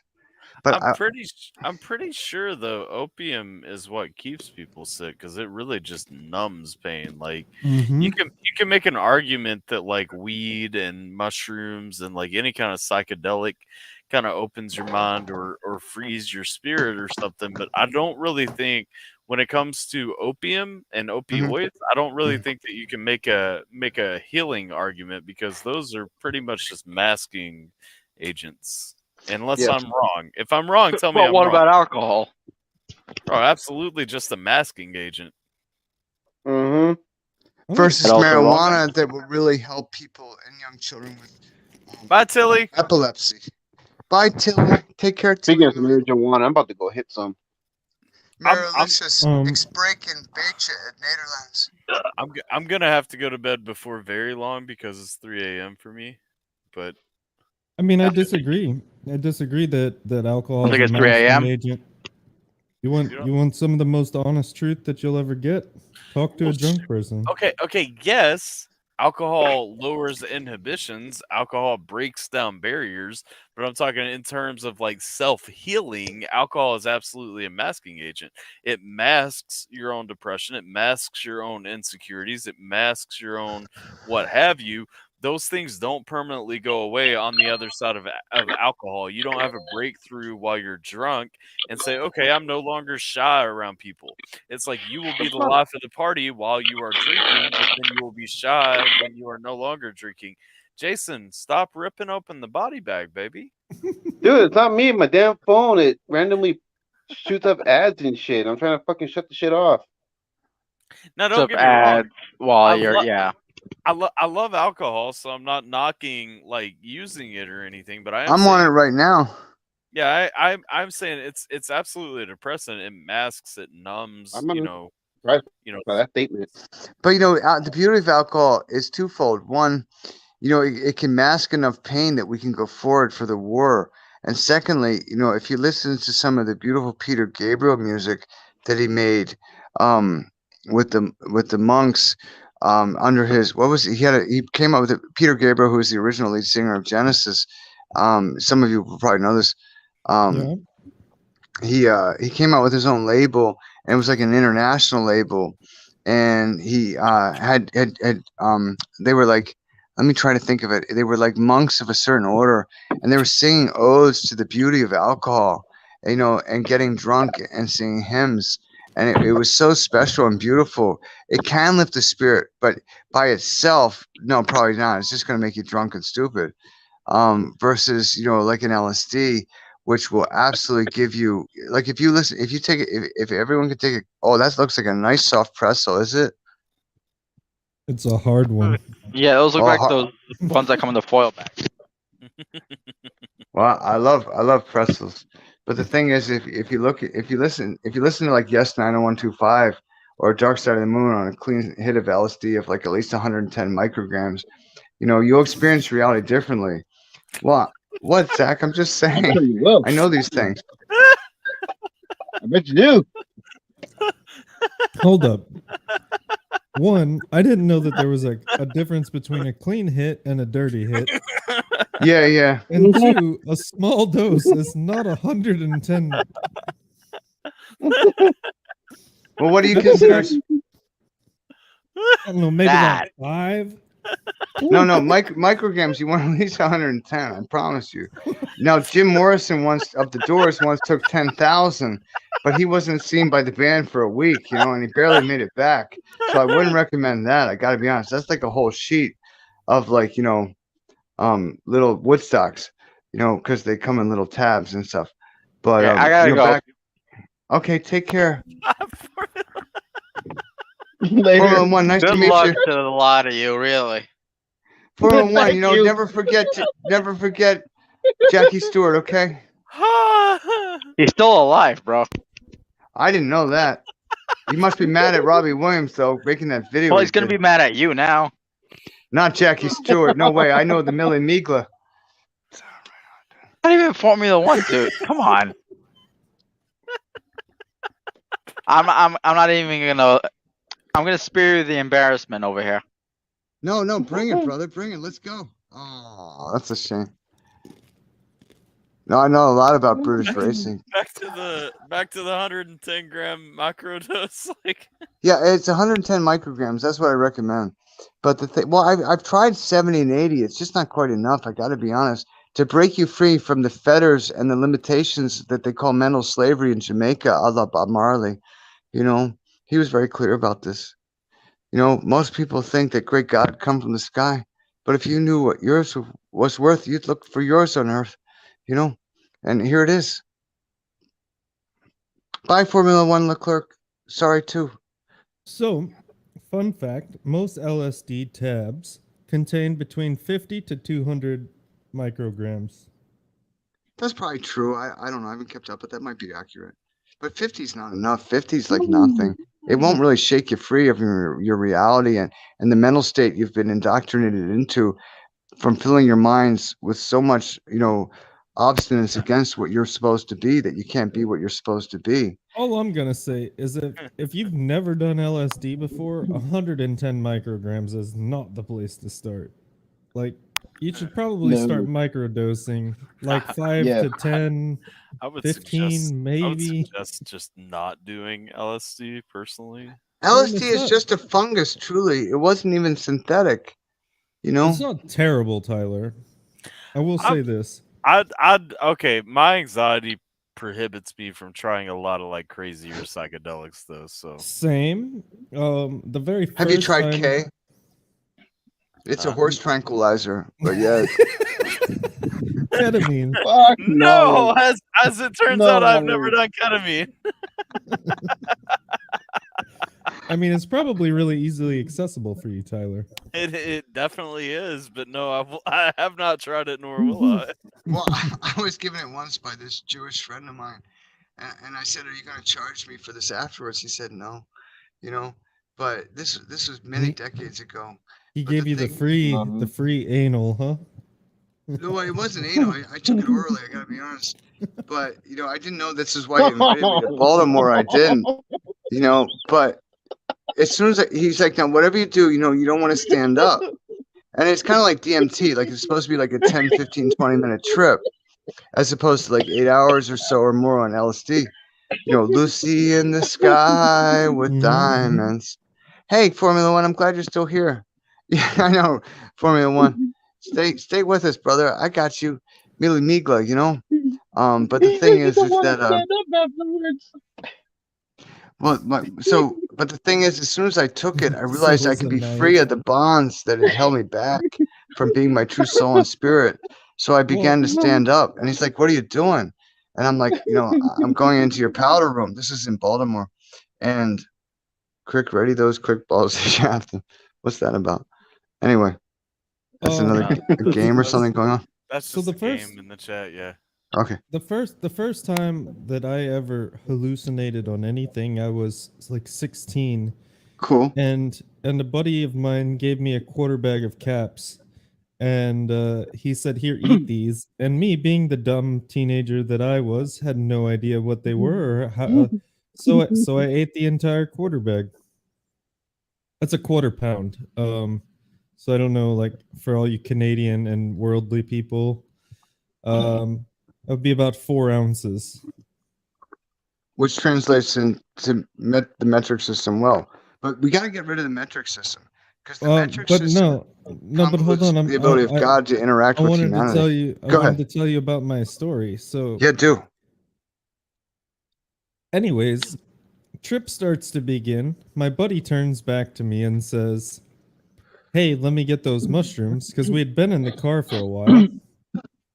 And I said, "Good night, Formula." Good night, Formula.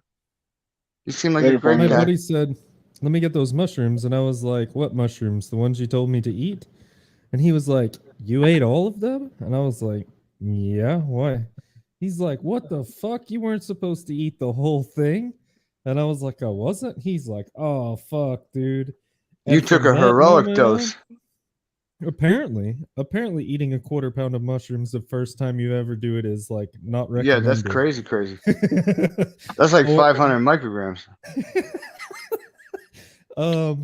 So anyways, the last thing I remembered is we were parking the car and he kept trying to get me to cross the street, and they had just put fresh asphalt down on the road, and it just looked like a giant black hole, and every time I tried to put my foot down, it was like being swallowed up, so I didn't want to put my foot down on the asphalt.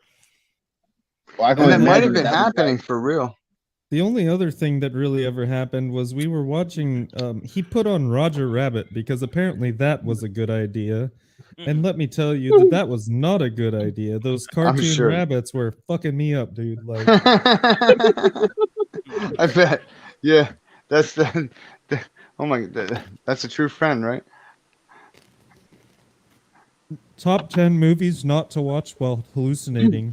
Roger Rabbit is at the top. I gotta watch All right. Roger Rabbit while on shrooms. Pan's Labyrinth seems pretty high. I watched. Is that the I one with watched- David Bowie? It's just a Oh. really, really dark movie. I mean, Roger Rabbit is a really fucking dark, twisted movie to begin Yeah, with. it is, but so is Pan's Labyrinth. Have you watched that show? I watched that I show have. sober and freaked out. But I mean, Try something watching about- Alice. Try watching Alice in Wonderland on shrooms. I did it. That's just what it trippy was as hell. meant for. Yeah, that was I know exactly it's what so it was it's great. We're talking about bad experiences, Geminator. movies not to watch while Not on good shrooms. ones. Wait, I didn't get to finish directing my Blah, blah. the question about the female period. Let me, for our sisters, But we're it's still very on important. this. Well, for our sisters who aren't here, Yes. yeah, just give me a minute. I can do He it. is going So- to so- fix periods. So the thing is that look up a Love book. your tummy.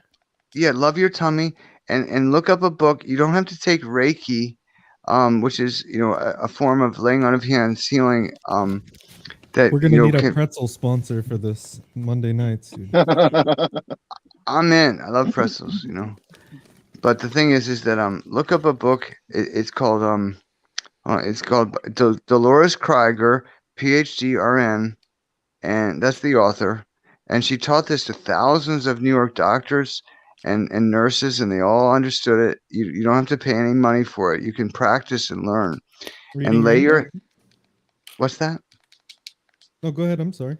Okay, you lay your hands upon your stomach during that sacred moon time. And remember, it's so special if you put women together, and the natives understood this, they'll all begin to menstruate at the same time. It's like the sacred chime, the sacred intoning. What's that thing they call that? Like We will bleed as one. right, pretty much. And the thing is though, this should be honored and appreciated, for it's a gift of life that helps bring forth life.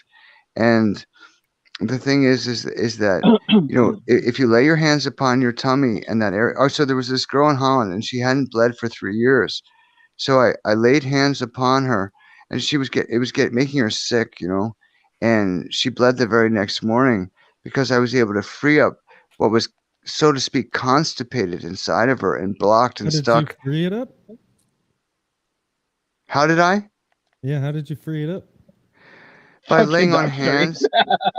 Okay, so like one battery to another battery to charge it up, like a diehard battery in a commercial that charges another battery that's died. We can bring forth our spirits through the chi and the sacred key and the Holy Spirit that flows through our bodies, that So animates you us. pushed your chi into her asshole?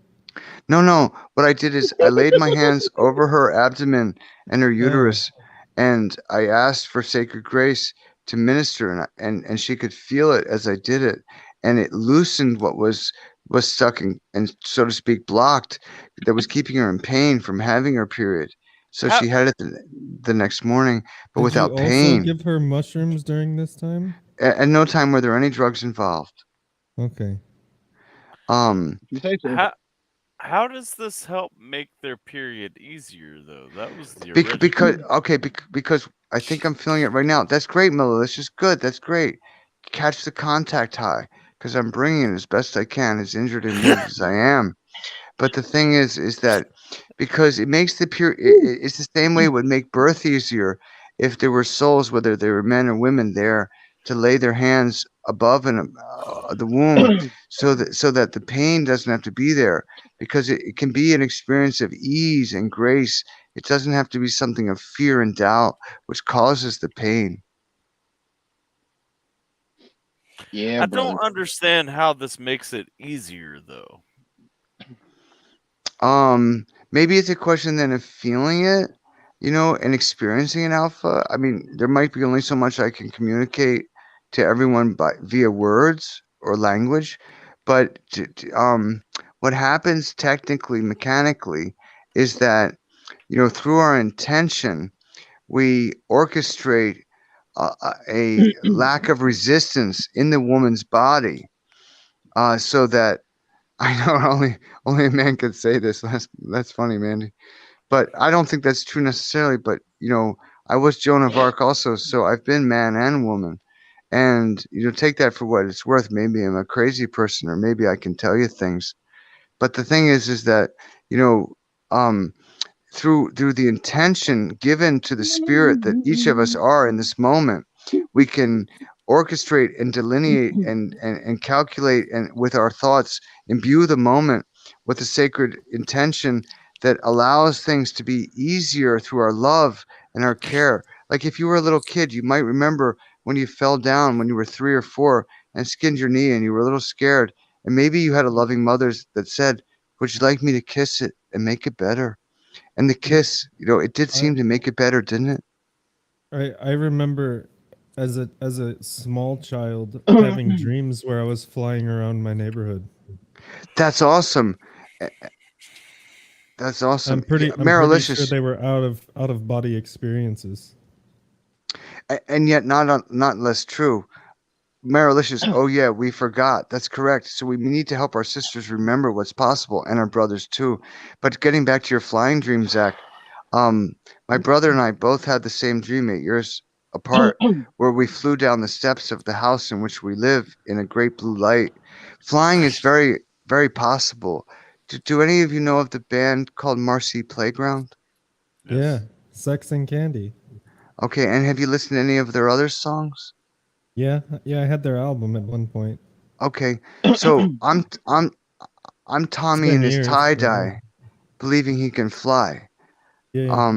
That was me, John Wozniak, the lead singer. He wrote that about me because even back in the '80s, I'd always talk to these guys. John was a friend, a little younger than I. We went to school together. He he immortalized me, but the problem is he also insulted me because he makes it clear that I took PCP and it killed me, and I never did that. I just want to say that it kind of angers me. PCP angers you, or the fact that somebody said that you took it? Yeah. I mean, why did you have to do that? I was always a good guy to John.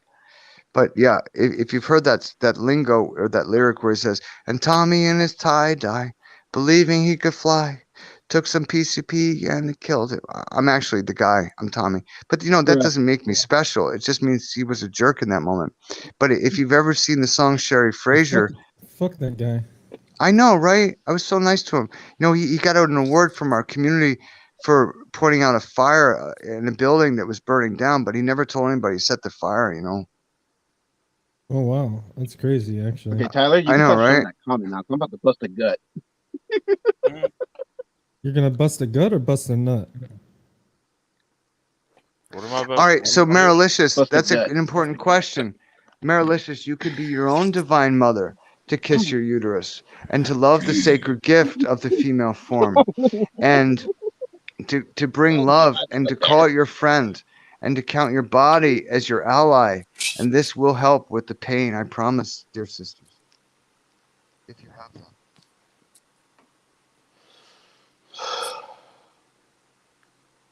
Marilicious is not that bendy, apparently. Well, then kiss your hand and then lay your hand upon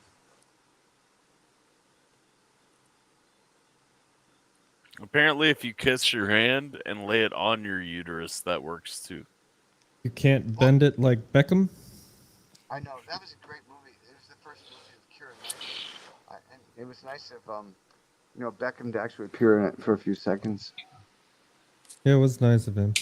Yeah. Don't make it gross, Mary. Just do it. Yeah. But I remember in Eternity, Like you know, Nike, I was just do it. I know, right? Nike is named for Nike, the goddess of Greece, and of course Nike was the goddess of victory. But this guy, you know, he had an idea. If you take a plastic and you put it on a waffle iron, you can make a lot of money. And that was the origin of, you know, track shoes. But whatever, F him. Okay, I see where that went. Yeah.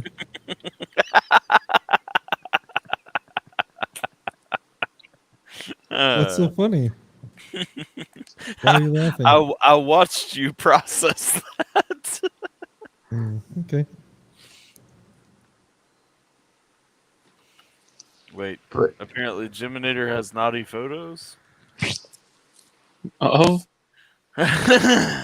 Wait, why of all people, why are you sliding into his DMs? Geminator's secret is that he has naughty. Wow. Apparently they're But so on everybody- let me know. Jiminator's Let me OnlyFans. know where they're at. I'd like to see them too. everybody understands, though, right, that we're being lied to by the television right now constantly. Do you? I mean, I do, and I haven't watched Okay. television in over a decade, so yes. Cool. Me neither. Actually, But you know, I haven't. I see stuff on, like, you know, the computer kind of. I It's so read, sad. yeah, I read news headlines on the computer, and that's about as far as it goes. Right. It's all But propaganda. it's a form of mass hypnosis, yeah, to steer the narrative and to wag the tail so that they get people to think things are the way they aren't, so they can, you know, control the world. But it's such a great thing that Georgia Guidestones were brought down. I don't know if you know about that, but that was great. Oh my goodness. I do know one thing. Chickens, they come, they go. Friday through Saturday, Sunday, Sunday through Monday. Yo. Well, in Japan, they would say Ichie, Ichio, easy come, easy go. Ah. Yeah, maybe I'll love you one day. Maybe we'll someday grow. Until then, just get your drunk ass back on that runway, ho. That's Nice, right. Jason. So I can't be your Superman. You're Superman. You're Superman. Superman never made any money, saving the world from Solomon Grundy. Anybody know that song? I do. I've heard that song before. Yeah, it was really cool when it came out. But the thing is, yeah, watch a video called Sherry Fraser sometime by Marcy Playground, because a lot of people don't know, like, she was a real person. She was a dear friend of mine, and I was glad to find out she's actually still alive, though we couldn't get word from her for years. I'm glad that feel- she's still alive. I know. I feel you, Tilly. I'm gonna have to get off soon too. Bye, Tilly. I mean, I'm just Five- waiting for you to end the show, bro. 5 hours ain't nothing. But, you know, blessings to everybody. And remember your internal power and the spirit that flows through you, because, you know, the powers that be want us to forget what we're capable of.